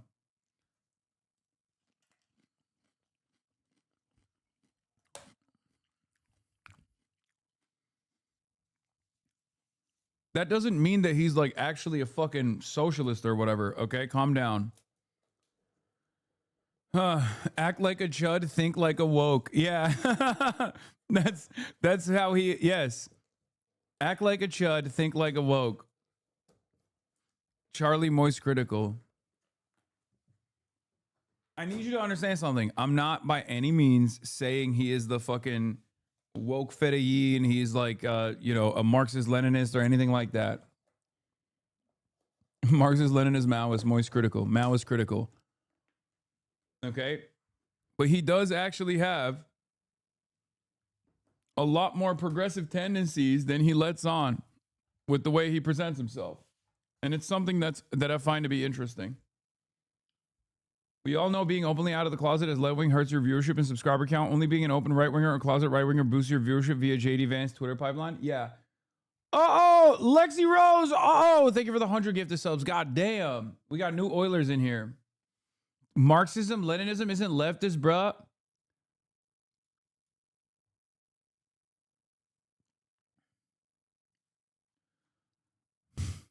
You're right, man. What is being if Marxism Leninism is Marxist Leninism, if that's not leftist, what the fuck is the left?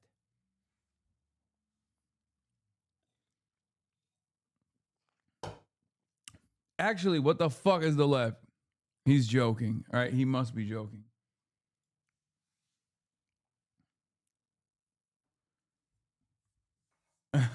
Fed posts worst bait ever is asked to leave the FBI. Oh no. They're cracking the whip out here, dude.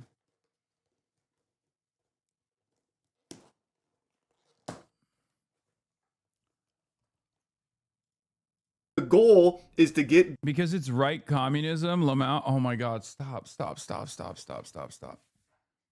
If your argument is Marxist Leninism has nothing to do with like social justice, even though it does. I mean, Lenin extensively talked about, you know, the impact of imperialism, but and they were very fucking woke. I mean, Stalin rolled back some of that wokeness later on, but they were very woke initially. People don't understand that communists are literally at the forefront of everything that liberals have identified as like key pivotal social justice moments. It's so funny. Like International Women's Day is a communist invention. Okay. The Soviets, one of the major things that they did was create gender equality. They were huge. They were so into fucking feminism.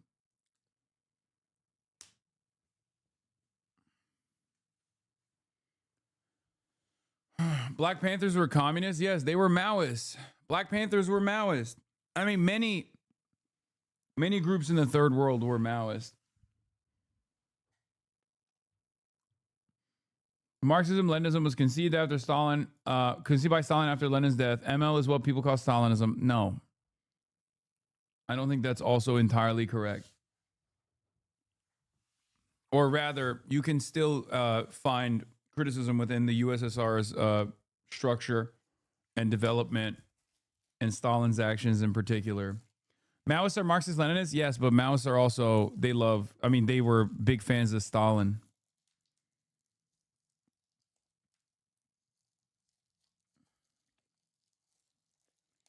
So it's not like they were huge Stalin dick eaters, let's be real. Nope, Stalin was a revisionist. Yeah. Marxism, Leninism is a term coined by Stalin and part of true. Yeah, but it doesn't matter because Lenin is a thinker in and of itself. So it's like easy to identify what his worldview is. It's not like a fucking Aristotle situation. Actually, best leader ever. I agree. Stalin was a rad lib. Trot detected. Yes. I know. We have a lot of trots.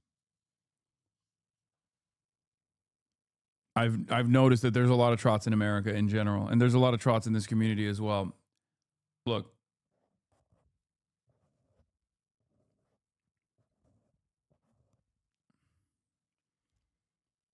I don't think that there's any reason to.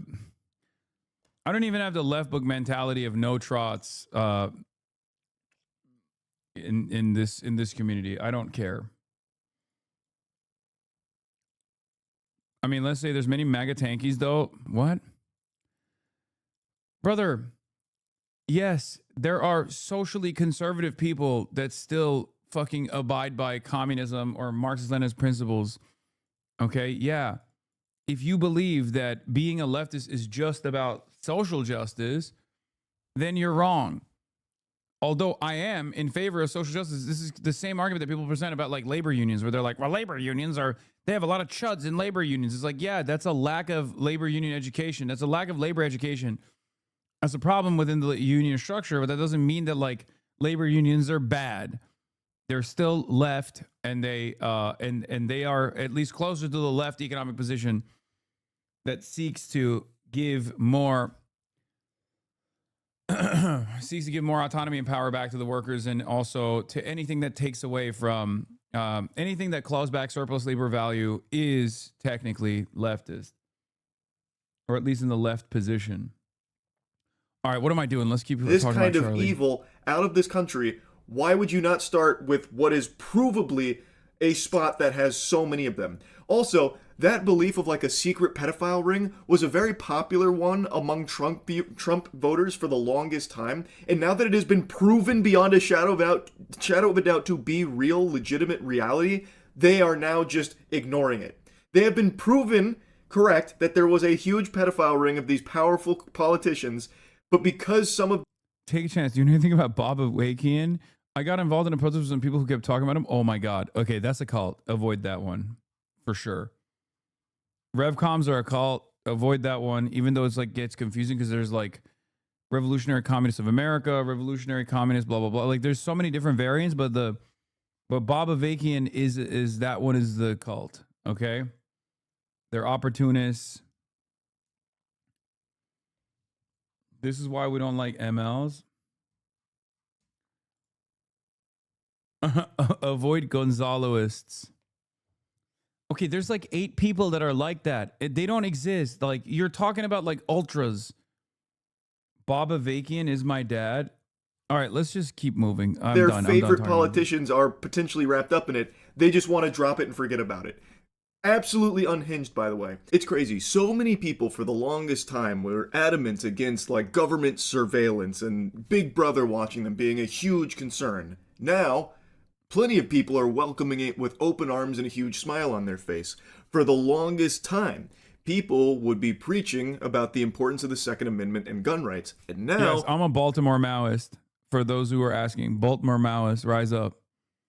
Even with this, they're saying, well, he had a gun, which means that's an executable offense. So it seems like they now no longer... What keeps you from being ML? When did I say? I'm agnostic, brother. I don't care.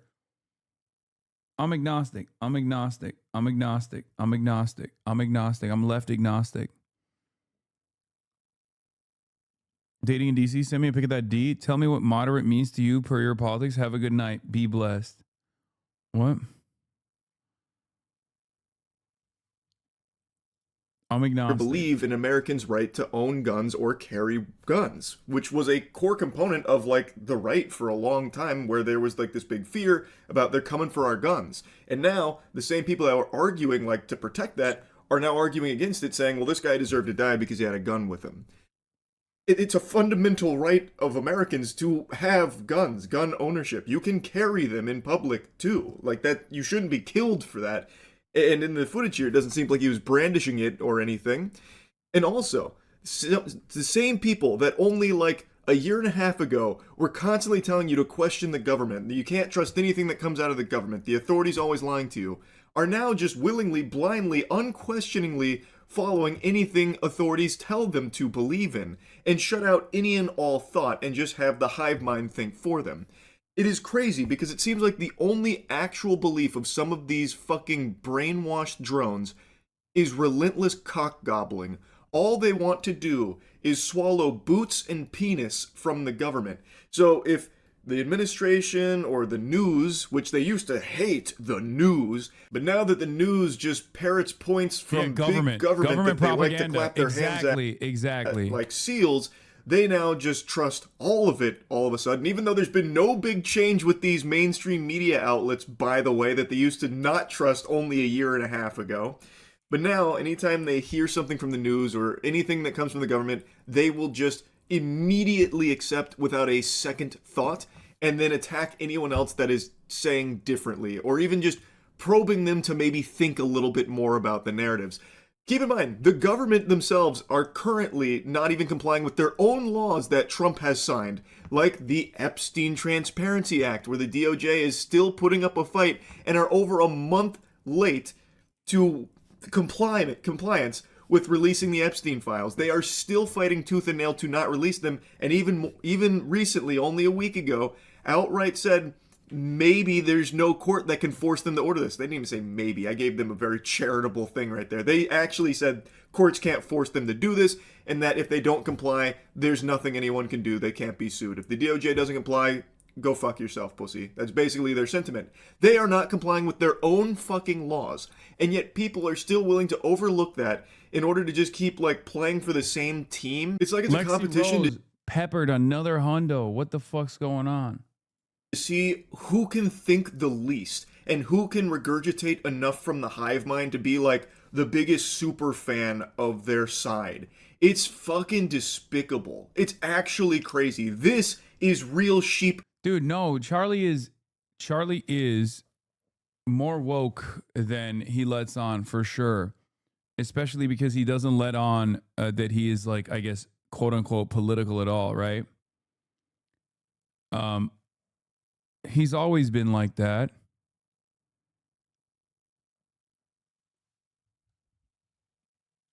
It's just that, you know, there's definitely limits to.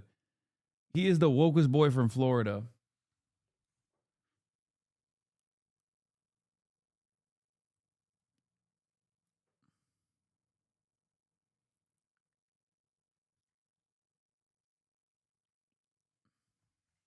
Yeah. He's always been openly pro-labor. He's pro-trans. You know what I mean? It's like, but he, for the most part, does this like balancing act. That's why I jokingly say he's the only quote unquote centrist that presents himself as a centrist, but is like secretly left wing, even though 99.9% of the time when someone says like, oh, I'm common sense, I'm centrist, I'm apolitical, they just mean they're right wing. Behavior.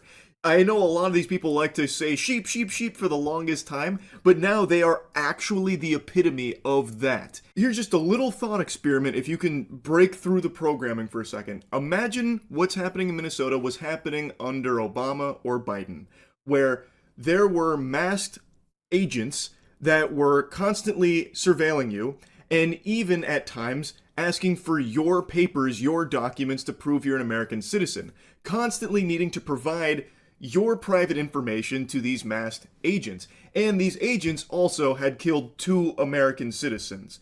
What do you think your response would be? Would you be like, oh yes, please, everyone needs to comply with this. This is good. This is what I want. This is what I look for in Obama or Biden. I'm going to be honest, this doesn't work, I don't think, on the people who are still deluded, for the record. Like, I don't think anybody goes, you know what, he's right. I wouldn't like that. I wouldn't like that one bit. No, I mean, Alex Jones is the perfect representation of this.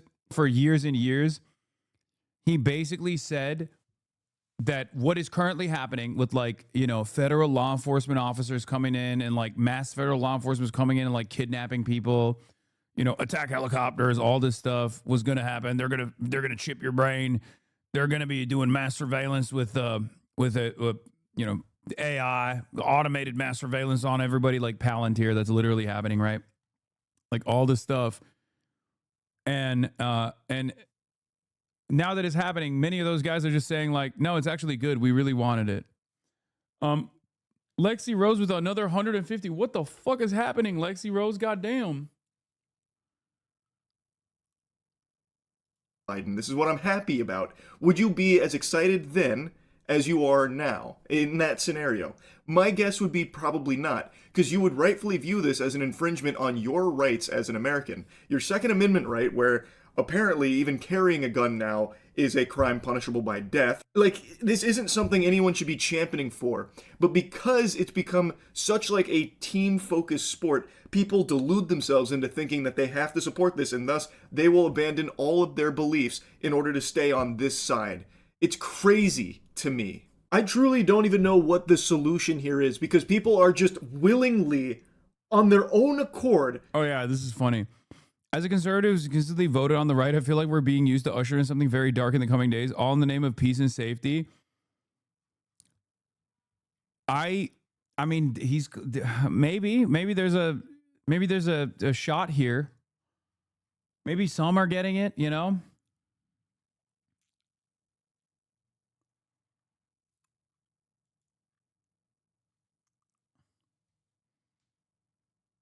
What is this? Cosmic operations. You just implied I'm racist with your Nazball comment. You're clearly an op. Absolutely ridiculous. This is definitely an ACP guy, right? Disgusting trots. Two base. Stalin should have purged more. W Jackson. WACP. Wrong. Good luck to you guys, man. Good luck to the comrades over at ACP. I know they're currently reeling from, you know, their initial support for Donald Trump pretty aggressively, as a matter of fact. That's Durham operations. Oh, my anarchist turned ML.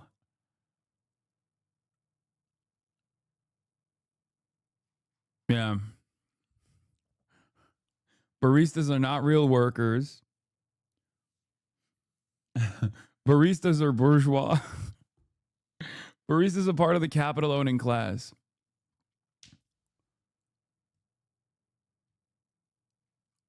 And also, Tulsi Gabbard was going to bring about peace and prosperity. No one in the ACP ever supported Trump, you liar. Brother, come on. Jackson Hinkle literally has like 10 quintillion tweets defending Andrew Tate and Donald Trump. I think the shame that you experience, like Haas has defended Andrew Tate. Jackson Hinkleding has defended literally every reactionary, okay? Every single one. We wouldn't have even found one of my favorite new terms, like new ideology unlock, MAGA communism, if it wasn't for the ACP. And that's awesome, for the record.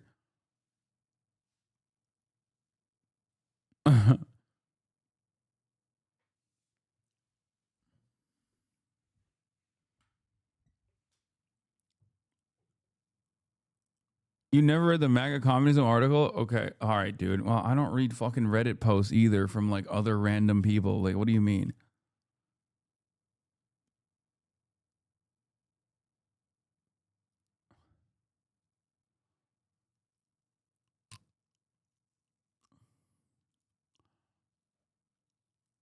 Anyway, now is not the time for infighting. The ACP cadres must get back to learning how to do hand-to-hand combat and going on hikes and doing more community organizing. I don't have any issues with that. That's great. Another 150 gifted subs. That's crazy.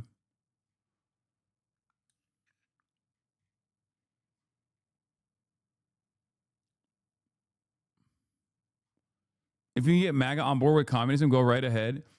Yeah, I don't think they got any MAGA on board with communism. If anything, they got people who thought that they were communists to be a little bit more MAGA on the culture war stuff. It's Iran. They're funding you. Oh, thank God their internet's back so they can fund me. VPNs are back online. Yeah. Yeah, Qatar and also, bro, what the fuck? 852 gifted subs so far. What is happening? Is this a billionaire? Is this Jeff Bezos' wife? Ex-wife?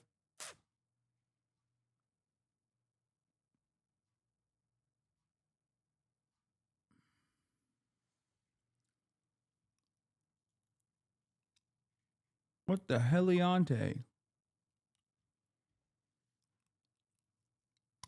Would you consider going to Philly and talking to the Black Panthers now? Yeah, I would. Paul Birdman, right?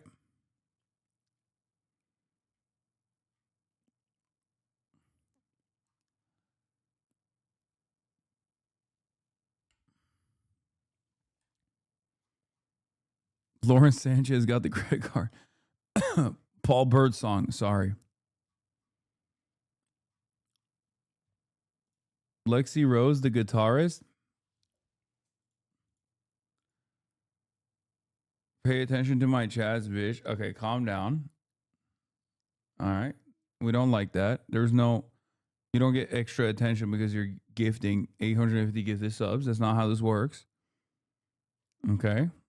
Let's relax. The chatter earned the right. You're so cucked. You're literally a normal ass chatter. Why the fuck would you say that? No one has that right. That's why I treat everybody equally, okay?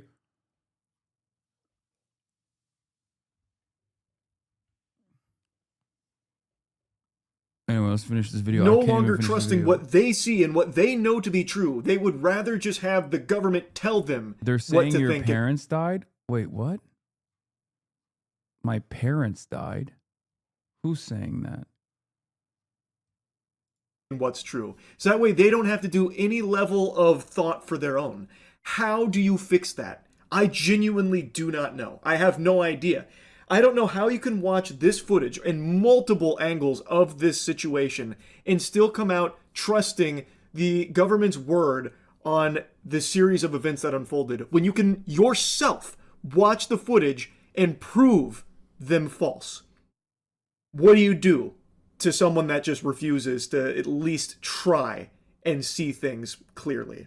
I don't know, but it's fucking tragic and it's only getting worse. It is so respect the moist critical. Fucking out of control. I had to yap about this. I've been actually fuming all day. So yeah, that's really about it. So yeah. I know all of us have. How can you defend China when your uncle is literally a Uyghur? That's true. Thank you, Lexi Rose, for another 150 gifted subs.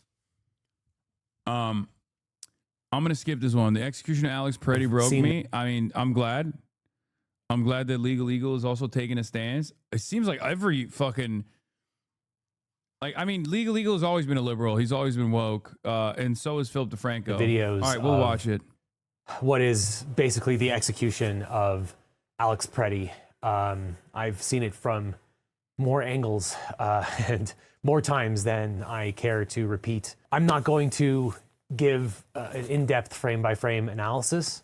You don't need a lawyer to tell you what you can see with your own eyes, which is that it was an inexcusable state-sanctioned murder. There is no excuse. There is no justification. And it is the latest in what is probably a long line. This one happens to have been videotaped, thankfully, by many brave bystanders. How do you see this anger playing out? We're comparing it back to the momentum of the Black Lives Matter protests. The Black Lives Matter protests were far faster, and the mobilization was not exactly controlled. It was more so just like an immediate moment of anger, and it was already at a boiling point as well. And that's the reason why they burned down the police precinct.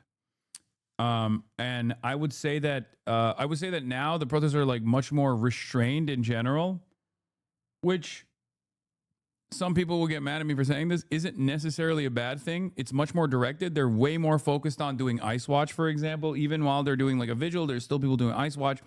So the community is actually a lot more mobilized and a lot more organized in general. I think it's also too cold. That probably plays a role in this too. But I think like during BLM, very different circumstances too, because it's like a federal law enforcement agency that's like easier to identify as like a foreign occupation, a non-state occupation, right? As opposed to the local law enforcement that was behaving like a brutal occupation. So the police response in that situation was much more violent as well. It's during COVID. People were very frustrated. In this circumstance, it's like you can get a lot more people on board. But more importantly, I think there's a lot of people that are like looking out for one another, way more organized with protest marshals, things like that. And they're not like, they're not like breaking random fucking storefronts and stuff like that. Because one of the famous moments, not to say that like storefronts breaking down is necessarily going to dilute or undermine the point of the protest. You know that that's not an argument that I've ever presented. As a matter of fact, I've quite frequently and perhaps very famously talked about how human life is far more important than property rights are. Having said that, as far as like building a larger movement, a larger momentum, this kind of more organized protest is definitely a lot better at reaching a larger group of people.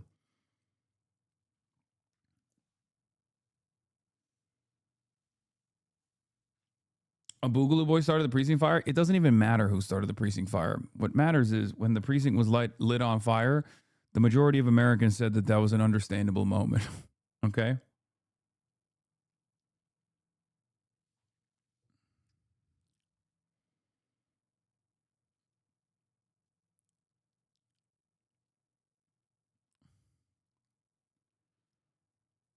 Don't you Americans have the Second Amendment right so you can fight back the government when it starts this bullshit? Yeah, that's unfortunately, that's not how this works.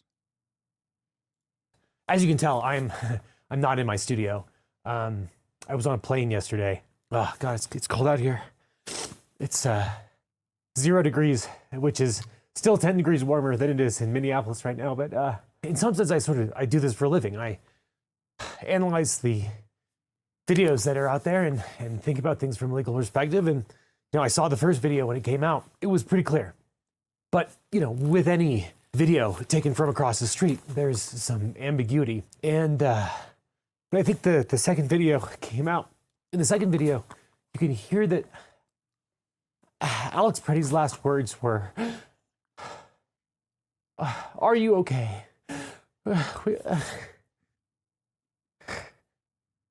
Which he said to the woman that was next to him, who had been pushed down by the ICE or CBP officer who was acting unhinged, where Alex Pretty just has his phone out and his left arm is free.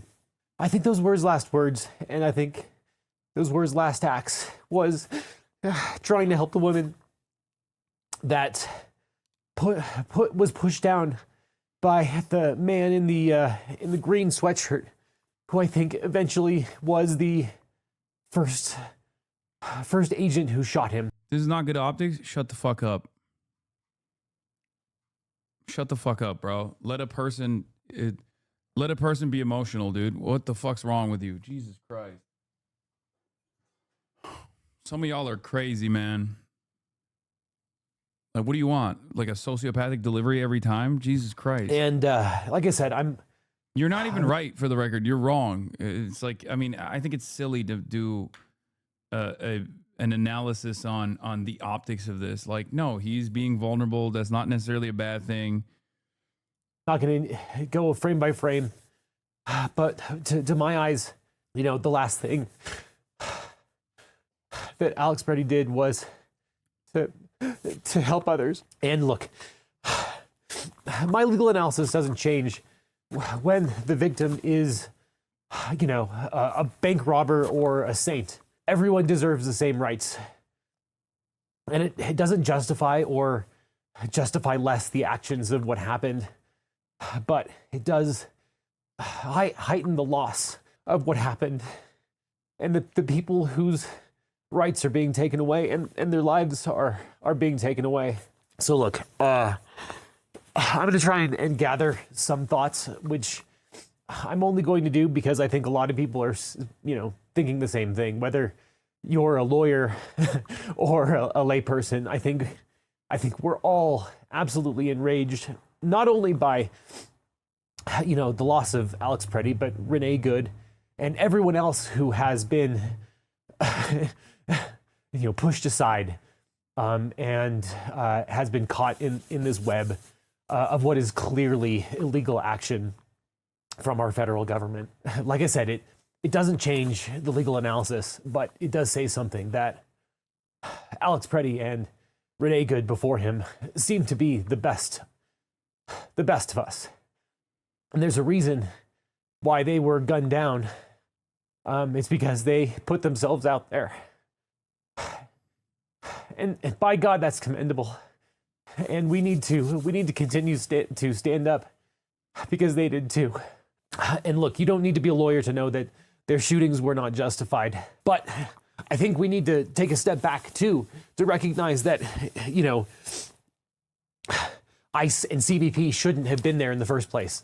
They have no right and no duty to do crowd control, to be on the front lines using weapons against protesters. These people should not be armed. We've sort of grown inured to it, but they are not enforcing criminal law. Even when they are enforcing immigration laws, which they are not right now, it is state-sponsored protest control of people exercising their First Amendment rights. At best, they are enforcing regulatory and civil laws. And there's no reason they should have firearms in the first place. Yep. As I like to say, paperwork violations. That's what their job is. They are not engaging in criminal law enforcement duties, okay? They don't fucking investigate crimes like that. Like, at most, the things that they investigate in the criminal side of things would be like human trafficking, and even then, I assume most of that is still delegated to the FBI.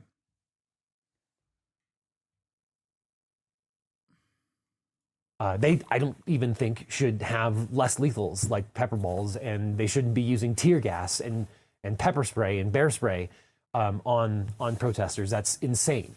It would be as if we gave every postal worker and every person who delivers the mail, you know, an AR-15. They don't need it to complete. Dude, he's doing the classic anti-police arguments that I engage in, by the way, which is interesting. As I love to say, landscapers are the hardest, like the most dangerous job in America. Postmen have a much more deadlier job than cops do. Landscapers have a much deadlier job than cops do. Imagine if you gave a fucking landscaper an AR-15. Imagine if you turned around and you were like, hey, guess what? You pissed me off today. I was having a bad day. I'm going to fucking shoot you. And then there was a concept called qualified immunity for that too. How is he crying and still handsome? He's just a handsome guy, man. What do you mean? Complete their duties, and it's insane that they have been armed and are wearing flak jackets and are obviously wearing masks for no other reason than to obscure their identity and prevent accountability. Obviously, the shootings are unjustified, but the entire situation that recently Alex Preddy unfortunately found himself in, and the woman next to him, they should not have been pushed aside by these putative federal officers for exercising their First Amendment rights. They should not have been restrained. They should not have been pepper sprayed while they were restrained. And of course, they should not have been shot and murdered while they were prone and restrained. None of that. The entire situation should not have happened. 3,000 ICE and CBP officers should not have been deployed to Minneapolis in the first place. I will echo what some legal commentators have said. This is basically stochastic terrorism. If you send 3,000 untrained psychopaths with guns into a place where people are angry, where they are not effectuating the law, you don't know who's going to die, but you know that people are going to die. And I think that President Trump and I think that Stephen Miller. Yep. No, it's not even stochastic terrorism. It's just terrorism. That's exactly what it is. It's state-sponsored terrorism, so it's a little different. A lot of people, especially a lot of liberals, don't recognize terrorism as being like conducted by a state unless it's like a foreign adversary. But yeah, no, this is exactly what it is. I mean, this is a domestic occupation. This is what it fucking looks like. And slowly but surely, we are moving in the direction of violating what remains of the Constitution that's supposed to stop things like this from happening. Constitution is supposed to be the safeguard against these sorts of things, and the Trump administration very clearly has already completely dominated the Supreme Court of the United States, and therefore they can just cast aside all of the constitutional law, all the constitutional safeguards that are supposed to be in place. That stops the federal government from behaving like this.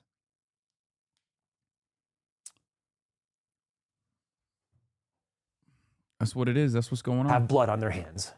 because this is what they wanted. It's honestly incredible that the people of Minneapolis and Minnesota have shown as much restraint as they have, and that they have not taken the bait, and they have not responded to violence with violence. And that's incredible. And it deserves commendation, not the least of which because they're not going to be the last.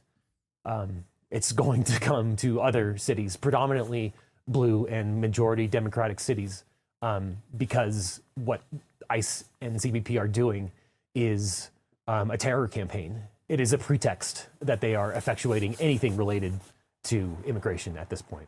And also, I will point out that there are a lot of people doing a lot of good. There are a lot of lawyers working overtime. Right after this happened, lawyers who had already received a temporary restraining order saying that ICE could not employ unconstitutional methods to restrain and punish all of the protesters, filed an emergency motion with the Court of Appeals to lift an administrative stay that was put in place, which is a thing that often happens. And it's insane that they would need a TRO in the first place to restrain these people en masse from conducting unconstitutional raids and unconstitutional methods. But the declarations from people who were on the scene and saw Alex Preddy shot with their own eyes, it's crazy that lawyers would respond within a few hours and get that in front of a judge. It's also... yeah, this is what Legal wrote to me 2 years ago, but that was just like, he wrote that just to get me to fucking buy it and fundraise.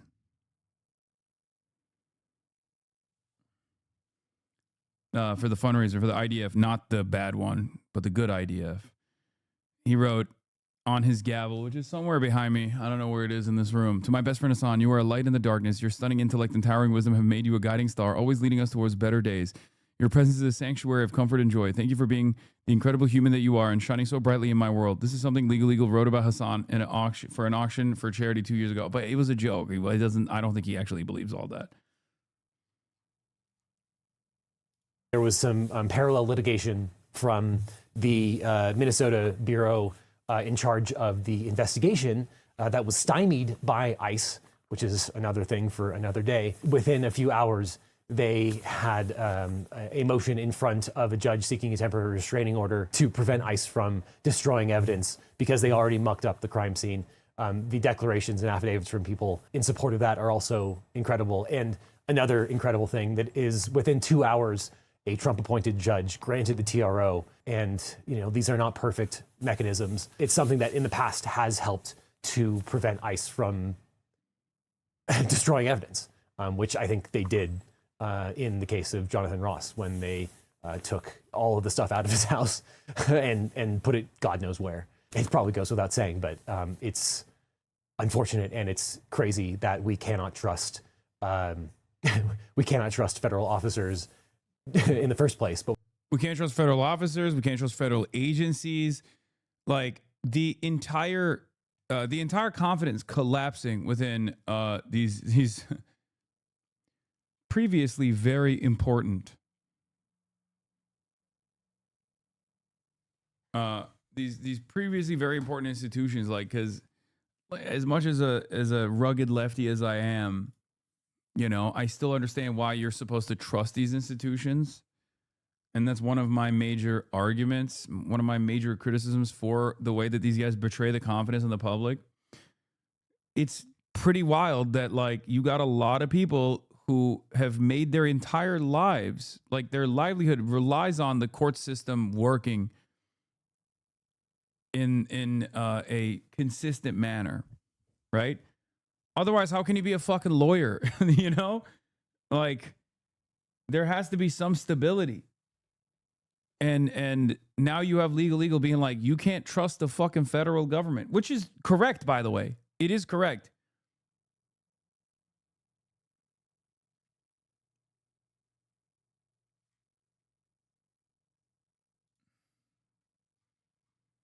In the absence of these institutions holding everything together, the entire system collapses.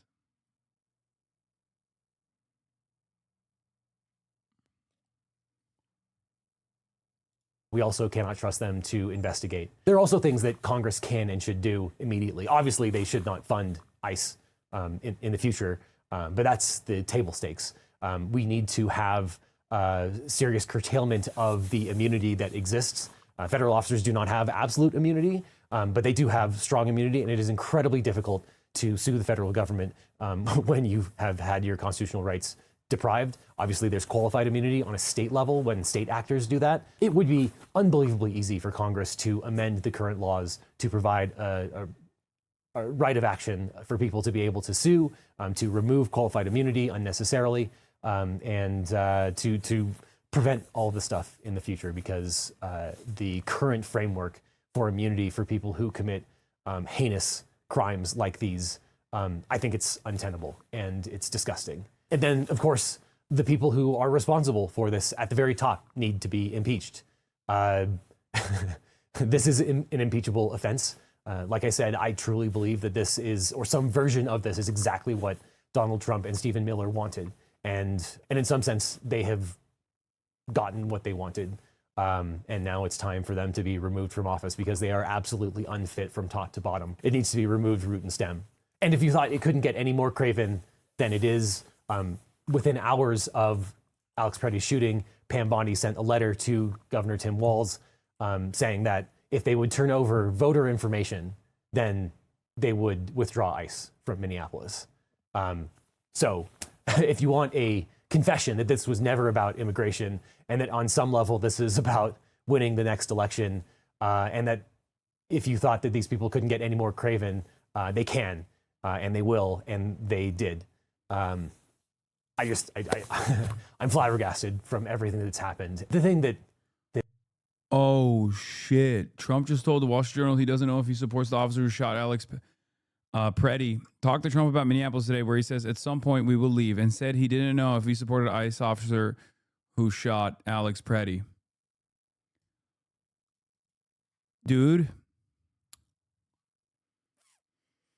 ooh, this is progress. Okay, this is progress, and it would not have fucking happened if it wasn't for so much pushback. Okay.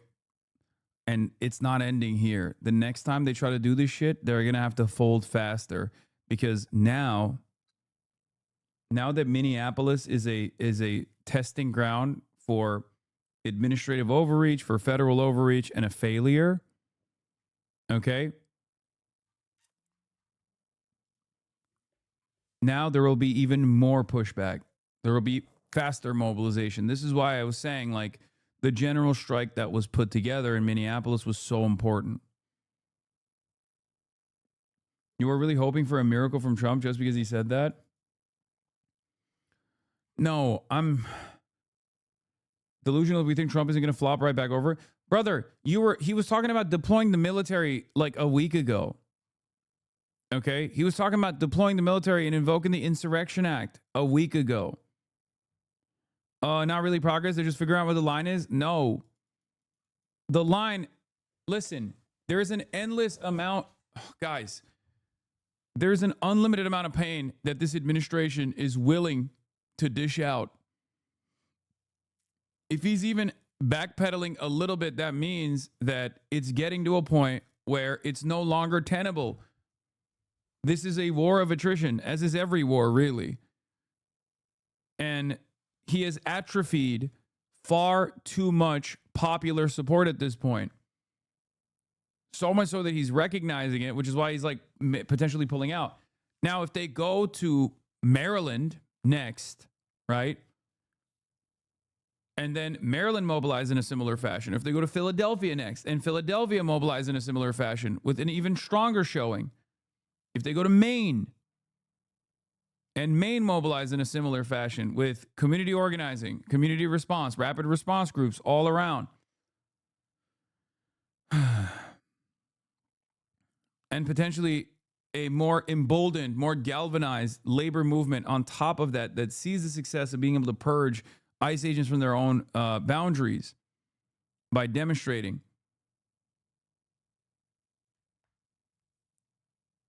I think wherever he goes next, there will be even more pushback.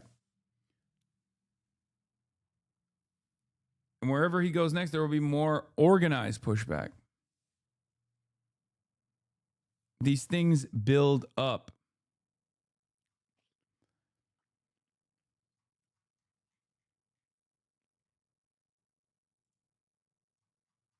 As horrible as what is happening, it's important to know that the strong majority of Americans are opposed to Trump's immigration crackdown. It is in fact splintering his coalition.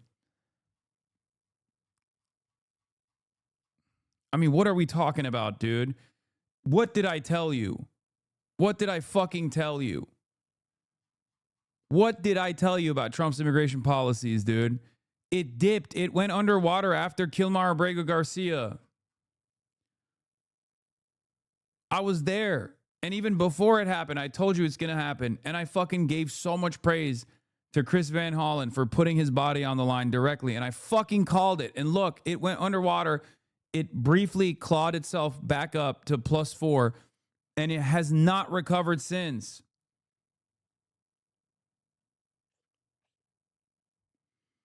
Why do you have delusional takes about Trump suddenly becoming good? It's delusional, to be honest. You can't trust what he says. Look at foreign policy. No, there's a lot more public pressure when it comes to domestic affairs because Donald Trump knows at the end of the day that he can't foment rebellion like this. Brother, what's the purpose here? You think they're going to be able to fucking militarily hold the country? Is that what you think? They don't even have any popular support. They have no real organic movement. Who the fuck's going to go out there and die for a bunch of pedophilic billionaires, dude? Are you crazy? It's a dying movement.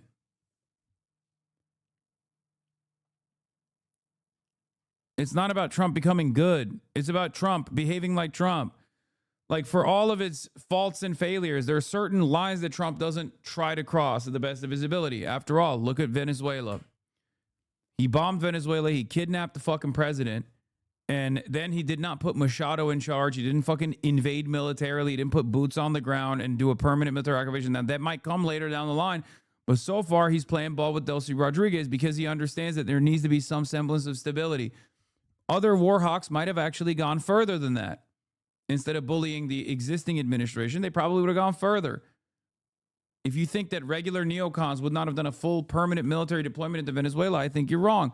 That, to me, means that there are certain aspects of Trump and the way that he operates where he demonstrates restraint, even though he is very unrestrained and even though he's very belligerent. There is a method to the madness. You might not agree with it, and I certainly do not, but there are certain things that he doesn't push too far. This is one of those instances where, like, he will keep trying to ham up as much. He will keep trying to dominate, bully blue states to the best of his ability, blue cities to the best of his ability. And I do think that there is a decentralized nature to the federal government. I will say that. I think a lot of this stuff is Stephen Miller's doing. That's why you see something very different from Trump at times versus like the DHS and everybody else. I think a lot of this stuff, the immigration stuff, is Steve Miller.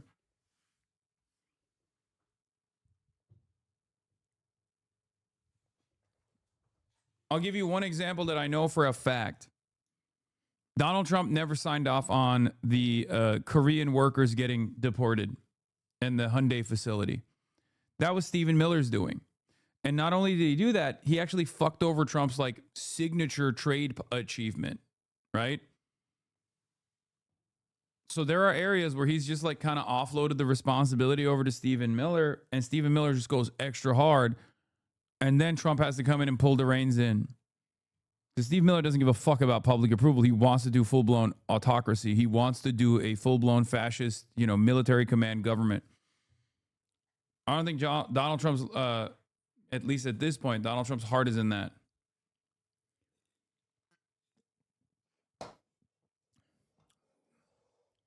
That is to say, there's no evidence that that would be successful anyway.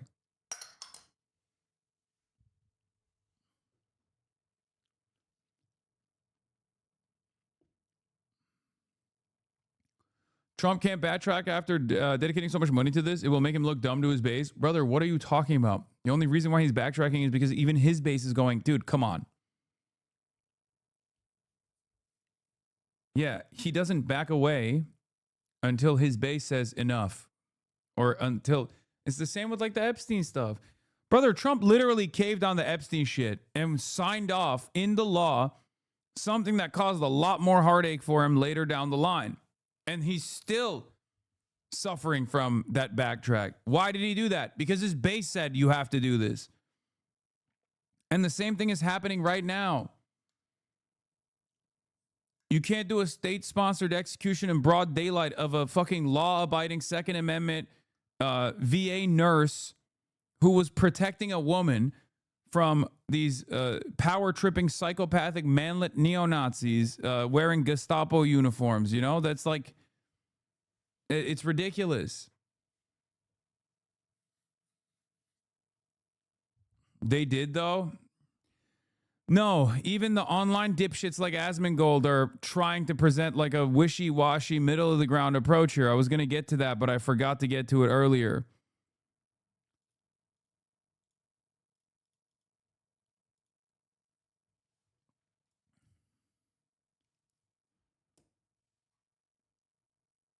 So he only retreats when his base says so? I mean, there's certain things that he doesn't give a shit about his base on, like Israel.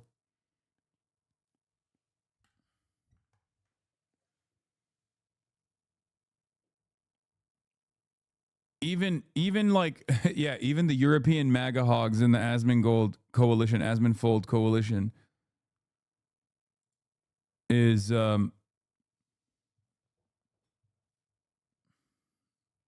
pulling out with the Greenland stuff.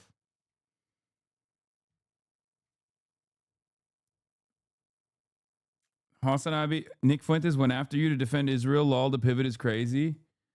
Yeah, I want to see the Asmongold, like Asmonfold tweet, but then I want to also see like what he said after.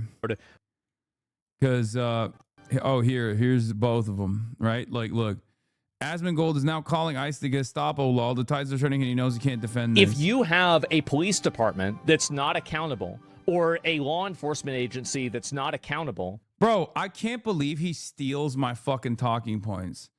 Like, he'll call me a terrorist for the entire week, and then he will turn around and bar for bar, verbatim, rip my shit to his audience. And the same dumb fucks in his community that are like, yeah, Based, he is a terrorist last week, will go, yeah, Based, you're awesome, Asmongold, the week after. How is this fucking, like, what are we doing here? This motherfucker is plagiarizing my shit. How stupid, how mentally stunted is your audience that they can't even fucking see this? That basically is the Gestapo. That is the secret police. That is the SS. Come on. If you have a police department that's not accountable. Anyway, that's too short of a clip to make a fucking accurate assessment over where he's at, but I suspect that he's trying to do a wishy-washy, middle-of-the-ground bullshit. Even r/Asmongold is saying, okay, this doesn't look good. Just last week, he asked J.D. Vance to round up anti-ICE protesters and put him in concentration camps. We haven't even gotten started. Someone needs to do an Asmongold this week versus Asmongold last week, like an Asmonfold compilation. He didn't even change some words around when copying your homework. No, like literally bar for bar, I have said those exact same words. And I'm willing to bet. I am willing to fucking bet. There's a video out there of me saying that, and then Asmongold replying to me like, yeah, this guy's a terrorist. Yeah. Gestapo, calling ICE Gestapo. Yeah, that's emotional. You're emotional. I won the argument. You know? We have not even gotten started. He did the same thing. This cocksucker did the same thing with Israel too, bar for bar. After calling me a fucking terrorist for my takes on Israel, he literally stole the entire thing.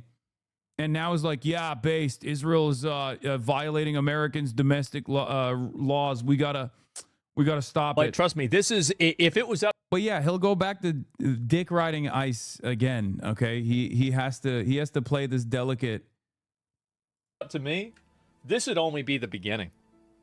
This is we just getting started. Because the thing is too, VP. Yeah, exactly. Like we. By the way, I think there is no other way to read accounts like this than Israel first, guys. Sorry, I don't give a shit. You're not a real centrist. You only care about Israel. Speaking of Israel, like this guy, United States of Israel, right? That's what I said. Really great job legitimizing this dumb LARPing asshole Pod Save America bros. You should feel proud of yourselves.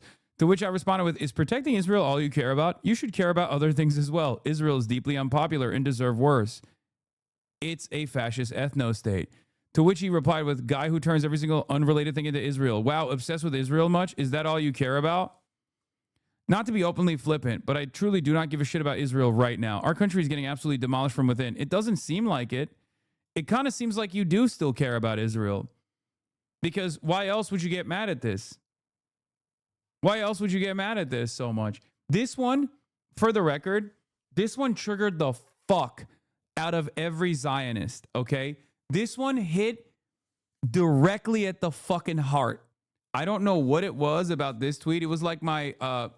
there's no comparison between Hamas and Israel. Israel is infinitely worse than Hamas ever could be. You know, one is a you know, children that have been orphaned by Israel doing like a militant resistance that is in their that is abiding by international law. The other is a, you know, violent genocidal ethnocide. Like that one is that one's one that like everyone always goes back to because they can't argue against it. It just like breaks their brain, that pisses them off. Okay. This one also, for some weird reason, struck a fucking chord, baby. It struck a chord so hard. Every libtard on the timeline that is Israel first has lost their fucking minds over it. It must have hit a fucking nerve because it literally exposes the stupidity of like Israel first people that are trying to be progressive here in America, right? Like people who love Israel that are trying to also present themselves as like liberal centrists or whatever. And the identical ways in which Israel operates and ICE operates is identical because they're both fascist, okay? And in such a short way, in such a concise way, you can just make that comparison and just slam it right there and everybody understands it. And these guys get triggered to no fucking end.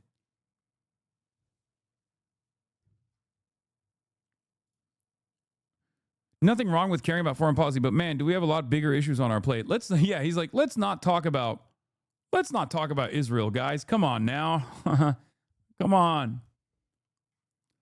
Also, would love to know how he keeps finding these posts where he's not tagged or even mentioned by name. I assume some sycophant like Mike from PA Guy. No, it's because I've already interacted with you and you show up on my fucking timeline, dumbass. Because Twitter values conflict. So they show me all the dumb fucking things that piss me off. Wish they paid me. I could definitely use the money, but unfortunately, I just think I sound like a big fucking idiot for the love of the game. Yeah. Yeah. What does that say about you that you are consistently getting fucking outclassed and outmatched and wrong all the time, as opposed to the big idiot, the big dumb idiot who's right way more often than he's wrong?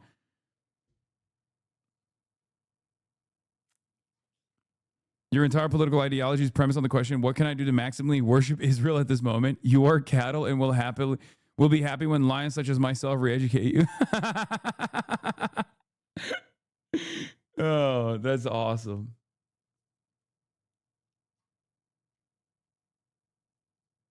You want a context? I think they should deport every single illegal alien in the country. All that being said, you can't have ICE. Because I'm a supporter of ICE, that means that I need to have accountability for ICE. Oh. And let me explain what I mean by that. Oh. If you have a police department... ICE is not doing mass deportation and concentration camps the right way. Asman Ezra Gold Klein.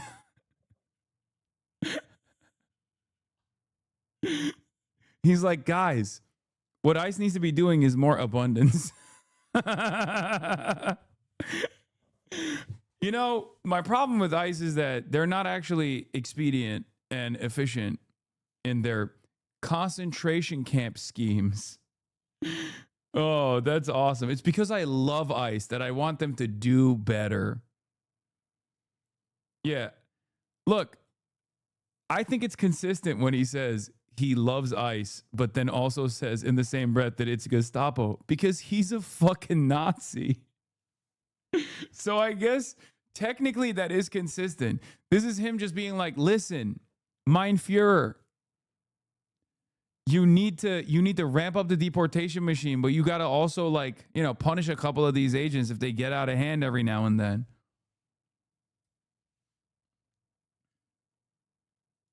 That's not accountable, or a law enforcement agency that's not accountable, that basically is the Gestapo. That is the secret police. That is the SS. So, and that was one of the big things that, like, I think that really you had with, sorry, I once again, I lost my train of thought. Just a minute. What was I saying again? I totally lost it. I forgot totally what I was saying. Somebody said to me about Iran. Yeah, good czar, bad boyars. Always. No, it's awesome. I've been using that a lot more frequently in my private affairs in general. I think about that quite a bit. It is definitely good czar, bad boyars all the way. Okay.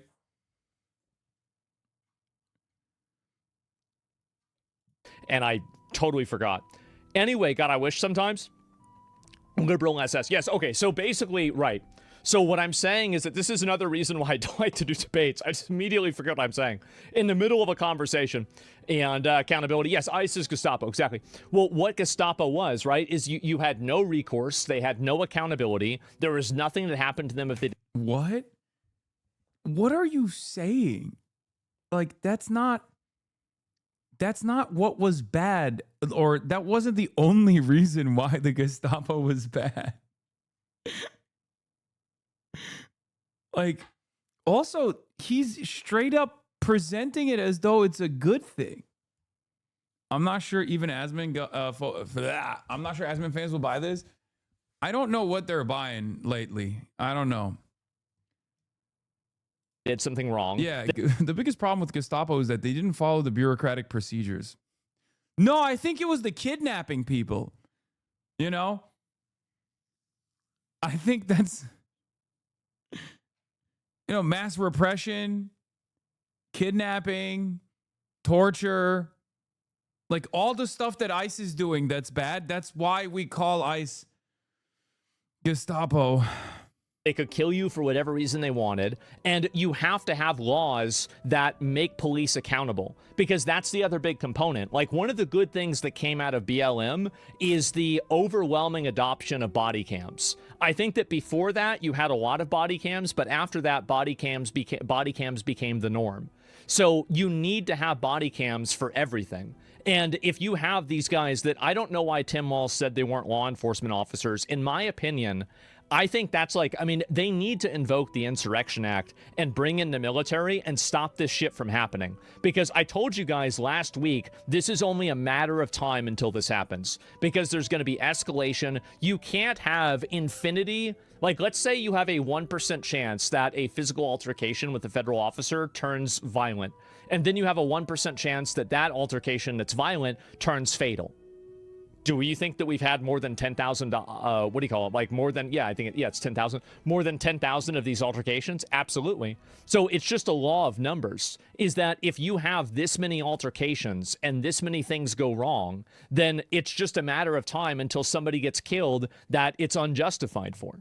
Trump's a retard for not sending in troops 2 months ago? Yeah, 2 weeks ago? I know. Trump is going to be Biden for having his brain fried for doing too many things domestically and internationally?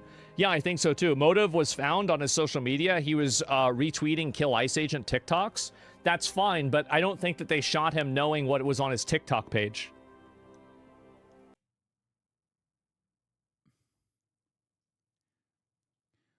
Anyone that comes out and does some fake shit, for the record, because I don't think they have his actual socials, to be like, oh, he retweeted Kill ICE TikTok, bullshit that I saw. I got tricked, so I guess it's appropriate to kill him. Is they need to be fucking institutionalized, dude. You know how he always talks about, like, yeah, we gotta bring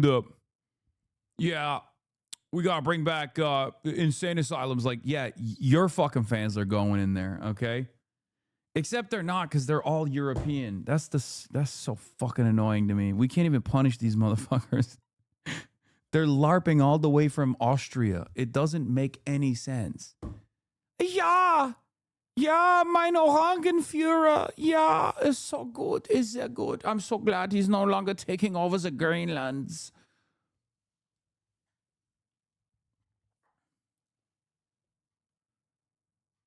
Guten Tag.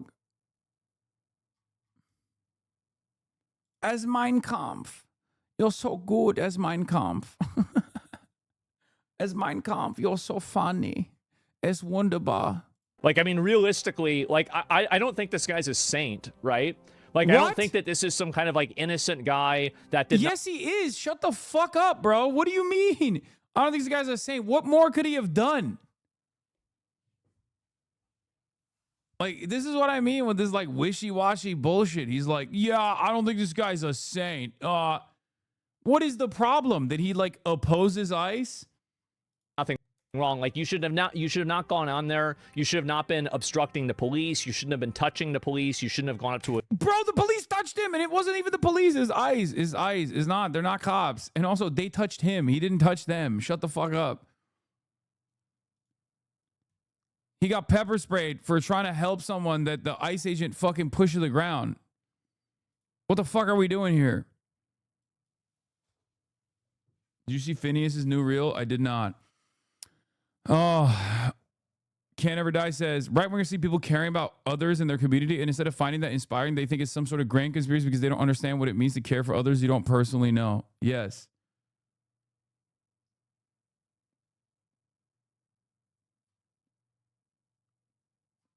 Bro literally did not watch the same video. He did. He just have to, he has to like find, he has to find stable ground.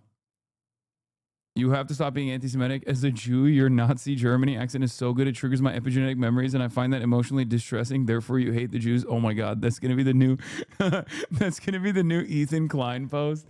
He's gonna come out and be like, Hassan is actually a little too good with this German accent.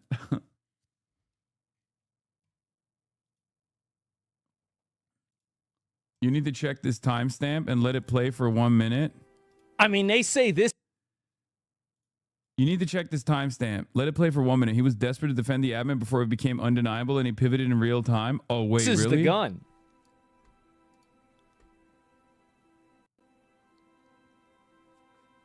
Am I crazy? Am I crazy for saying, like, that doesn't look like a gun to me? Like, if I zoom in...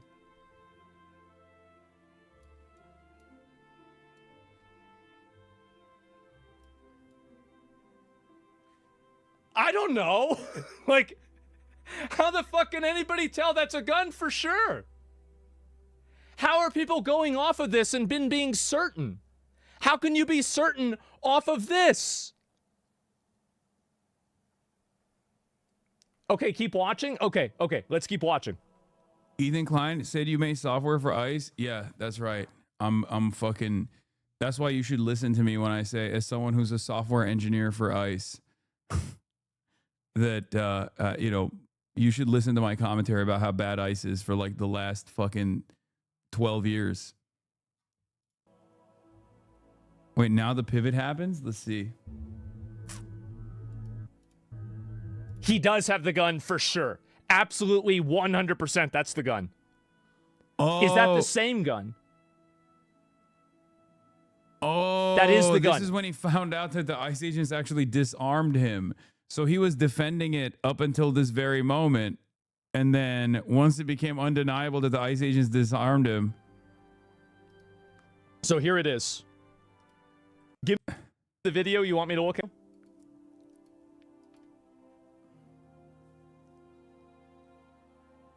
Oh, she says yes. He was disarmed like 2 seconds before being shot. On both the videos you watched, you can see who disarmed him. Bring up the video and chat will tell you who to look yes, at. this is the video. Let me see if we can get another version of it. Because, like, I really don't, like, I'm gonna be real, like, I have no idea what the fuck is happening. So, give me 1 second. Let me see if I can find another image of this. Okay. So, here it is. So, the guy's hand is empty.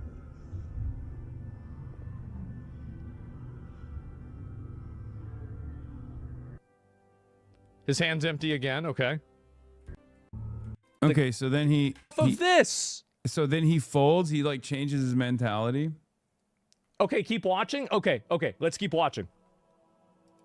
That's the gun. 100% without a question. Absolutely. I just don't know if that's the gun.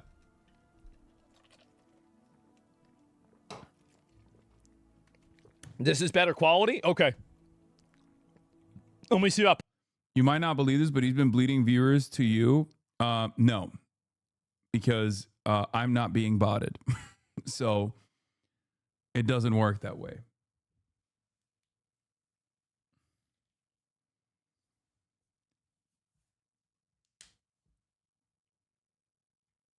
Pull this up. Okay, this is a higher quality version. Please don't criticize him for switching to the obvious opinion after taking a closer look. Isn't that a good thing? I wish you guys were this charitable with me, man. That's so funny. I mean, this isn't charity. This is stupidity, for the record. He's going off of what his fucking chat tells him, dumbass. He didn't look at that. If he came in hot looking at that and being like, yeah, based, another fucking guy who deserves it, only to turn around and be like last week, he literally said he wants this to happen. So why is this take so different now that it has happened?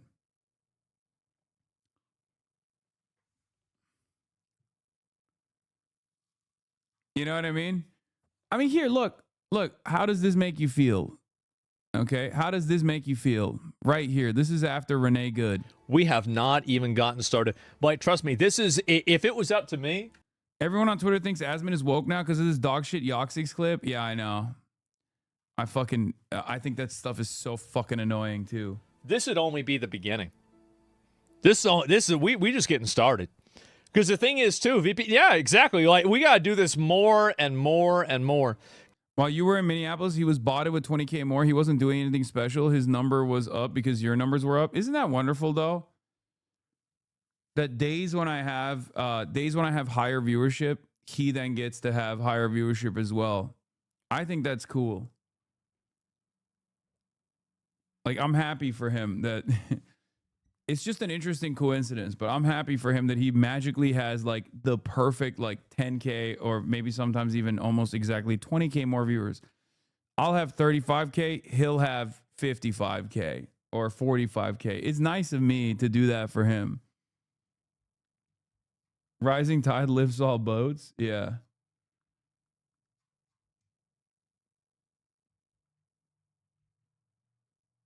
I remember one time your stream F so bad you restarted. You dipped to 20. He dipped to 30. Because there are whole different levels of this. There's reopening the mental asylums. There's rounding those people up and then putting them in. Yesterday, you had like 15K more viewers than him. Then suddenly it was even with yours. Then a minute later, it was 10 to 15K more than yours. Yeah. Yeah. It's just interesting that he just keeps exploding like that. Law, you sound a lot like Misgive right now. I mean, Misgive knows these motherfuckers way better than I do. I'm just pointing out how suspicious it is that a lot of these guys do bot, especially Tectone. We know Tectone was a major botter, and Tectone is Asmongold's best friend.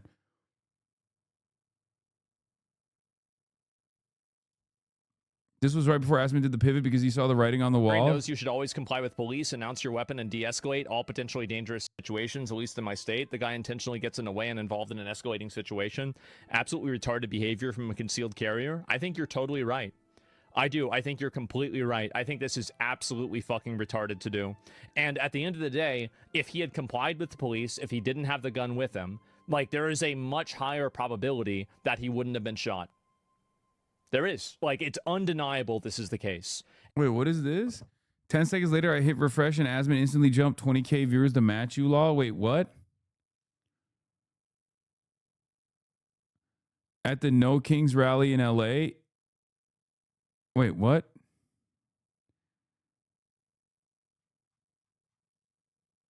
When is this from?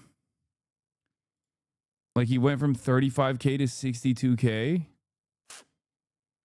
I think this is probably altered. There's no way it jumped that much. That's exactly what happened yesterday. You got to show me timestamps, chatter.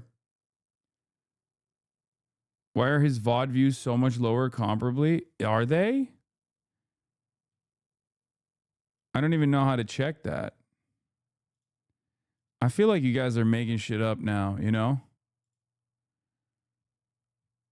I don't know if that's the case. Are his VOD viewers much lower?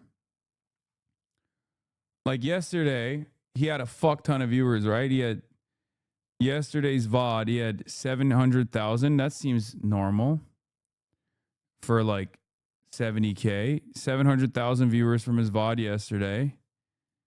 And then let's look at mine.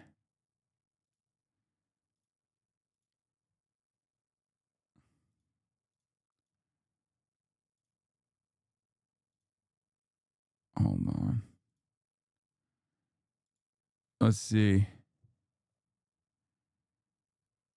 Wait, how the fuck do I find my goddamn... How do I find my VODs? Bro, I don't even know how to find my VODs. It doesn't show on Twitch tracker, but it does go from 30K hit from 90K to 60K in 10 minutes. Wait, what the fuck?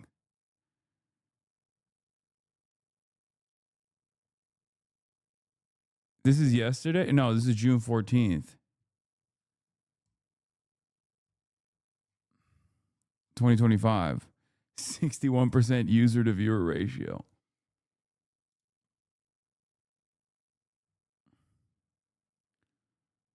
Wait, what? Wait, that is kind of weird. What the fuck? I have double the number in my VODs. My VOD yesterday has 1.4 million views. His VOD yesterday, when he had more viewers than me, has 700,000 views. How is that possible? And then the day prior, 500,000 views. I have 683,000 views.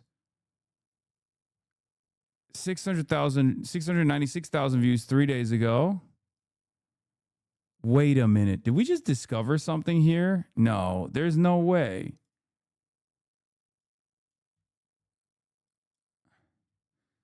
How is he consistently? Maybe is it because I streamed longer?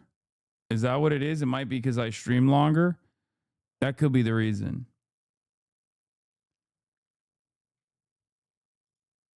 Logs, check my logs. Let's see what this guy has to say. You have the same watch time. Check Sully Gnome. Watch time total is lower on Sully Gnome.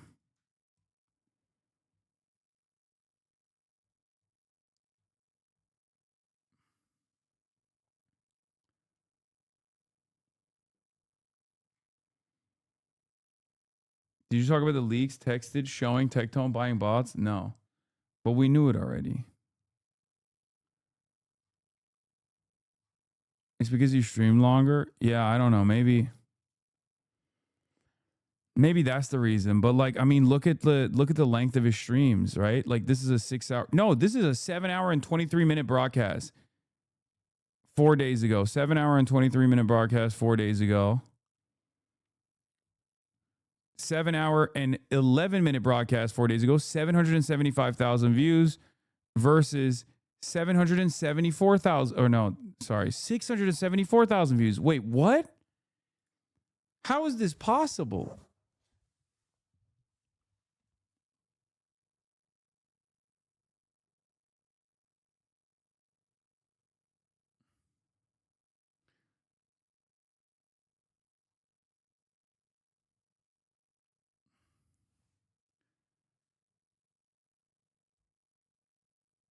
I don't understand this at all. Why is his VOD numbers much lower? Does that mean that just like more people watch my VODs or something? Is that what it is? Maybe that's what it is. But that is actually pretty surprising because if you like the higher concurrent viewership I have, the higher VOD viewership I have, right? That's usually how it works. What are we doing right now, man? Why is this a stream? Take a week off. I hate you. 54-month subscriber. Seriously, take a fucking week off. Like I can take one. It's been 6 hours and 10 minutes. I can take one sidestep. You know what I mean? Can I do that? Is that allowed? Is that allowed or am I not allowed to do that, you think?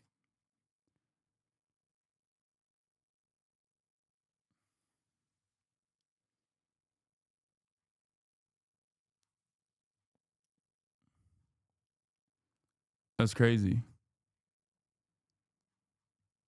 I don't know. Maybe they watch him on YouTube. That's why. But that inconsistency is odd, especially considering that it doesn't matter. Like if you have more live concurrent viewership, that means you have more views in your VODs.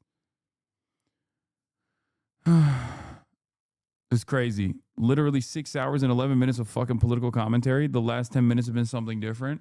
And immediately there's some chirpers who are like, I don't like it.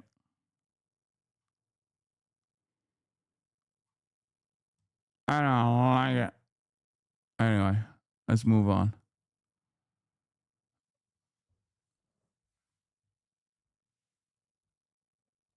According to Twitch support, is online and offline views. Yeah, there's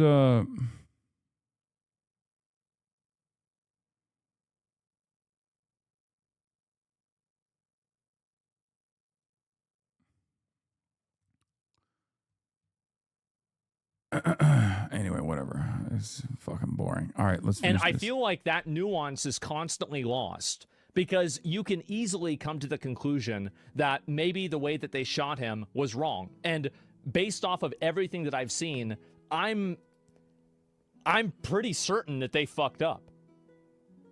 I am. This seems pretty cut and dried that they fucked up. Now, I'm not, you know, we need to wait for the body cam, and that way we'll really know. But right now, it sure seems like they fucked up. Let me watch this one now. Okay, here we go. Wait, where's the other video where he like calls the guy R-worded and shit? Oh, right here. Gary knows you should always comply with police, announce your weapon, and de-escalate all potentially dangerous situations, at least in my state. The guy intentionally gets in the way and involved in an escalating situation. I think you're completely right. I think this is absolutely fucking retarded to do.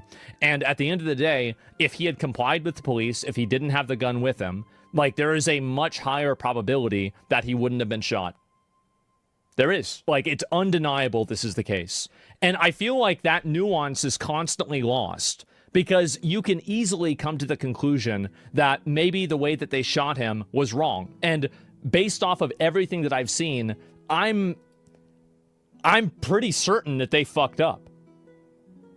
I am. This seems pretty cut and dried that they fucked up. Now, I'm not, you know, we need to wait for the body cam, and that way we'll really know. But right now, it sure seems like they fucked up. But it would have never happened if he didn't. Hello, Austin's friend. I don't want to misunderstand you enough, so I hope this question doesn't come across as overbearing. Do you believe it's harmful to long-term purpose to celebrate the nominal pivot of Trump or Zachary? They're equally as powerful. I love you. First of all, no, they're not. And secondly, there is no Trump pivot. Trump is still Trump. Asmongold's pivot is also just pure grift.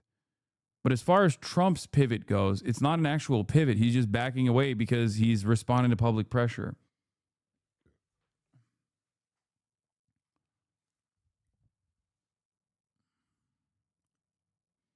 As we continue trying to get approval from the admin, but once people start covering this type of content, plus 99% sure Holocaust happened shit, yeah. I mean, he also said, like, he's based.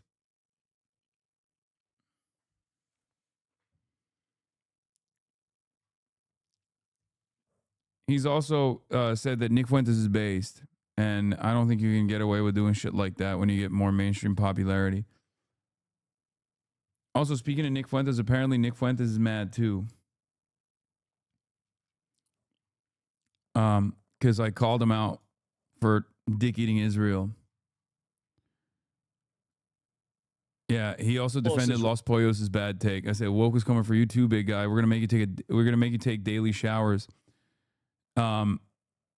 Where is the fucking Nick Fuentes pivot? I have to show this. It's really fucking crazy.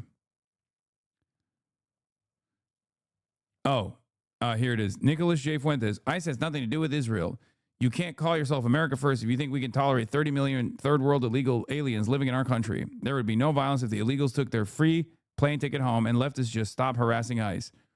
I said ICE uses Israeli spyware and is actively trying to deport green card holders and students for speaking out against Israel. But of course, this fucking shill is running cover for the ultra-Zionist pedophile admin once more because he hopes that they'll make him the next Mark Levin.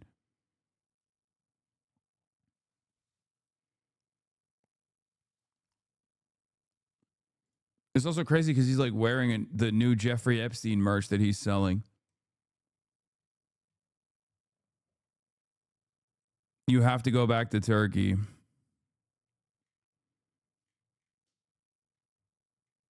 He responded again. Where did he respond? I didn't see it.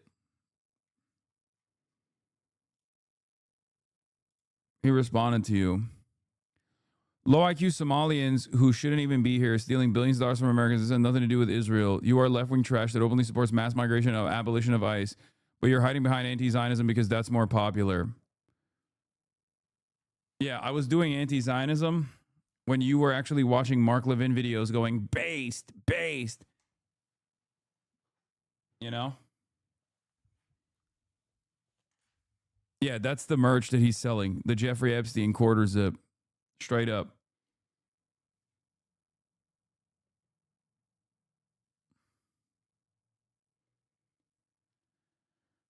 He lost most of the normies on Insta Reels and TikTok clips because of Epstein. He really thought he was some brown shirts captain. Yeah, I think like all the gross like the gross like pro pedophilia shit that he's been doing is like pissing people off, I think.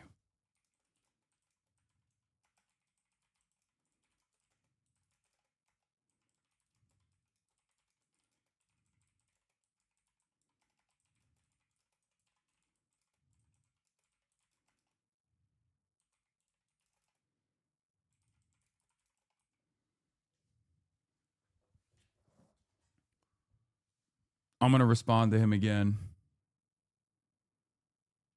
I'm going to say I was an anti-Zionist when you were trying to fuck your college roommate while watching Mark Levin videos, little man.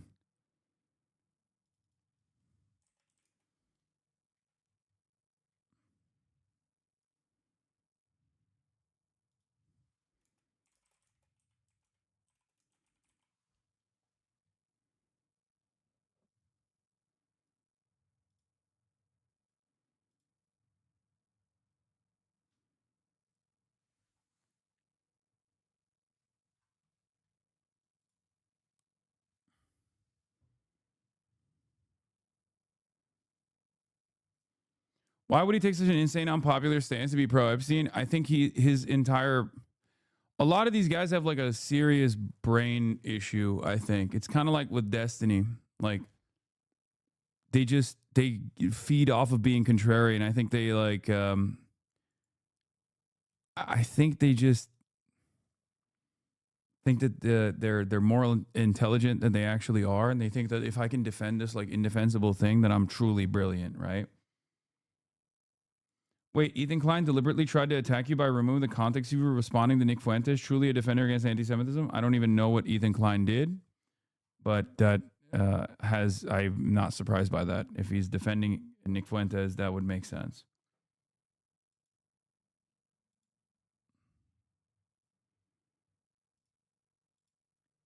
Since we're on a drama detour, have you seen the shit that Destiny was talking on Twitter? Yes. Meanwhile, your favorite streamer, Tectone, hasn't actually streamed since 2025. W Tectone, Kill Volo, streamers we left behind in 2025, and it's me, Valkyrie, Nina, and like I feel like these guys are just like throwing shots in the dark. You know what I mean? Like, why is Valkyrie even there? Wait, Ethan is a Jew. Why did he defend a fucking neo-Nazi? Because he loves Israel more than anything else. And I am Israel's number one op in his eyes. So for him, he just looks at me as like a far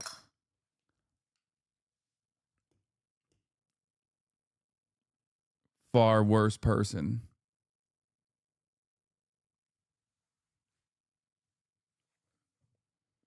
You're worse than a Nazi according to Ethan Klein? Yeah, he has openly stated that I'm worse than Candace Owens.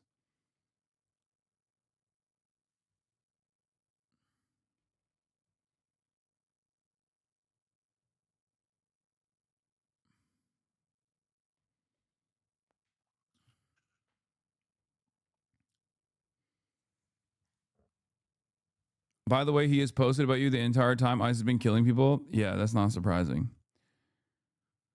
Can someone tell me why Fuentes is doing all this? He's trying to show the Trump people he can be a team player. Yeah, no, 100%. What is this? Once again, Ethan Klein shares a conspiracy. Community eats it up. It gets shared and now becomes a part of the Hassan lore. It's like clockwork. Can someone explain this lore for us with jobs? Hassan did marketing for some DHS program while he was in college, so now he's responsible for ice spyware, obviously. Ethan predictably shares another Saltman lie. Oh, so this is a works-cited crack pipe situation. Zionist Ethan Klein tried to instigate an ICE raid on Hassan Piker's home last year. Claims Hassan helped make software for ICE. Ethan finds new ways to be a disgusting subhuman trash. Did you know Hassan helped make software for ICE? Yes. I'm a Department of Homeland Security officer, which is why you need to listen to me when I say ICE is the Gestapo. I'm a formerly... The cicada thing has been making the rounds. I know, it's so funny that like my worst web design for an internship credit from like one of my communications classes is now being brought back into the forefront. No, I didn't make any software, brother. I don't know how to make software. I fucking designed this website.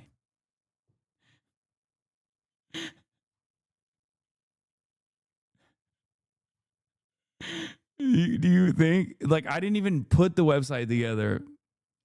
I just like designed the elements. But it's such a funny thing because this makes me look way cooler. Like this makes me look like I was like an agent for the federal government. And then, you know, I fell out of favor when I saw how dark things got, and it wasn't totally for a fucking college course credit. You can call yourself an engineer now? Yeah, I engineered it. You damn, we gotta apologize for that one school socialist group. Okay, this website's still better than the fucking school socialist group, the Bowden socialist website.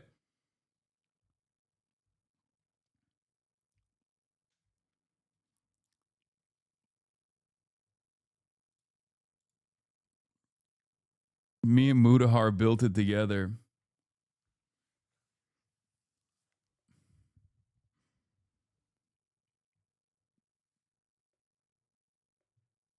I love that if they ever watch you try to push a driver update on the stream, they would all know you practically see technology as a form of magic. Okay, first of all, I'm very fortunate and I am able to figure things out.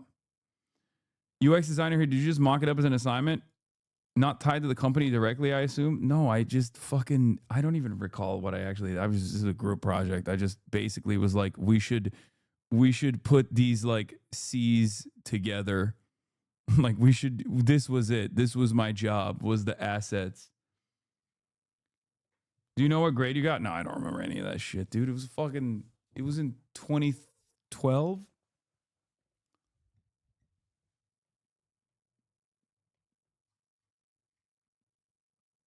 But like, even this is another one of those things where it's like, even if this was true,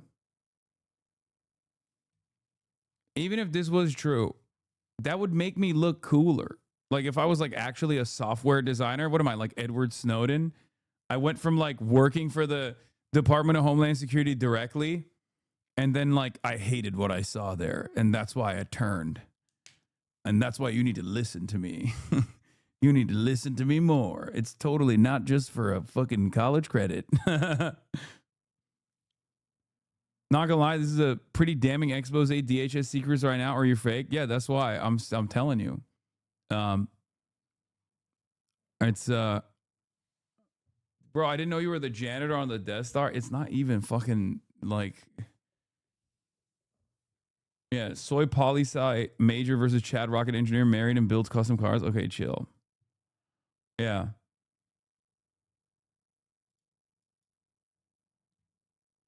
Bowden is charging me because of this now? Wait, what?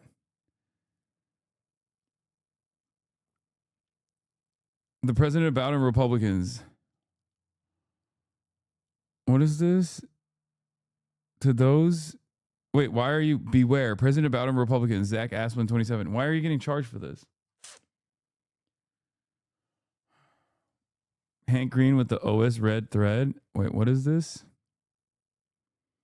Were you guys having the same elections as the rest of us? Yes, it's wild that the lady tried to win the elections. Oh no, Hank Green. No, she should spend it humanizing immigrants to people like Zoran has. Most people are more open to the path of citizenship being made available. You're smarter than this, Hank. I hope that strategy would work nationally, but I don't think it would. Oh no. He's hitting the lib lines.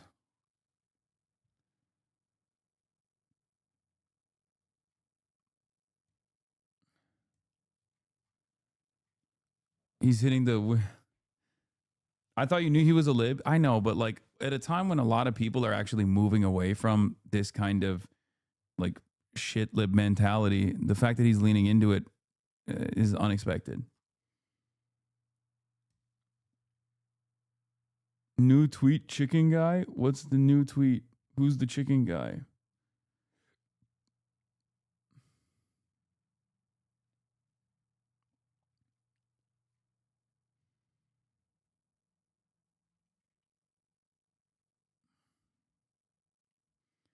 Hank's parents are more radical than he is.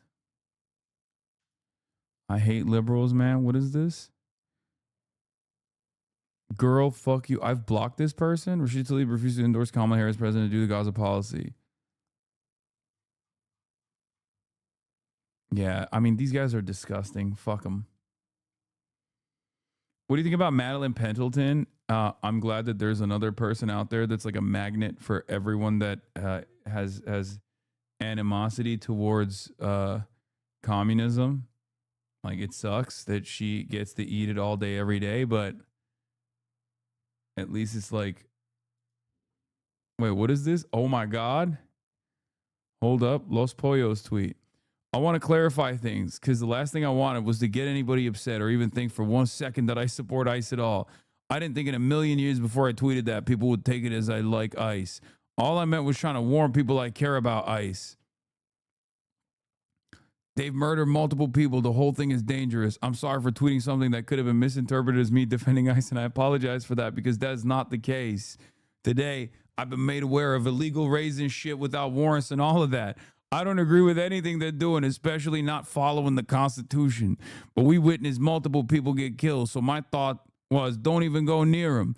I don't mean don't protest or stand for what's right. I just mean literally, it's just a dangerous scenario. By tomorrow, if they yell at him a little bit more, he's going to literally assume the position that, you know, he's going out there to hunt ICE agents. Okay?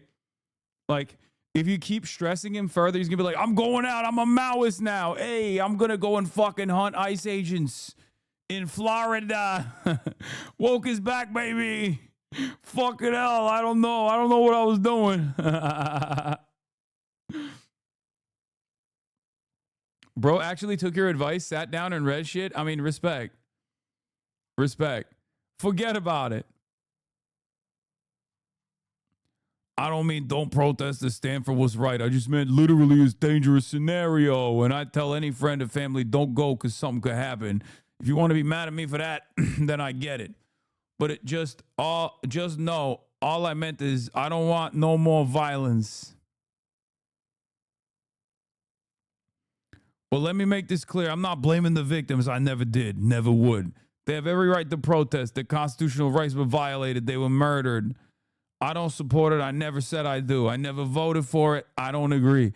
I want to end this by expressing my sincere condolences to family and friends of Alex Peretti. If you watch the video closely, the man spends his last moments on earth coming to the defense of a woman who was being brutalized by ICE for no apparent reason. Okay, well, then I guess you understand why people were mad at you because that's precisely why they were mad at you.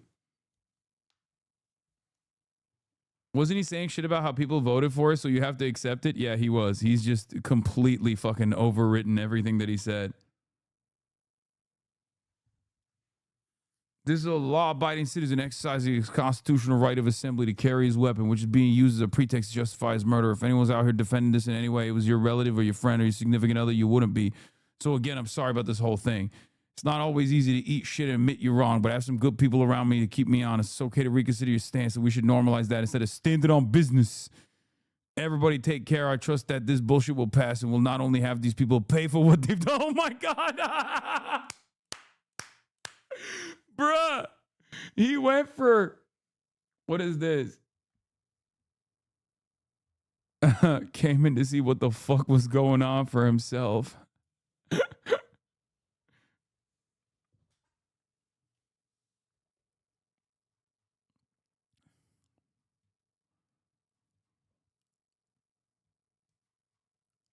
Yeah. Everybody take care. I trust that this bullshit will pass. They will pray. They will pay for what they've done. He went from people voted for this. Shut the fuck up. Hey, just sit there and take it to like, the ICE will pay for what they've done.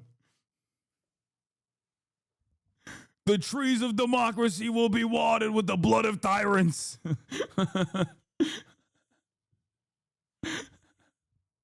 There will be blood. We will take revenge. When our turn comes, we will not make excuses for the terror. Hey! That's awesome.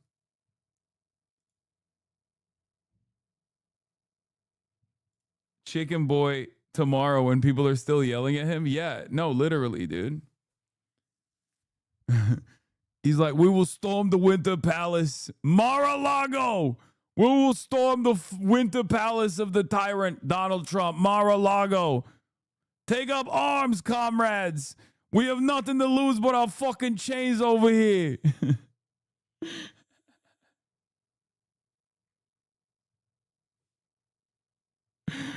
Oh, that's funny. But I have something in place much better than what's currently going on. I hope you believe me when I say. But if you think I'm backpedaling, I don't think I'll be able to change your mind. All I hope is you can judge me based on my 10 plus years on here and realize I meant no harm.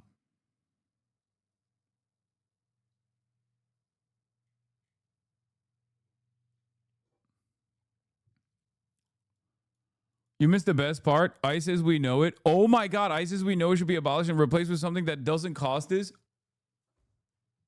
Bro said abolish ICE. Okay, this might be my greatest. This might be my first 2026 woke scalp, okay? Woke Sharia. Woke Sharia is here. Oh my God, bro. That is crazy time. Okay. Oh, if we have the same momentum, I promise, if we have the same fucking momentum by the time we get to spring, Asmongold is going to be fucking posting about how we must abolish ICE instantly. God damn. That's crazy. That's crazy. I mean, he went from like, I said,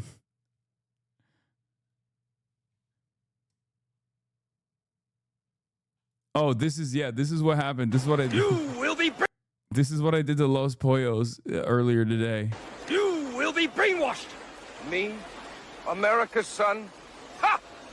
That will be a challenge. You bet. Our enemies are all those in league with imperialism. The bureaucrats, the big landlord class, and the reactionary section of the intelligentsia attached to them.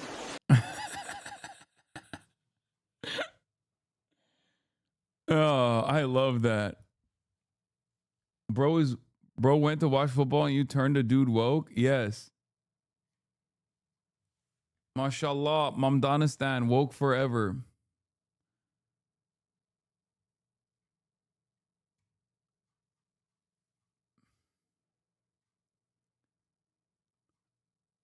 Yeah, it's not brainwashed. You will be educated, right? You will. The worst part is the original wording is even funnier.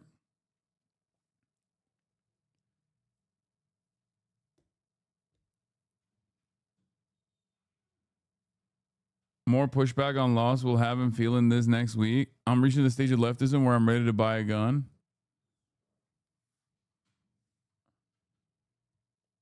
You need to tweet this to him. No, I think he's doing all right. I don't want to kick him while he's down. You know what I mean? Or I guess he's coming up again.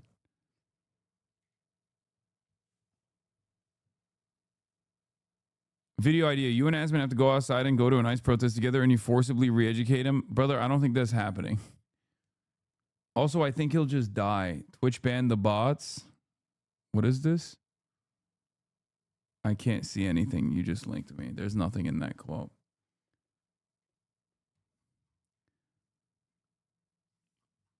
You know?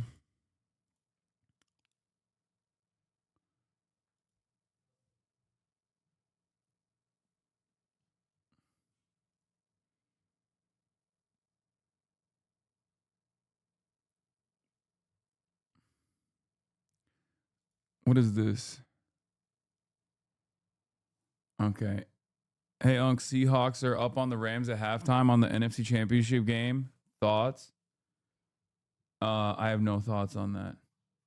Closed presents with 100 gifted. God damn. All right, let's look at multiple DHS officials are furious over the department's handling of shooting of Alex Preddy. Okay, I do read this a little bit like they're whitewashing DHS a little bit. After the fatal shooting of Alex Preddy by immigration agents in Minneapolis, as videos are contradicting the account that is coming from the federal government tonight. There's mourners that are paying respects to the ICU nurse on the ground in Minneapolis, as there's growing criticism coming from inside the Department of Homeland Security, where multiple DHS officials tell my colleague CNN's Priscilla Alvarez they're furious with how the agency and Secretary Kristi Noem is handling the shooting.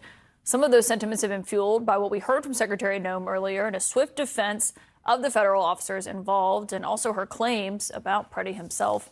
Priscilla joins me now. And Priscilla, what are you hearing exactly from these officials? What did they make of what they're hearing from Secretary Noem? Well, Caitlin, as they've had more time to absorb the videos that have been circulating on social media and that the American public has also been looking at and dissecting, they have grown more frustrated and more concerned, not only about the shooting incident, but also the public response by the Department of Homeland Security. These are officials who are keenly aware that they risk even more reputational harm, which affects them in their operations and could also have long-term consequences that they are going to have to wrestle with in the years to come. Now, of course, this is all stemmed really from what they've seen online and what they've heard from the Trump administration. And in my conversations, they simply can't square, just as many other people who've observed this can't, what happened in that shooting incident and what the Department of Homeland Security Secretary has been saying. As you mentioned, Caitlin, she swiftly defended the agent yesterday and this morning did much of the same. Take a listen. He came to that scene and impeded a law enforcement operation, which is against federal law. It's a felony. When he did that, interacting with those agents, when they tried to get him to disengage, he became aggressive and resisted them. Now she's all. I don't understand why. Fuck. I don't understand why they would hate unconditional support.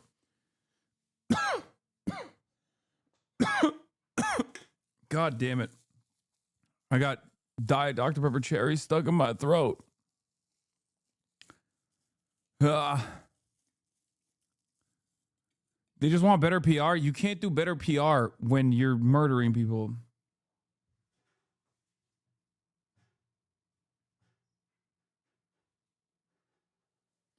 There is no such thing. There's no such thing as better PR in the situation. Like, you're just fucking murked a dude, broad daylight assassination. Israel would beg to differ. I mean, Israel has a lot better PR than the fucking Department of Homeland Security does. They have an incredibly complex, incredibly sophisticated propaganda apparatus in the Western world. And even then, they couldn't overcome like the constant death and destruction.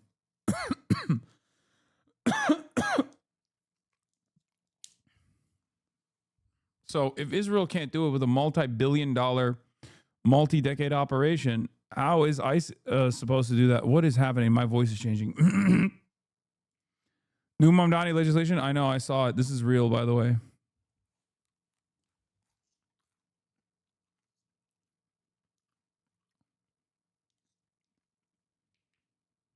Also said that the intent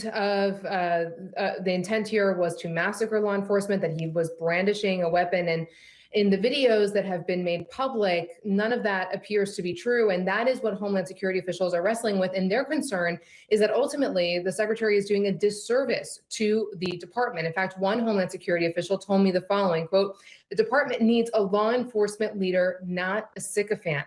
In addition to that, I've heard that some Border Patrol agents who are on the ground in Minneapolis are starting to become unconvinced that this is a productive use of time, and that is doing operations there, given the tenuous situations that they are finding themselves in. So certainly, Caitlin, there are fractures within the Department of Homeland Security over this incident and the way the Trump administration has handled it so far.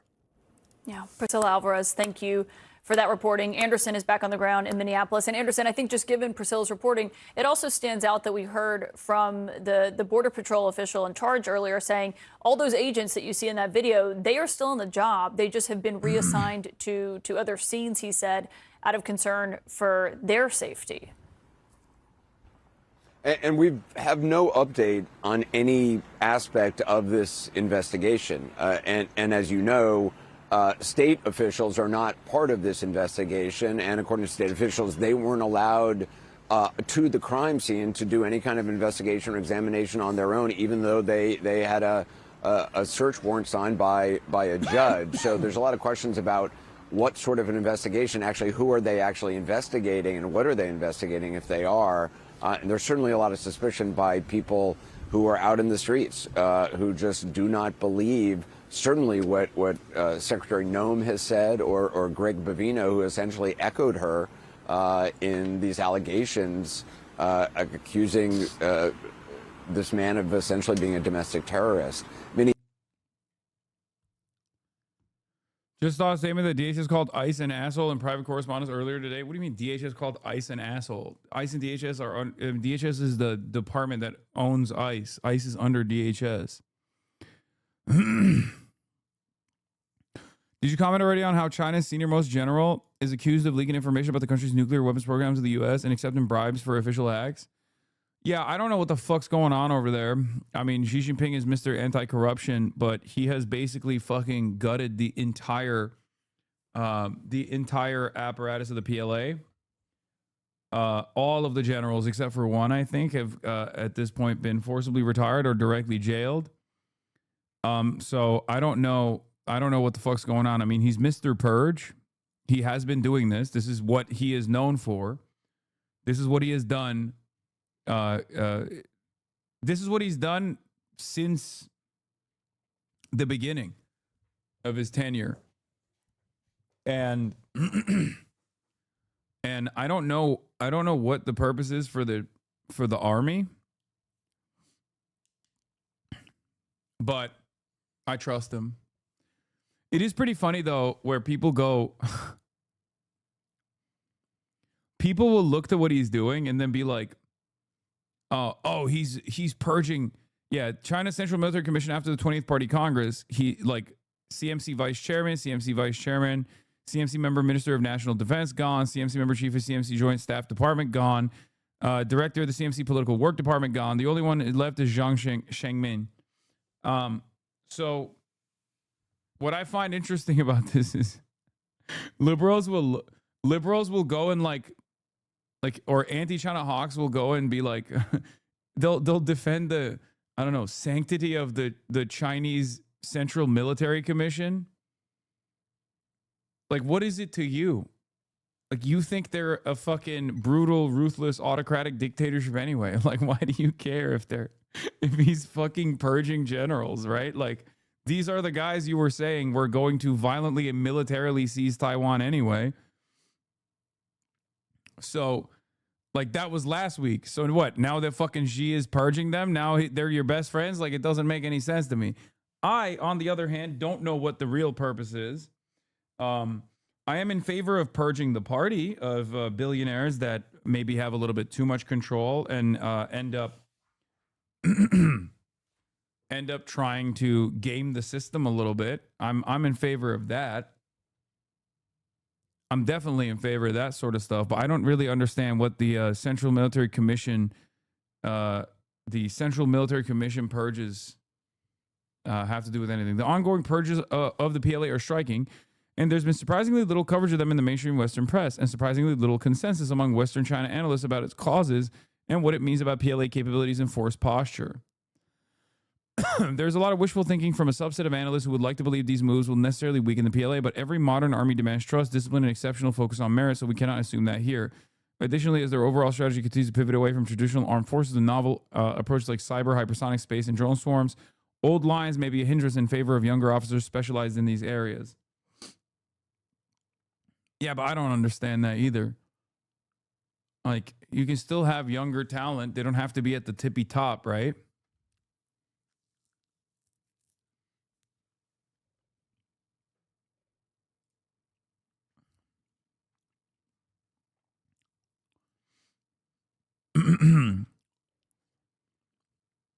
Younger talent are the ones who developed all the details of PLA's current modernization. Actually, it wasn't the old geezers figuring out how to develop strategic doctrine for information-based network-centric warfare or tactical employment concepts for stealth fighters.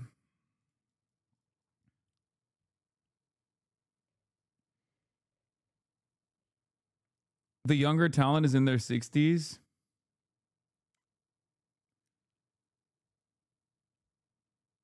He's purging all men to pull a Gaddafi. Yeah, he's going to replace them with woke women. He's woke.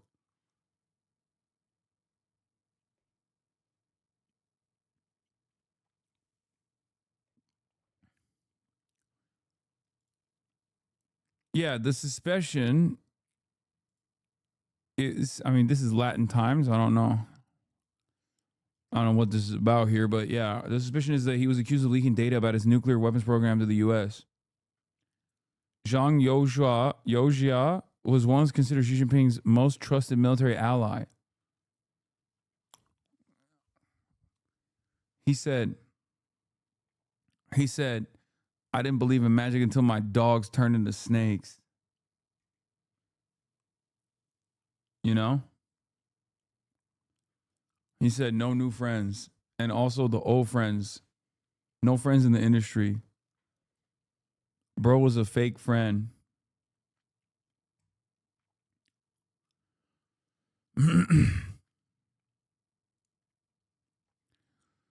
The purge of Zhang Youjia and Louis Zhenli. Why and what's next for China's military? PLA is in a major crisis with a level of leadership instability unseen since the heyday of the Cultural Revolution. Okay, that's a little crazy. I feel like if there's anything, they got stability. People turn into rats just to say they got some cheese.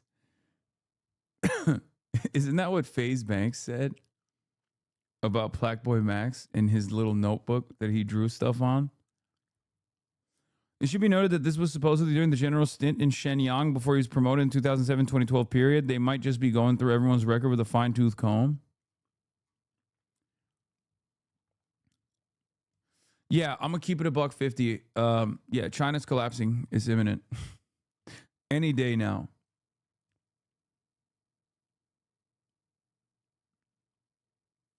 You thinking of Kyle, man? No. That wasn't the Kai Vivette notebook. FaZe Banks also did that.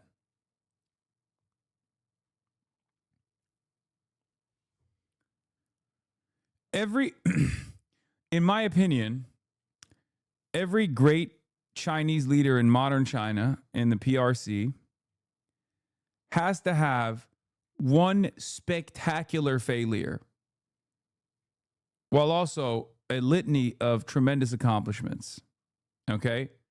Mao has the excesses of the Cultural Revolution, the Great Leap Forward, you know, the genocide of the birds. Okay? Deng Xiaoping has Tiananmen Square and one child policy, but then also he brings about a lot of foreign capital into the country. So the question here is, like, for Xi Jinping, so far he has not had any spectacular flubs at all. So what will it be? Okay. Beijing Piker with the take, collapse of China imminent. Yeah.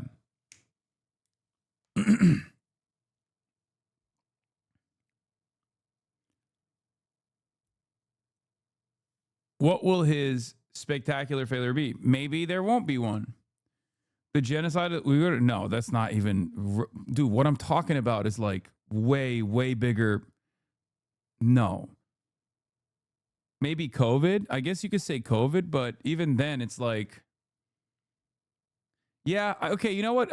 Okay, COVID makes sense. COVID makes more sense than the crackdowns in Xinjiang.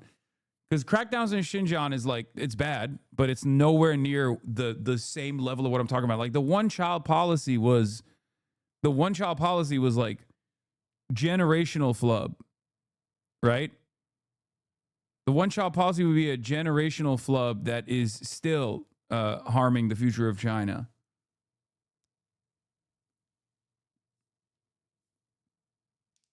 So I guess like COVID, but COVID actually helped China in some ways in like a really, like COVID is a flub. It was a world-changing event that happened under his watch. Having said that, COVID basically accelerated the collapse of the Western world and unironically caused China to develop even faster at a faster rate. So, not sure if that works. Also, this was a joke analysis. This is not serious. I wasn't being sincere. I don't think like every Chinese leader has to have like one spectacular failure. Like spectacular failure that like alters the future of China, but they overcome it somehow.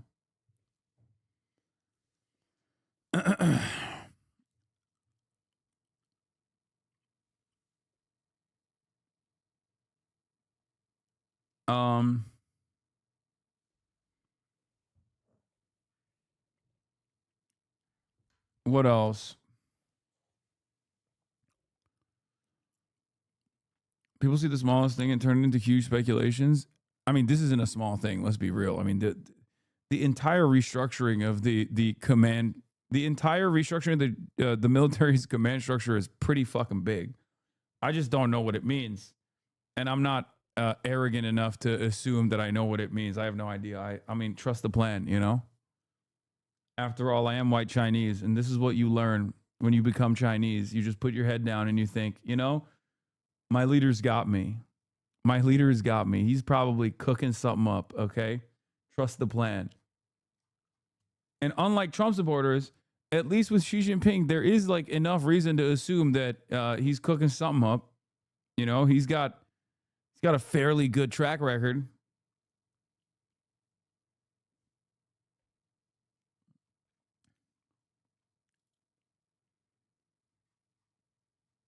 American society desperately needs reinvention, but its people are too obstinate and egotistical and fragile to accept the hard truths of what that would take. So they choose the most bitter and self-destructive forms of narcissistic grieving instead, an era of lamentations. What is this? Yeah, brother, the thing he's cooking up is more trade.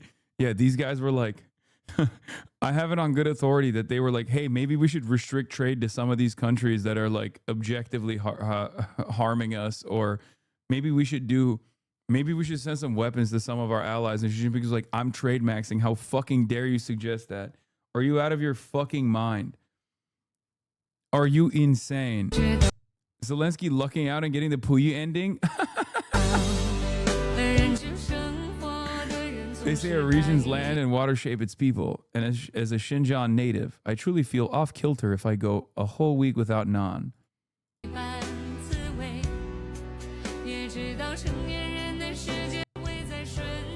Zelensky. He's an Uyghur guy who looks like Zelensky. Excuse me, that's Zelensky.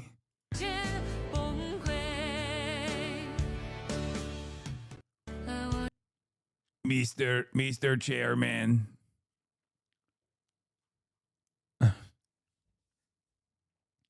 I love the Communist Party of China. And making breads, Mr. Xi. Lisa from Blackpink and Zell Disney. Okay, that's racist. Shit. 谢谢老板. 谢谢老板. Mr. Damn, this guy's good.